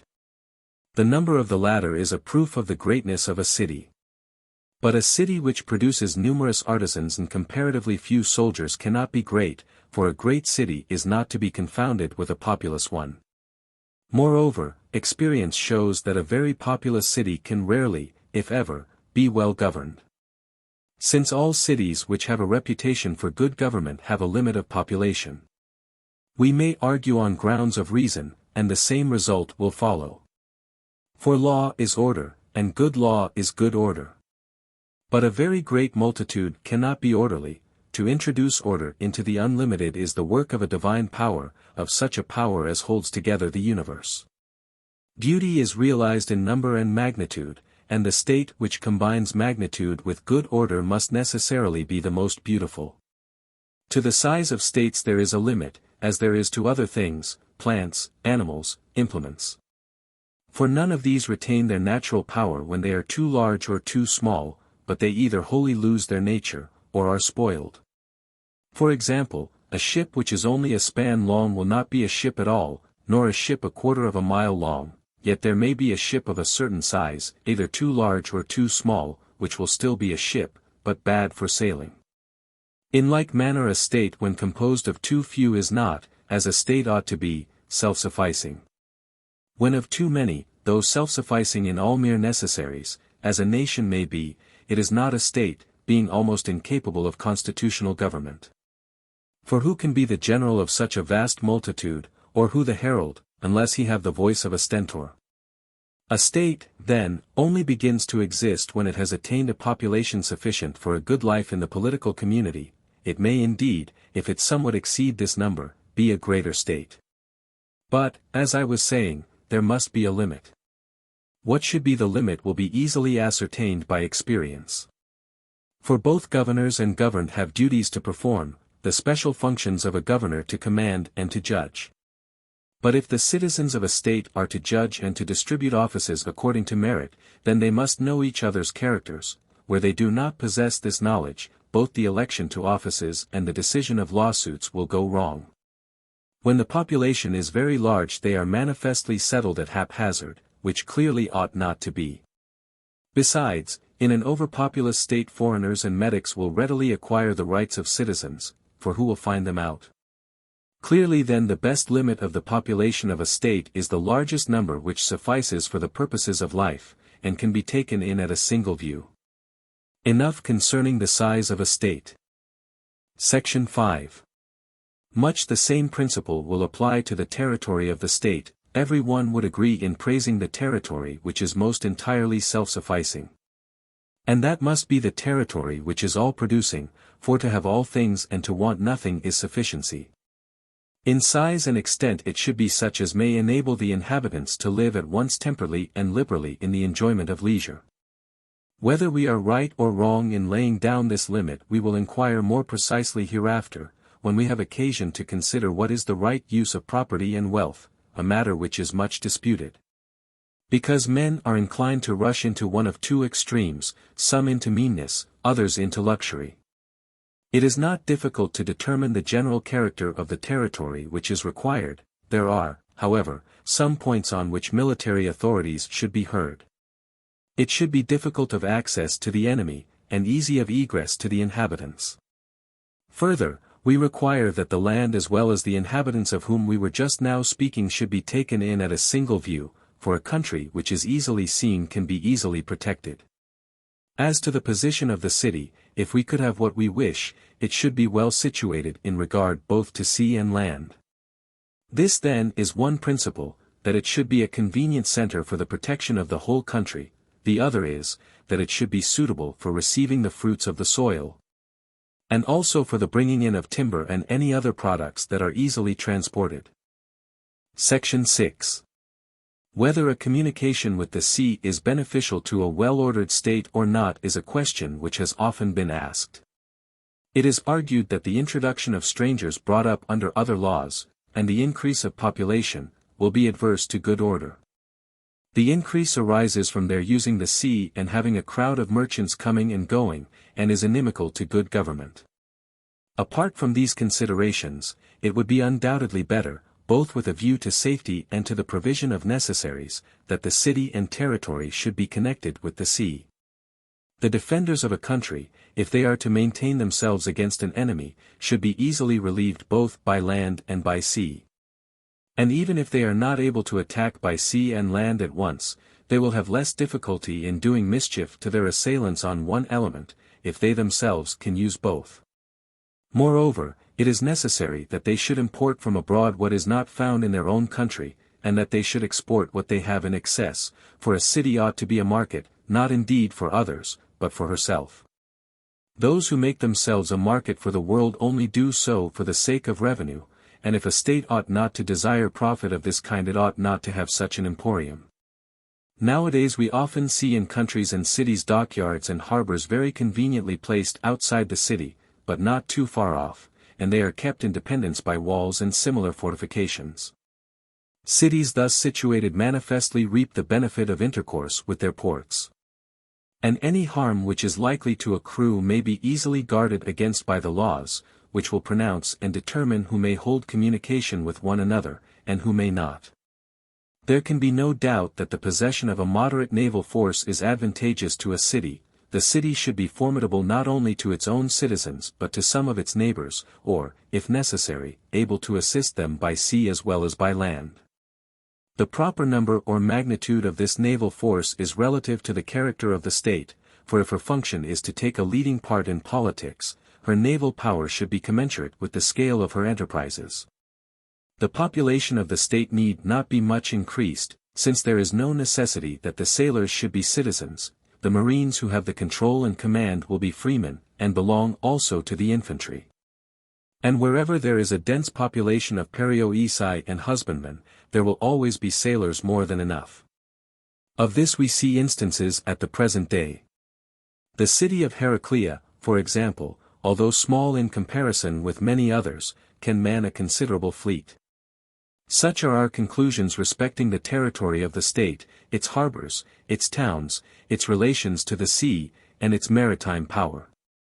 Section 7. Having spoken of the number of the citizens, we will proceed to speak of what should be their character. This is a subject which can be easily understood by any one who casts his eye on the more celebrated states of Hellas, and generally on the distribution of races in the habitable world. Those who live in a cold climate and in Europe are full of spirit, but wanting in intelligence and skill, and therefore they retain comparative freedom, but have no political organization, and are incapable of ruling over others.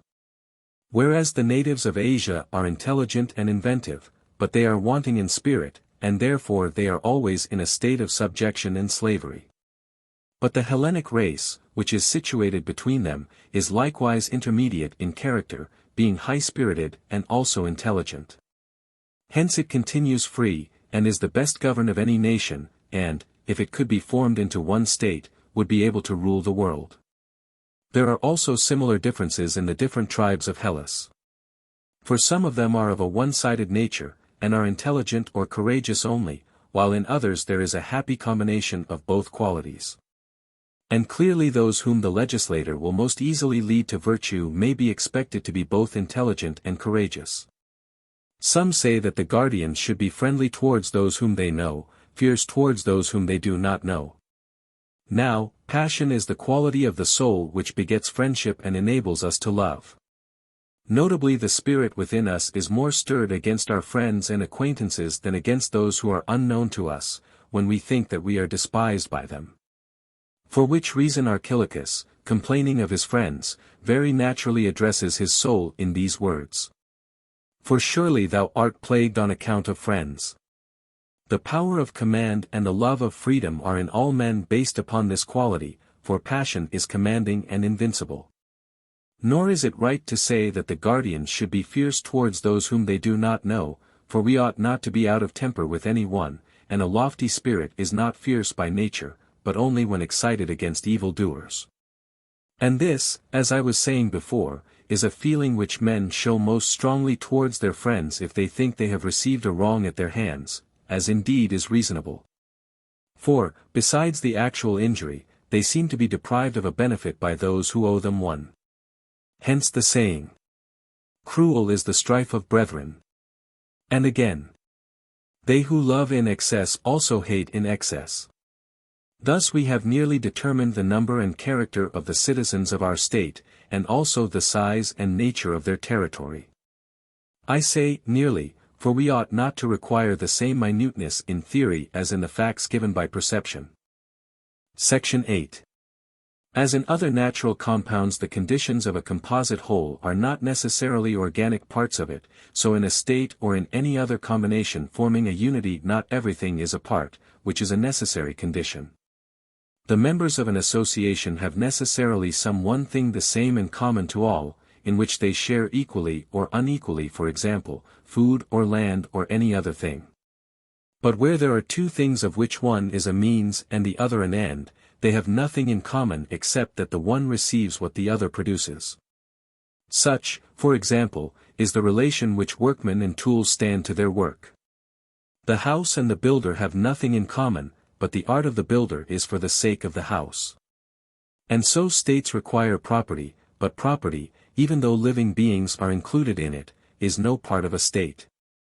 For a state is not a community of living beings only, but a community of equals, aiming at the best life possible. Now, whereas happiness is the highest good, being a realization and perfect practice of virtue, which some can attain, while others have little or none of it.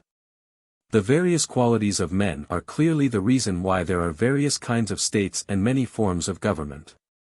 For different men seek after happiness in different ways and by different means, and so make for themselves different modes of life and forms of government. We must see also how many things are indispensable to the existence of a state, for what we call the parts of a state will be found among the indispensables. Let us then enumerate the functions of a state, and we shall easily elicit what we want. First, there must be food; secondly, arts, for life requires many instruments. Thirdly, there must be arms, for the members of a community have need of them, and in their own hands, too, in order to maintain authority both against disobedient subjects and against external assailants. Fourthly, there must be a certain amount of revenue, both for internal needs, and for the purposes of war. Fifthly, or rather first, there must be a care of religion which is commonly called worship. Sixthly, and most necessary of all, there must be a power of deciding what is for the public interest, and what is just in men's dealings with one another. These are the services which every state may be said to need. For a state is not a mere aggregate of persons, but a union of them sufficing for the purposes of life, and if any of these things be wanting, it is, as we maintain, impossible that the community can be absolutely self-sufficing. A state then should be framed with a view to the fulfillment of these functions. There must be husbandmen to procure food, and artisans, and a warlike and a wealthy class, and priests, and judges to decide what is necessary and expedient. Section 9. Having determined these points, we have in the next place to consider whether all ought to share in every sort of occupation. Shall every man be at once husbandman, artisan, counselor, judge, or shall we suppose the several occupations just mentioned assigned to different persons? Or, thirdly, shall some employments be assigned to individuals and others common to all?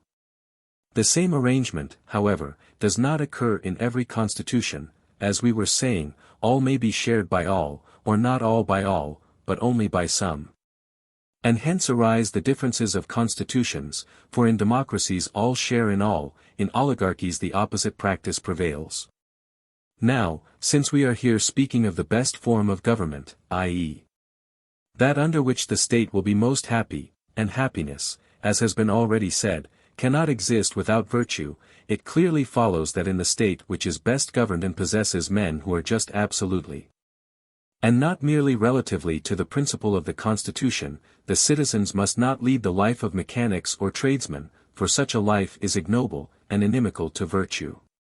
Neither must they be husbandmen, since leisure is necessary both for the development of virtue and the performance of political duties. Again, there is in a state a class of warriors, and another of counselors, who advise about the expedient and determine matters of law, and these seem in an especial manner parts of a state. Now, should these two classes be distinguished, or are both functions to be assigned to the same persons? Here again there is no difficulty in seeing that both functions will in one way belong to the same, in another, to different persons. To different persons in so far as these i.e., the physical and the employments are suited to different primes of life, for the one requires mental wisdom and the other strength. But on the other hand, since it is an impossible thing that those who are able to use or to resist force should be willing to remain always in subjection, from this point of view the persons are the same. For those who carry arms can always determine the fate of the Constitution.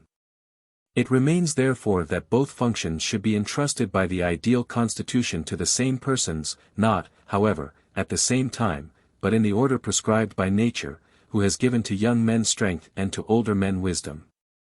Such a distribution of duties will be expedient and also just, and is founded upon a principle of conformity to merit. Besides, the ruling class should be the owners of property, for they are citizens, and the citizens of a state should be in good circumstances, whereas mechanics or any other class which is not a producer of virtue have no share in the state. This follows from our first principle, for happiness cannot exist without virtue, and a city is not to be termed happy in regard to a portion of the citizens, but in regard to them all. And clearly property should be in their hands, since the husbandmen will of necessity be slaves or barbarian perioeci. Of the classes enumerated there remain only the priests, and the manner in which their office is to be regulated is obvious. No husbandman or mechanic should be appointed to it, for the gods should receive honor from the citizens only. Now since the body of the citizen is divided into two classes, the warriors and the counselors, and it is beseeming that the worship of the gods should be duly performed. And also a rest provided in their service for those who from age have given up active life, to the old men of these two classes should be assigned the duties of the priesthood. We have shown what are the necessary conditions, and what the parts of a state, husbandmen, craftsmen, and laborers of all kinds are necessary to the existence of states, but the parts of the state are the warriors and counselors. And these are distinguished severally from one another, the distinction being in some cases permanent, in others not. Section 10. It is not a new or recent discovery of political philosophers that the state ought to be divided into classes, and that the warriors should be separated from the husbandmen. The system has continued in Egypt and in Crete to this day, and was established, as tradition says, by a law of Sesostris in Egypt and of Minos in Crete. The institution of common tables also appears to be of ancient date, being in Crete as old as the reign of Minos, and in Italy far older. The Italian historians say that there was a certain Italus, king of Oenotria, from whom the Oenotrians were called Italians, and who gave the name of Italy to the promontory of Europe lying within the Seletic and Lametic gulfs, which are distant from one another only half a day's journey. They say that this Italus converted the Oenotrians from shepherds into husbandmen, and besides other laws which he gave them, was the founder of their common meals. Even in our day some who are derived from him retain this institution and certain other laws of his. On the side of Italy towards Tyrrhenia dwelt the Oppici, who are now, as of old, called Aussones. And on the side towards Iapygia and the Ionian Gulf, in the district called Soritis, the Chones, who are likewise of Oenotrian race. From this part of the world originally came the institution of common tables. The separation into castes from Egypt, for the reign of Sesostris is of far greater antiquity than that of Minos. It is true indeed that these and many other things have been invented several times over in the course of ages, or rather times without number. For necessity may be supposed to have taught men the inventions which were absolutely required, and when these were provided, it was natural that other things which would adorn and enrich life should grow up by degrees. And we may infer that in political institutions the same rule holds. Egypt witnesses to the antiquity of all these things, for the Egyptians appear to be of all people the most ancient. And they have laws and a regular constitution existing from time immemorial. We should therefore make the best use of what has been already discovered, and try to supply defects. I have already remarked that the land ought to belong to those who possess arms and have a share in the government, and that the husbandmen ought to be a class distinct from them. And I have determined what should be the extent and nature of the territory. Let me proceed to discuss the distribution of the land, and the character of the agricultural class. For I do not think that property ought to be common, as some maintain, but only that by friendly consent there should be a common use of it, and that no citizen should be in want of subsistence. As to common meals, there is a general agreement that a well-ordered city should have them, and we will hereafter explain what are our own reasons for taking this view. They ought, however, to be open to all the citizens. And yet it is not easy for the poor to contribute the requisite sum out of their private means, and to provide also for their household. The expense of religious worship should likewise be a public charge.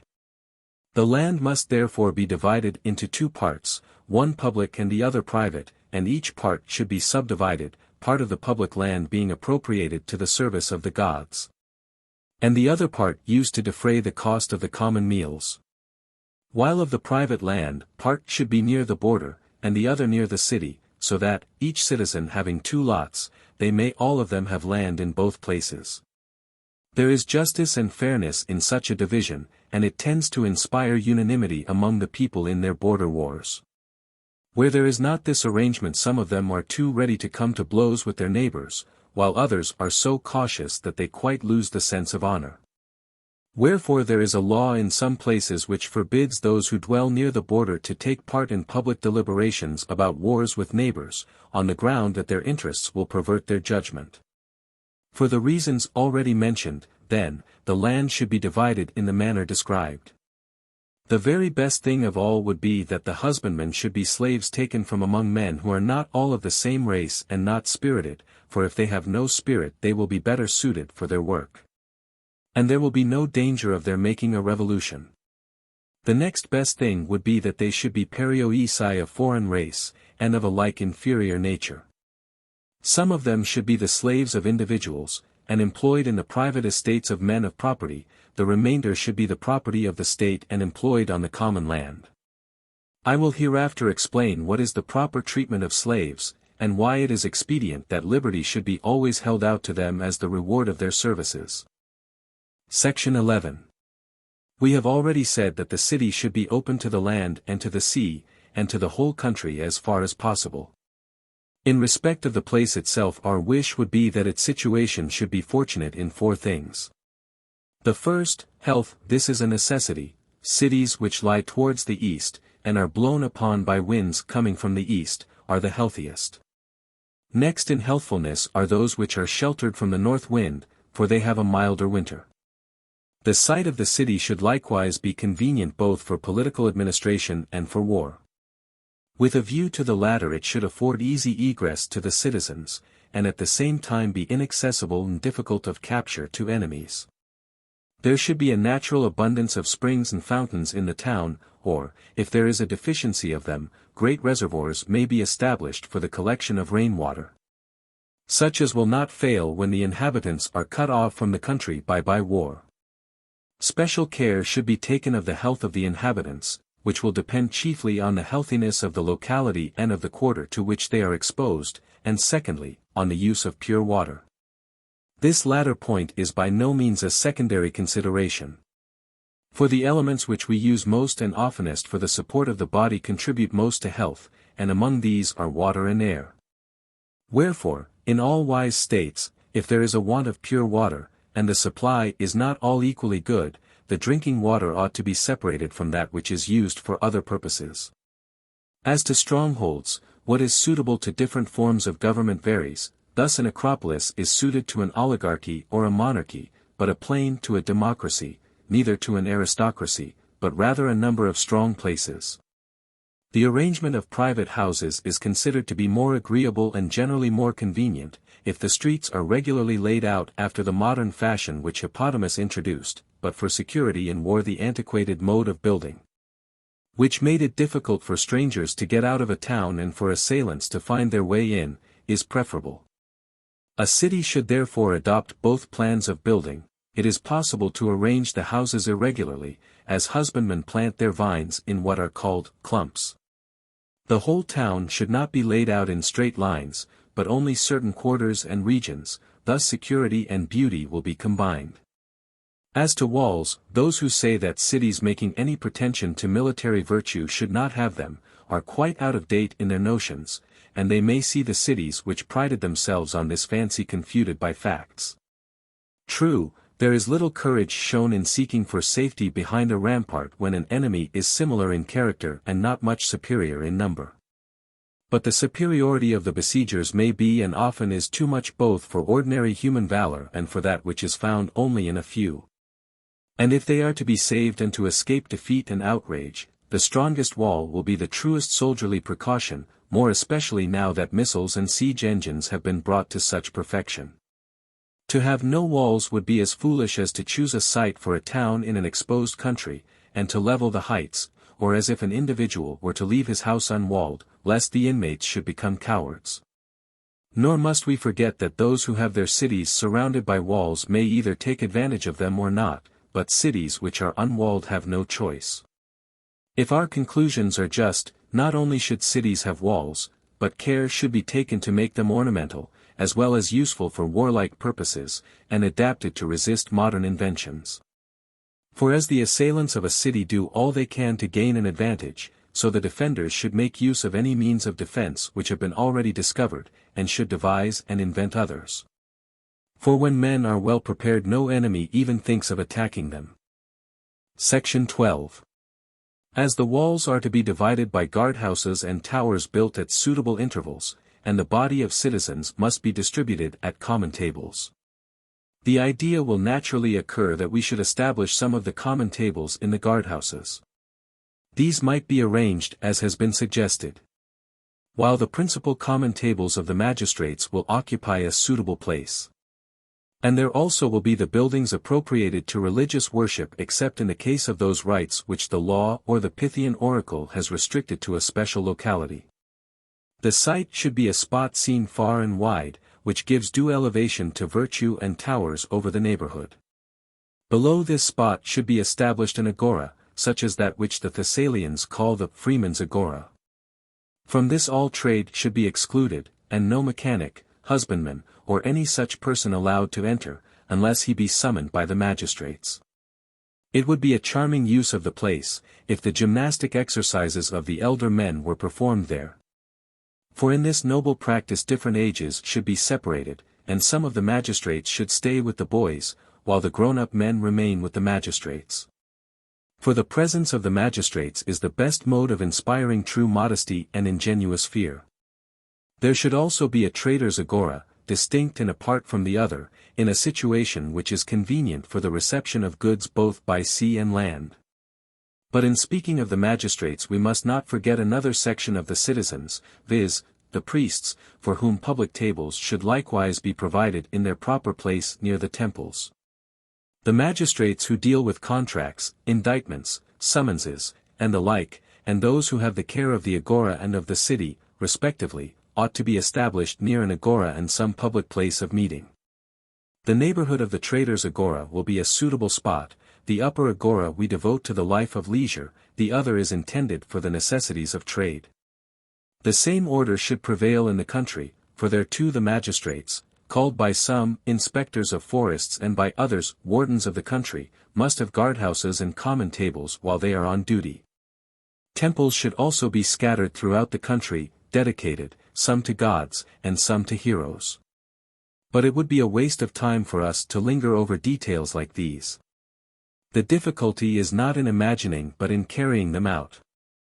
We may talk about them as much as we like, but the execution of them will depend upon fortune. Wherefore let us say no more about these matters for the present. Section 13.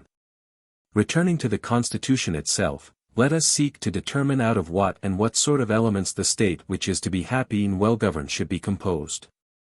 There are two things in which all well-being consists. One of them is the choice of a right end and aim of action, and the other the discovery of the actions which are means towards it, for the means and the end may agree or disagree. Sometimes the right end is set before men, but in practice they fail to attain it. In other cases they are successful in all the means, but they propose to themselves a bad end, and sometimes they fail in both. Take, for example, the art of medicine. Physicians do not always understand the nature of health, and also the means which they use may not effect the desired end. In all arts and sciences both the end and the means should be equally within our control. The happiness and well-being which all men manifestly desire, some have the power of attaining, but to others, from some accident or defect of nature, the attainment of them is not granted. For a good life requires a supply of external goods, in a less degree when men are in a good state, in a greater degree when they are in a lower state. Others again, who possess the conditions of happiness, go utterly wrong from the first in the pursuit of it. But since our object is to discover the best form of government, that, namely, under which a city will be best governed, and since the city is best governed which has the greatest opportunity of obtaining happiness, it is evident that we must clearly ascertain the nature of happiness. We maintain, and have said in the Ethics, if the arguments there adduced are of any value, that happiness is the realization and perfect exercise of virtue, and this not conditional, but absolute. And I use the term conditional to express that which is indispensable, and absolute to express that which is good in itself. Take the case of just actions. Just punishments and chastisements do indeed spring from a good principle. But they are good only because we cannot do without them. It would be better that neither individuals nor states should need anything of the sort, but actions which aim at honor and advantage are absolutely the best. The conditional action is only the choice of a lesser evil, whereas these are the foundation and creation of good. A good man may make the best even of poverty and disease, and the other ills of life. But he can only attain happiness under the opposite conditions, for this also has been determined in accordance with ethical arguments, that the good man is he for whom, because he is virtuous, the things that are absolutely good are good. It is also plain that his use of these goods must be virtuous and in the absolute sense good. This makes men fancy that external goods are the cause of happiness, yet we might as well say that a brilliant performance on the lyre was to be attributed to the instrument and not to the skill of the performer. It follows then from what has been said that some things the legislator must find ready to his hand in a state, others he must provide. And therefore we can only say, may our state be constituted in such a manner as to be blessed with the goods of which fortune disposes, for we acknowledge her power, whereas virtue and goodness in the state are not a matter of chance but the result of knowledge and purpose. A city can be virtuous only when the citizens who have a share in the government are virtuous, and in our state all the citizens share in the government. Let us then inquire how a man becomes virtuous. For even if we could suppose the citizen body to be virtuous, without each of them being so, yet the latter would be better, for in the virtue of each the virtue of all is involved. There are three things which make men good and virtuous. These are nature, habit, rational principle. In the first place, every one must be born a man and not some other animal, so, too, he must have a certain character, both of body and soul. But some qualities there is no use in having at birth, for they are altered by habit, and there are some gifts which by nature are made to be turned by habit to good or bad.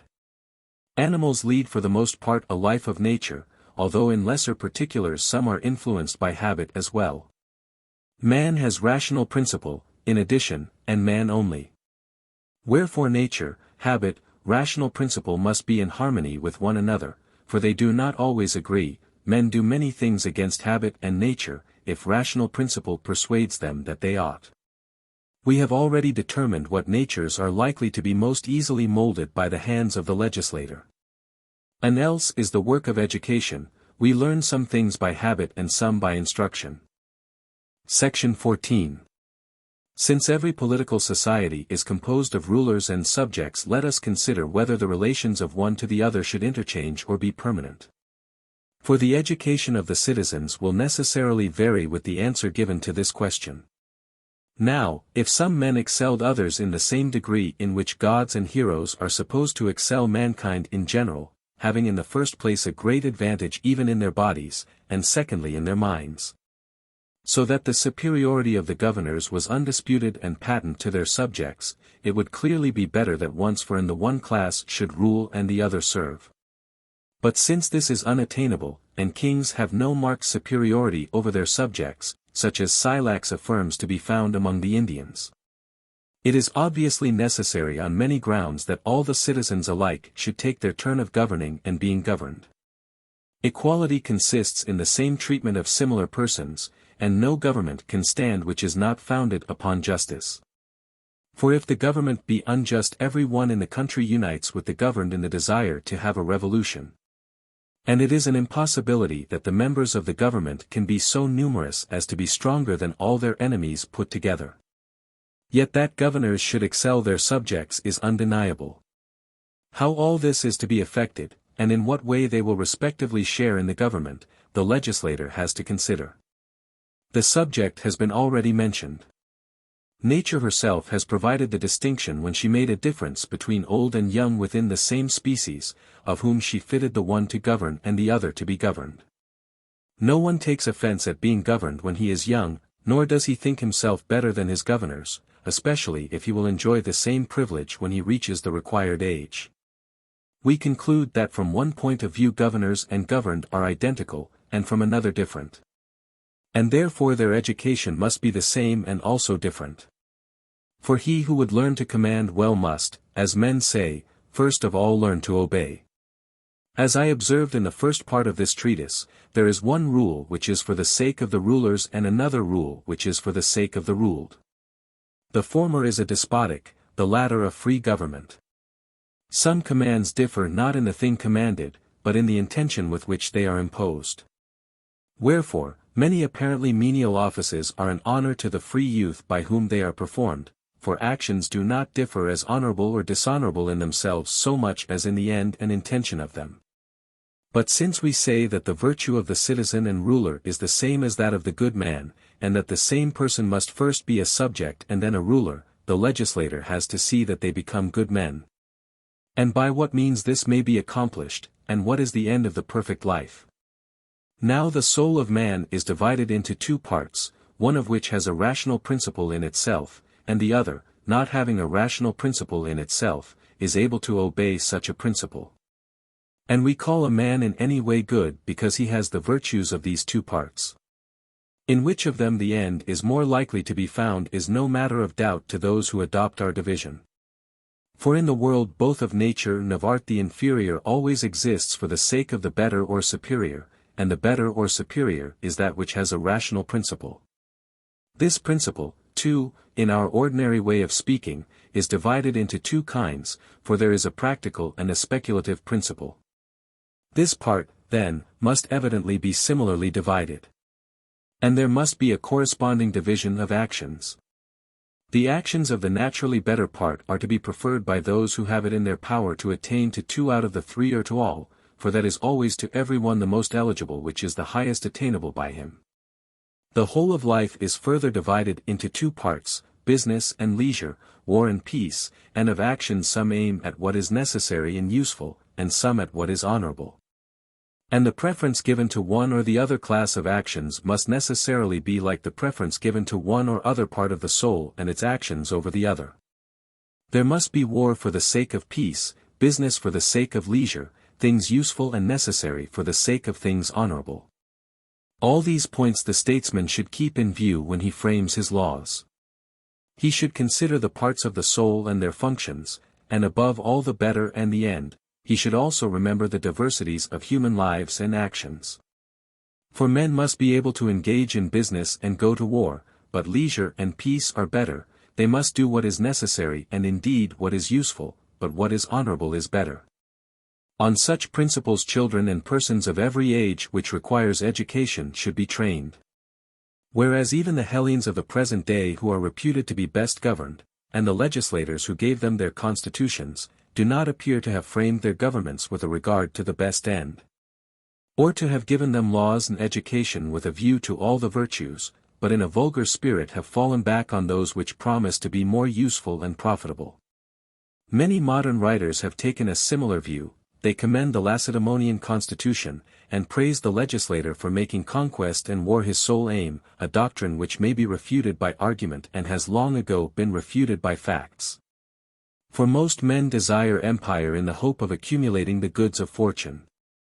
And on this ground Thibron and all those who have written about the Lacedaemonian constitution have praised their legislator, because the Lacedaemonians, by being trained to meet dangers, gained great power. But surely they are not a happy people now that their empire has passed away, nor was their legislator right. How ridiculous is the result, if, when they are continuing in the observance of his laws and no one interferes with them, they have lost the better part of life. These writers further err about the sort of government which the legislator should approve, for the government of freemen is nobler and implies more virtue than despotic government. Neither is a city to be deemed happy or a legislator to be praised because he trains his citizens to conquer and obtain dominion over their neighbors, for there is great evil in this. On a similar principle any citizen who should obviously try to obtain the power in his own state, the crime which the Lacedaemonians accuse King Pausanias of attempting, although he had so great honor already. No such principle and no law having this object is either statesmanlike or useful or right. For the same things are best both for individuals and for states, and these are the things which the legislator ought to implant in the minds of his citizens. Neither should men study war with a view to the enslavement of those who do not deserve to be enslaved. But first of all they should provide against their own enslavement, and in the second place obtain empire for the good of the governed, and not for the sake of exercising a general despotism. And in the third place they should seek to be masters only over those who deserve to be slaves. Facts, as well as arguments, prove that the legislator should direct all his military and other measures to the provision of leisure and the establishment of peace. For most of these military states are safe only while they are at war, but fall when they have acquired their empire, like unused iron they lose their temper in time of peace. And for this the legislator is to blame, he never having taught them how to lead the life of peace. Section 15. Since the end of individuals and of states is the same, the end of the best man and of the best constitution must also be the same, it is therefore evident that there ought to exist in both of them the virtues of leisure. For peace, as has been often repeated, is the end of war, and leisure of toil. But leisure and cultivation may be promoted, not only by those virtues which are practiced in leisure, but also by some of those which are useful to business. For many necessaries of life have to be supplied before we can have leisure. Therefore a city must be temperate and brave, and able to endure, for truly, as the proverb says, there is no leisure for slaves, and those who cannot face danger like men are the slaves of any invader. Courage and endurance are required for business and philosophy for leisure, temperance and justice for both, and more especially in times of peace and leisure, for war compels men to be just and temperate. Whereas the enjoyment of good fortune and the leisure which comes with peace tend to make them insolent. Those then who seem to be the best off and to be in the possession of every good, have special need of justice and temperance, for example, those, if such there be, as the poets say, who dwell in the islands of the blessed. They above all will need philosophy and temperance and justice, and all the more leisure they have, living in the midst of abundance. There is no difficulty in seeing why the state that would be happy and good ought to have these virtues. If it be disgraceful in men not to be able to use the goods of life, it is peculiarly disgraceful not to be able to use them in time of leisure, to show excellent qualities in action and war. And when they have peace and leisure to be no better than slaves. Wherefore we should not practice virtue after the manner of the Lacedaemonians. For they, while agreeing with other men in their conception of the highest goods, differ from the rest of mankind in thinking that they are to be obtained by the practice of a single virtue. And since they think these goods and the enjoyment of them greater than the enjoyment derived from the virtues, and that it should be practiced for its own sake, is evident from what has been said. We must now consider how and by what means it is to be attained. We have already determined that nature and habit and rational principle are required, and, of these, the proper nature of the citizens has also been defined by us. But we have still to consider whether the training of early life is to be that of rational principle or habit, for these two must accord, and when in accord they will then form the best of harmonies. The rational principle may be mistaken and fail in attaining the highest ideal of life, and there may be a like evil influence of habit. Thus much is clear in the first place, that, as in all other things, birth implies an antecedent beginning, and that there are beginnings whose end is relative to a further end. Now, in men rational principle and mind are the end towards which nature strives, so that the birth and moral discipline of the citizens ought to be ordered with a view to them. In the second place, as the soul and body are two, we see also that there are two parts of the soul, the rational and the irrational, and two corresponding states, reason and appetite. And as the body is prior in order of generation to the soul, so the irrational is prior to the rational. The proof is that anger and wishing and desire are implanted in children from their very birth, but reason and understanding are developed as they grow older. Wherefore, the care of the body ought to precede that of the soul, and the training of the appetitive part should follow. None the less our care of it must be for the sake of the reason, and our care of the body for the sake of the soul. Section 16. Since the legislator should begin by considering how the frames of the children whom he is rearing may be as good as possible, his first care will be about marriage. At what age should his citizens marry, and who are fit to marry? In legislating on this subject he ought to consider the persons and the length of their life, that their procreative life may terminate at the same period, and that they may not differ in their bodily powers. As will be the case if the man is still able to beget children while the woman is unable to bear them, or the woman able to bear while the man is unable to beget, for from these causes arise quarrels and differences between married persons. Secondly, he must consider the time at which the children will succeed to their parents. There ought not to be too great an interval of age, for then the parents will be too old to derive any pleasure from their affection, or to be of any use to them. Nor ought they to be too nearly of an age. To youthful marriages there are many objections. The children will be wanting in respect to the parents, who will seem to be their contemporaries, and disputes will arise in the management of the household. Thirdly, and this is the point from which we digressed, the legislator must mold to his will the frames of newly born children. Almost all these objects may be secured by attention to one point. Since the time of generation is commonly limited within the age of 70 years in the case of a man, and of 50 in the case of a woman, the commencement of the union should conform to these periods. The union of male and female when too young is bad for the procreation of children. In all other animals the offspring of the young are small and undeveloped, and with a tendency to produce female children, and therefore also in man. As is proved by the fact that in those cities in which men and women are accustomed to marry young, the people are small and weak. In childbirth also younger women suffer more, and more of them die. Some persons say that this was the meaning of the response once given to the Troezenians. The oracle really meant that many died because they married too young. It had nothing to do with the ingathering of the harvest. It also conduces to temperance not to marry too soon, for women who marry early are apt to be wanton. And in men too the bodily frame is stunted if they marry while the seed is growing, for there is a time when the growth of the seed, also, ceases, or continues to but a slight extent. Women should marry when they are about 18 years of age, and men at 7 and 30, then they are in the prime of life, and the decline in the powers of both will coincide. Further, the children, if their birth takes place soon, as may reasonably be expected, will succeed in the beginning of their prime, when the fathers are already in the decline of life, and have nearly reached their term of 80 years and 10. Thus much of the age proper for marriage, the season of the year should also be considered. According to our present custom, people generally limit marriage to the season of winter, and they are right. The precepts of physicians and natural philosophers about generation should also be studied by the parents themselves. The physicians give good advice about the favorable conditions of the body, and the natural philosophers about the winds, of which they prefer the north to the south. What constitution in the parent is most advantageous to the offspring is a subject which we will consider more carefully when we speak of the education of children, and we will only make a few general remarks at present. The constitution of an athlete is not suited to the life of a citizen, or to health, or to the procreation of children, any more than the valetudinarian or exhausted constitution, but one which is in a mean between them.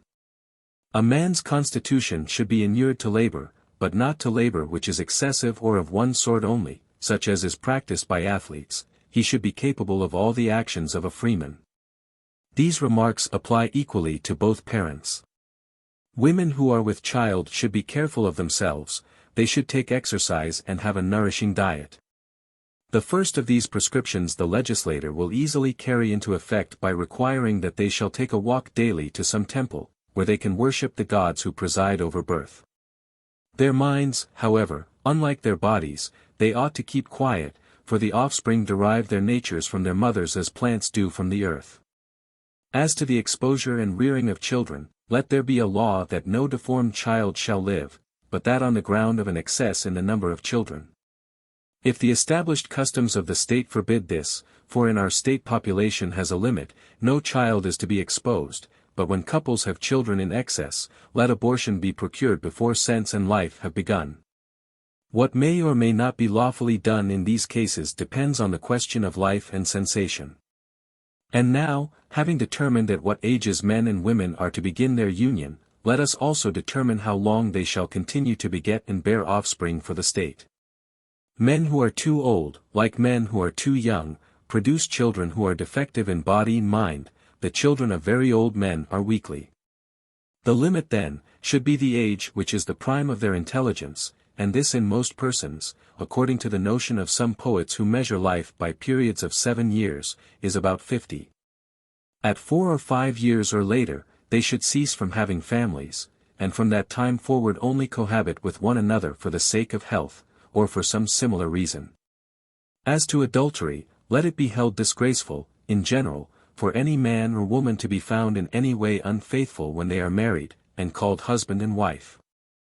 If during the time of bearing children anything of the sort occur, let the guilty person be punished with a loss of privileges in proportion to the offense. Section 17.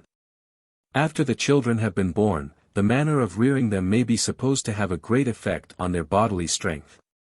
It would appear from the example of animals, and of those nations who desire to create the military habit, that the food which has most milk in it is best suited to human beings, but the less wine the better, if they would escape diseases. Also all the motions to which children can be subjected at their early age are very useful. But in order to preserve their tender limbs from distortion, some nations have had recourse to mechanical appliances which straighten their bodies. To accustom children to the cold from their earliest years is also an excellent practice, which greatly conduces to health, and hardens them for military service. Hence many barbarians have a custom of plunging their children at birth into a cold stream, others, like the Celts, clothe them in a light wrapper only. For human nature should be early habituated to endure all which by habit it can be made to endure, but the process must be gradual. And children, from their natural warmth, may be easily trained to bear cold. Such care should attend them in the first stage of life. The next period lasts to the age of 5, during this no demand should be made upon the child for study or labor, lest its growth be impeded. And there should be sufficient motion to prevent the limbs from being inactive.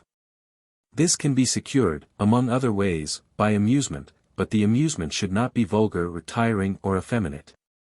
The directors of education, as they are termed, should be careful what tales or stories the children hear, for all such things are designed to prepare the way for the business of later life.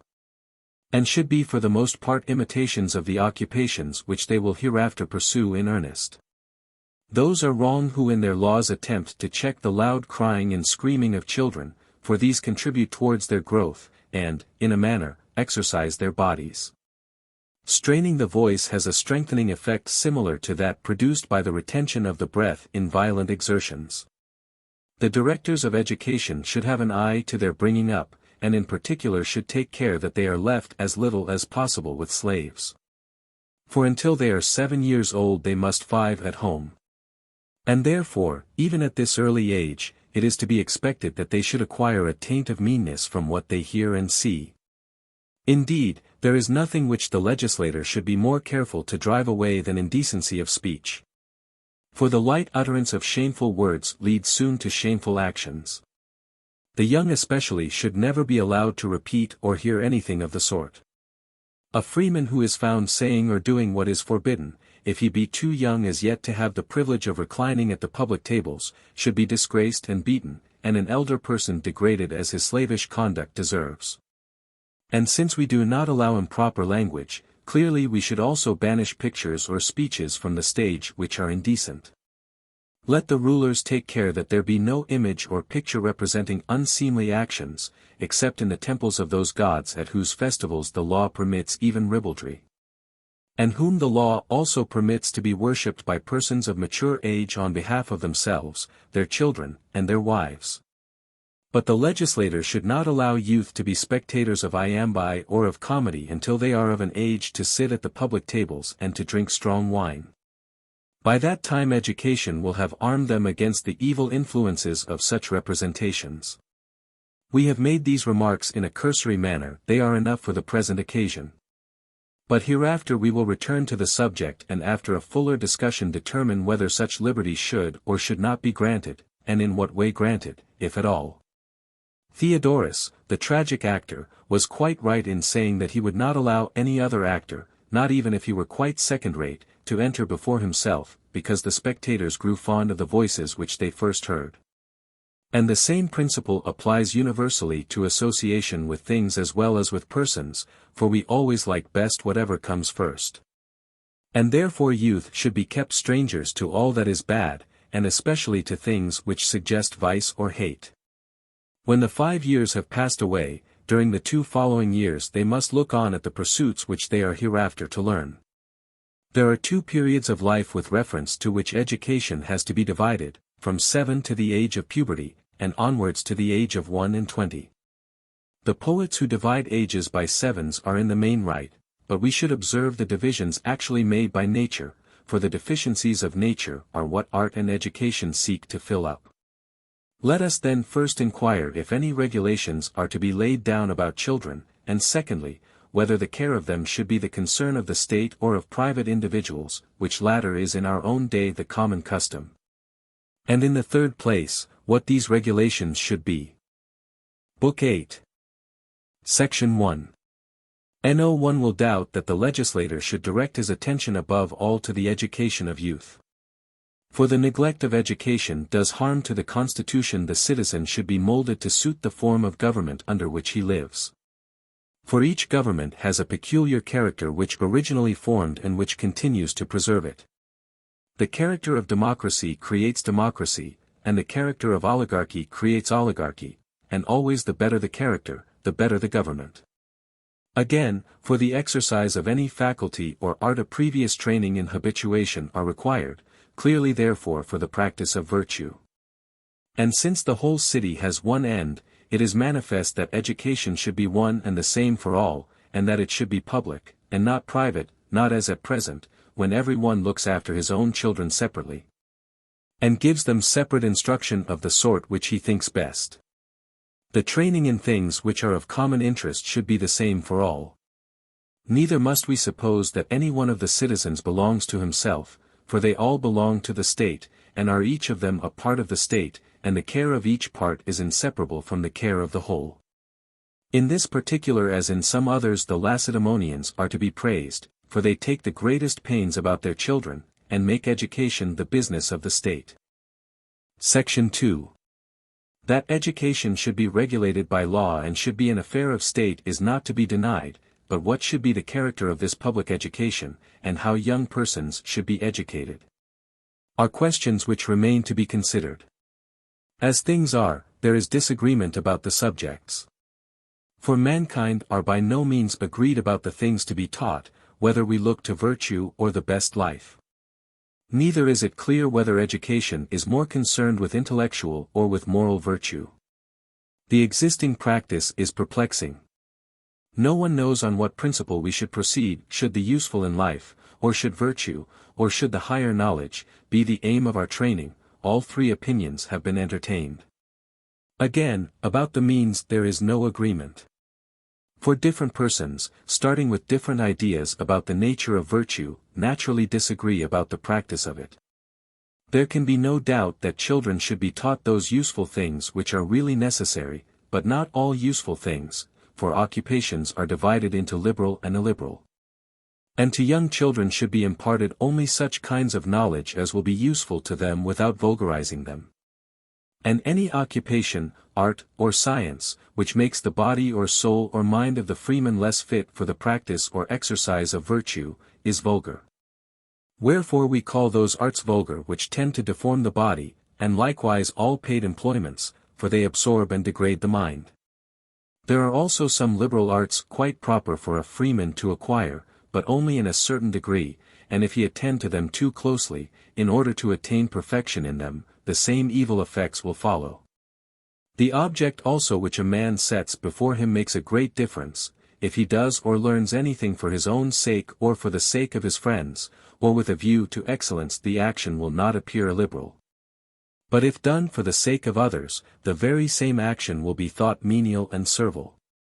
The received subjects of instruction, as I have already remarked, are partly of a liberal and partly of an illiberal character. Section 3. The customary branches of education are in number 4, they are, 1. Reading and writing, 2. Gymnastic exercises, 3. Music, to which is sometimes added, 4. Drawing. Of these, reading, writing and drawing are regarded as useful for the purposes of life in a variety of ways, and gymnastic exercises are thought to infuse courage.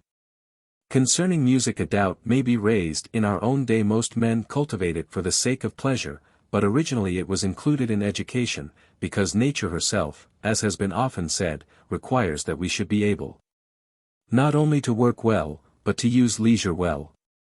For, as I must repeat once again, the first principle of all action is leisure. Both are required, but leisure is better than occupation and is its end, and therefore the question must be asked, what ought we to do when at leisure? Clearly we ought not to be amusing ourselves, for then amusement would be the end of life. But if this is inconceivable, an amusement is needed more amid serious occupations than at other times, for he who is hard at work has need of relaxation, and amusement gives relaxation. Whereas occupation is always accompanied with exertion and effort, we should introduce amusements only at suitable times, and they should be our medicines, for the emotion which they create in the soul is a relaxation. And from the pleasure we obtain rest.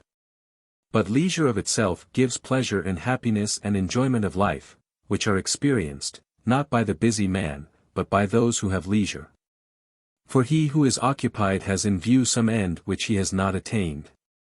But happiness is an end, since all men deem it to be accompanied with pleasure and not with pain. This pleasure, however, is regarded differently by different persons, and varies according to the habit of individuals.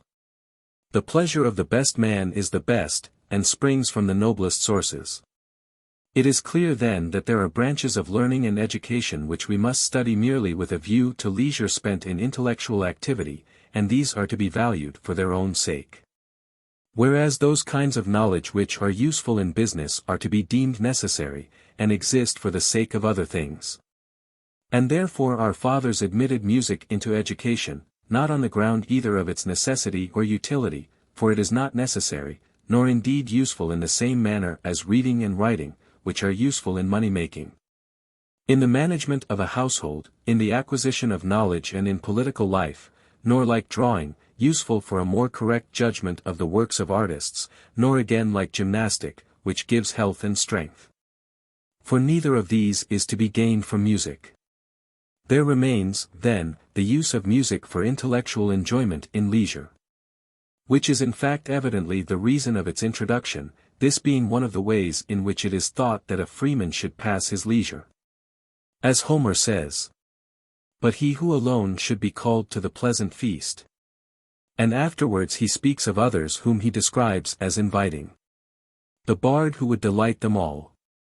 And in another place Odysseus says there is no better way of passing life than when men's hearts are merry and the banquetiers in the hall, sitting in order, hear the voice of the minstrel. It is evident, then, that there is a sort of education in which parents should train their sons, not as being useful or necessary, but because it is liberal or noble. Whether this is of one kind only, or of more than one, and if so, what they are, and how they are to be imparted, must hereafter be determined. Thus much we are now in a position to say, that the ancients witness to us.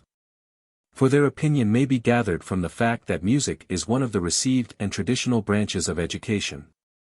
Further, it is clear that children should be instructed in some useful things, for example, in reading and writing, not only for their usefulness, but also because many other sorts of knowledge are acquired through them. With a like view they may be taught drawing, not to prevent their making mistakes in their own purchases, or in order that they may not be imposed upon in the buying or selling of articles, but perhaps rather because it makes them judges of the beauty of the human form. To be always seeking after the useful does not become free and exalted souls. Now it is clear that in education practice must be used before theory, and the body be trained before the mind. And therefore boys should be handed over to the trainer, who creates in them the roper habit of body, and to the wrestling master, who teaches them their exercises. Section 4. Of those states which in our own day seem to take the greatest care of children, some aim at producing in them an athletic habit, but they only injure their forms and stunt their growth. Although the Lacedaemonians have not fallen into this mistake, yet they brutalize their children by laborious exercises which they think will make them courageous. But in truth, as we have often repeated, education should not be exclusively, or principally, directed to this end. And even if we suppose the Lacedaemonians to be right in their end, they do not attain it. For among barbarians and among animals courage is found associated, not with the greatest ferocity, but with a gentle and lion-like temper. There are many races who are ready enough to kill and eat men, such as the Achaeans and Heniochi, who both live about the Black Sea, and there are other mainland tribes, as bad or worse, who all live by plunder, but have no courage. It is notorious that the Lacedaemonians themselves, while they alone were assiduous in their laborious drill, were superior to others, but now they are beaten both in war and gymnastic exercises. For their ancient superiority did not depend on their mode of training their youth, but only on the circumstance that they trained them when their only rivals did not.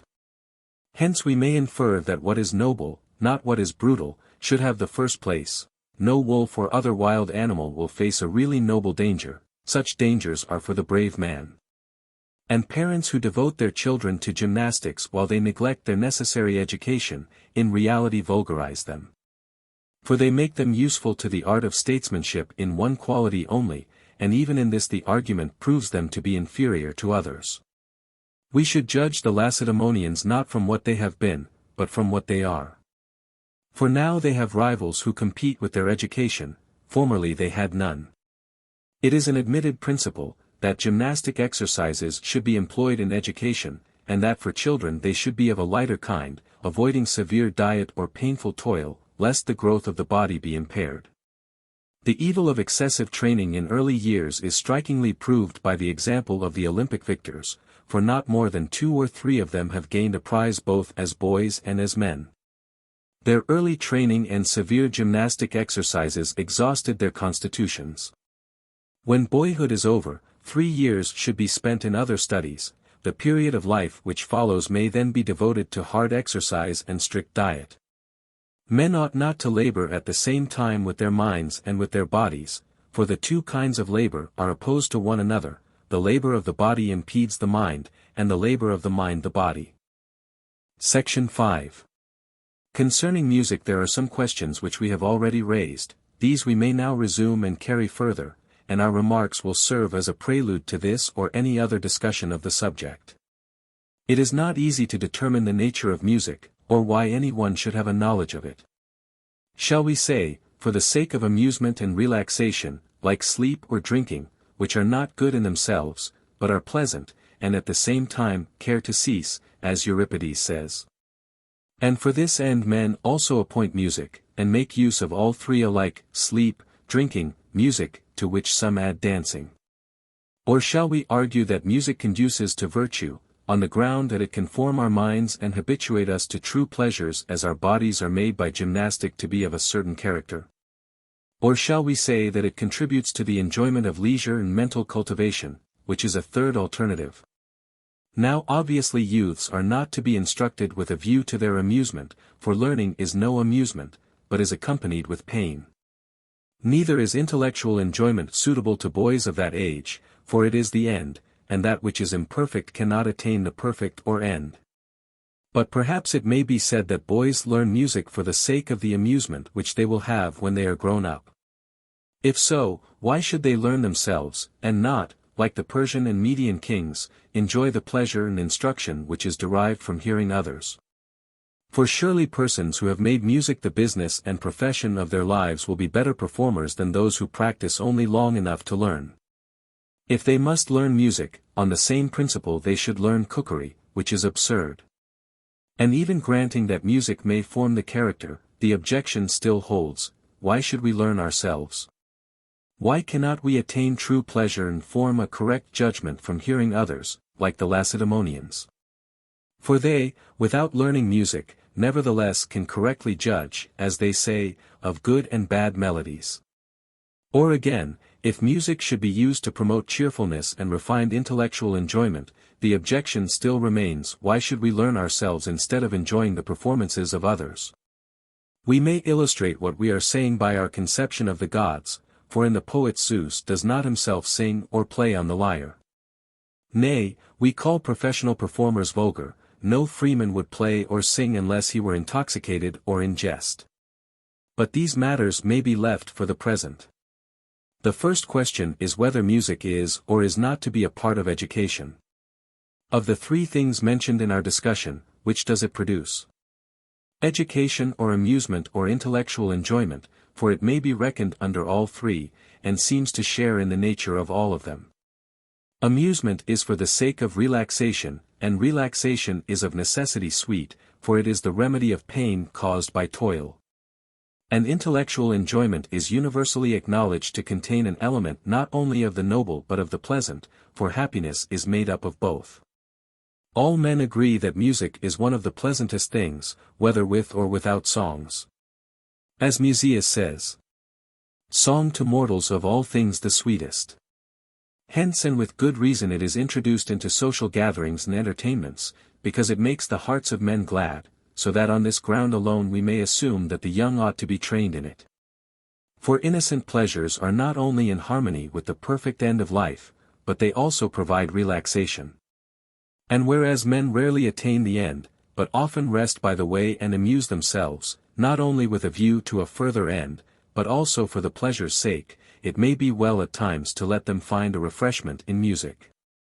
It sometimes happens that men make amusement the end, for the end probably contains some element of pleasure, though not any ordinary or lower pleasure. But they mistake the lower for the higher, and in seeking for the one find the other, since every pleasure has a likeness to the end of action.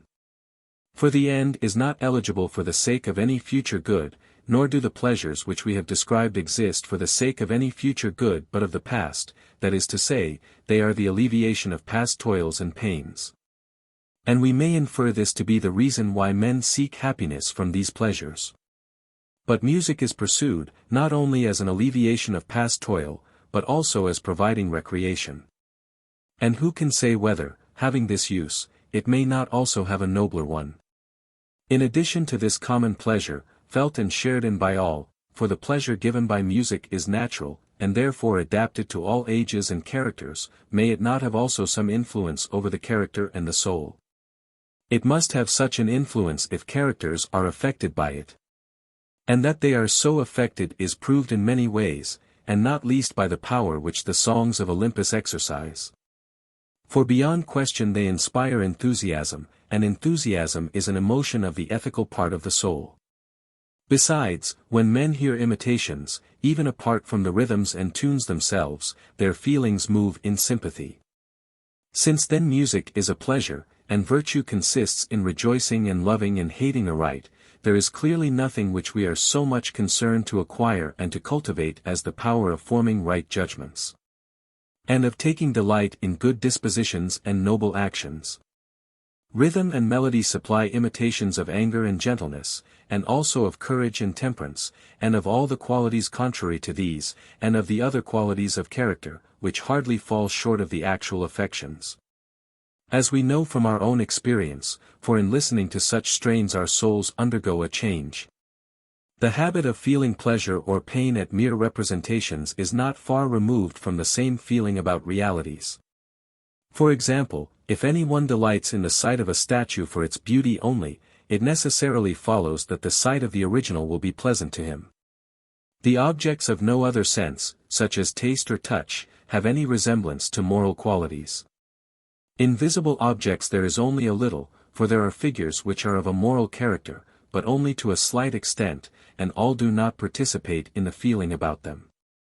Again, figures and colors are not imitations, but signs, of moral habits, indications which the body gives of states of feeling. The connection of them with morals is slight, but in so far as there is any, young men should be taught to look, not at the works of Poussin, but at those of Polygnotus, or any other painter or sculptor who expresses moral ideas. On the other hand, even in mere melodies there is an imitation of character, for the musical modes differ essentially from one another, and those who hear them are differently affected by each. Some of them make men sad and grave, like the so-called Mixolydian, others enfeeble the mind, like the relaxed modes, another, again, produces a moderate and settled temper, which appears to be the peculiar effect of the Dorian. The Phrygian inspires enthusiasm. The whole subject has been well treated by philosophical writers on this branch of education, and they confirm their arguments by facts. The same principles apply to rhythms. Some have a character of rest, others of motion, and of these latter again, some have a more vulgar, others a nobler movement. Enough has been said to show that music has a power of forming the character, and should therefore be introduced into the education of the young. The study is suited to the stage of youth, for young persons will not, if they can help, endure anything which is not sweetened by pleasure, and music has a natural sweetness. There seems to be in us a sort of affinity to musical modes and rhythms, which makes some philosophers say that the soul is a tuning, others, that it possesses tuning. Section 6. And now we have to determine the question which has been already raised, whether children should be themselves taught to sing and play or not. Clearly there is a considerable difference made in the character by the actual practice of the art. It is difficult, if not impossible, for those who do not perform to be good judges of the performance of others. Besides, children should have something to do, and the rattle of Arcadus, which people give to their children in order to amuse them and prevent them from breaking anything in the house, was a capital invention, for a young thing cannot be quiet. The rattle is a toy suited to the infant mind, and education is a rattle or toy for children of a larger growth. We conclude then that they should be taught music in such a way as to become not only critics but performers. The question what is or is not suitable for different ages may be easily answered, nor is there any difficulty in meeting the objection of those who say that the study of music is vulgar. We reply, 1. In the first place, that they who are to be judges must also be performers, and that they should begin to practice early, although when they are older they may be spared the execution. They must have learned to appreciate what is good and to delight in it, thanks to the knowledge which they acquired in their youth. As to, 2, the vulgarizing effect which music is supposed to exercise, this is a question which we shall have no difficulty in determining. When we have considered to what extent freemen who are being trained to political virtue should pursue the art, what melodies and what rhythms they should be allowed to use, and what instruments should be employed in teaching them to play. For even the instrument makes a difference. The answer to the objection turns upon these distinctions, for it is quite possible that certain methods of teaching and learning music do really have a degrading effect. It is evident then that the learning of music ought not to impede the business of riper years, or to degrade the body or render it unfit for civil or military training, whether for bodily exercises at the time or for later studies. The right measure will be attained if students of music stop short of the arts which are practiced in professional contests, and do not seek to acquire those fantastic marvels of execution which are now the fashion in such contests. And from these have passed into education. Let the young practice even such music as we have prescribed, only until they are able to feel delight in noble melodies and rhythms, and not merely in that common part of music in which every slave or child and even some animals find pleasure. From these principles we may also infer what instruments should be used.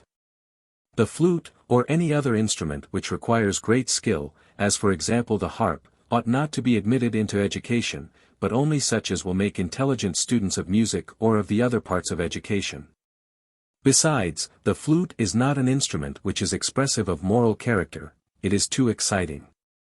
The proper time for using it is when the performance aims not at instruction, but at the relief of the passions. And there is a further objection. The impediment which the flute presents to the use of the voice detracts from its educational value. The ancients therefore were right in forbidding the flute to youths and freemen, although they had once allowed it. For when their wealth gave them a greater inclination to leisure, and they had loftier notions of excellence, being also elated with their success, both before and after the Persian War. With more zeal than discernment they pursued every kind of knowledge, and so they introduced the flute into education. At Lacedaemon there was a Choragus who led the chorus with a flute, and at Athens the instrument became so popular that most freemen could play upon it. The popularity is shown by the tablet which Thrasybus dedicated when he furnished the chorus to Ecphantides.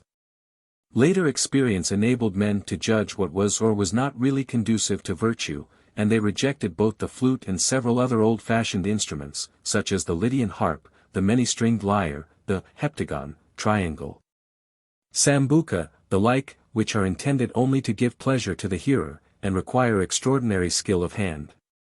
There is a meaning also in the myth of the ancients, which tells how Athene invented the flute and then threw it away. It was not a bad idea of theirs, that the goddess disliked the instrument because it made the face ugly.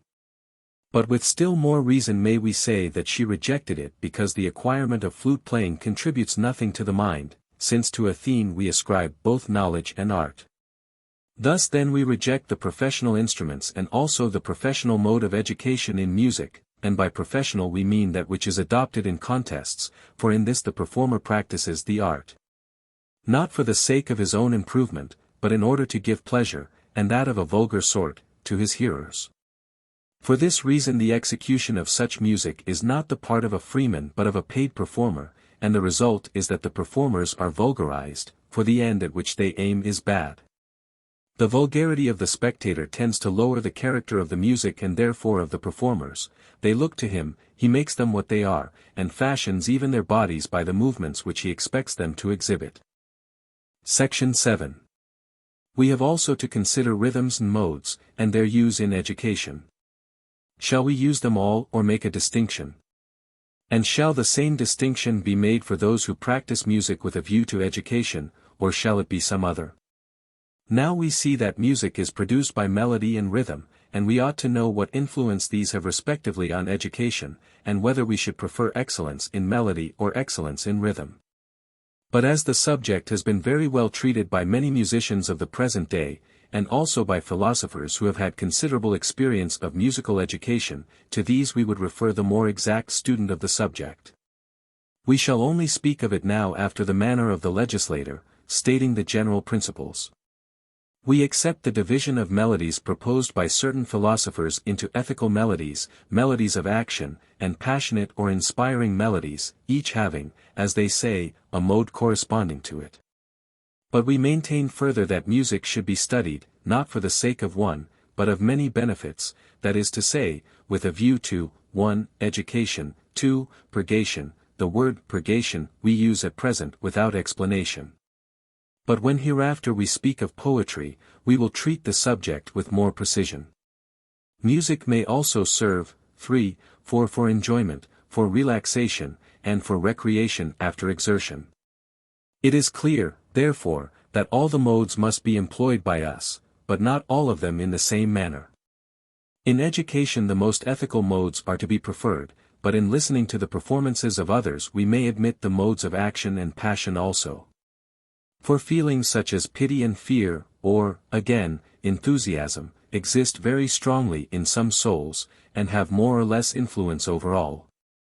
Some persons fall into a religious frenzy, whom we see as a result of the sacred melodies, when they have used the melodies that excite the soul to mystic frenzy restored as though they had found healing and purgation.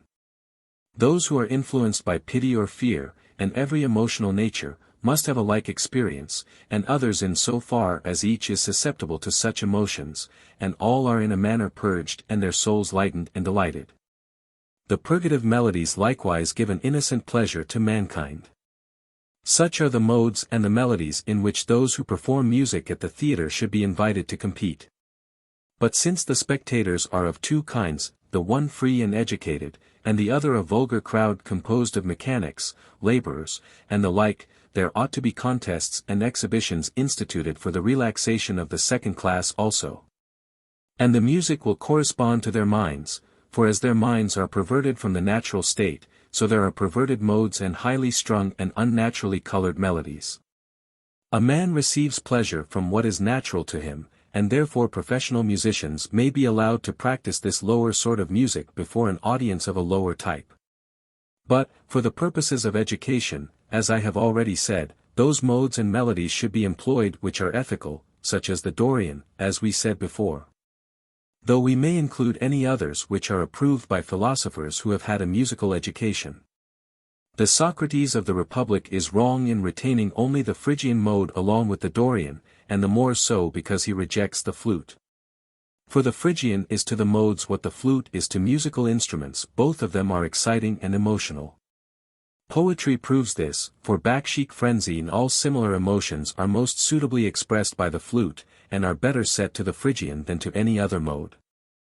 The dithyramb, for example, is acknowledged to be Phrygian, a fact of which the connoisseurs of music offer many proofs, saying, among other things, that Philoxenus, having attempted to compose his missions as a dithyramb in the Dorian mode, found it impossible, and fell back by the very nature of things into the more appropriate Phrygian. All men agree that the Dorian music is the gravest and manliest.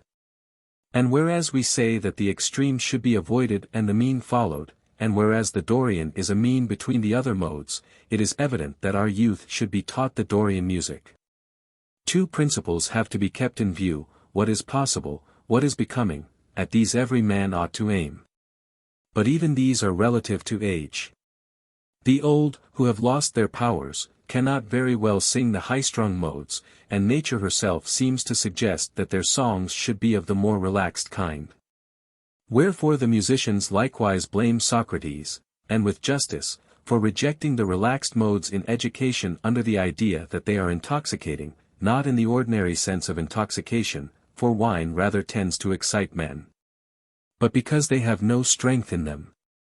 And so, with a view also to the time of life when men begin to grow old, they ought to practice the gentler modes and melodies as well as the others, and, further, any mode, such as the Lydian above all others appears to be, which is suited to children of tender age, and possesses the elements both of order and of education.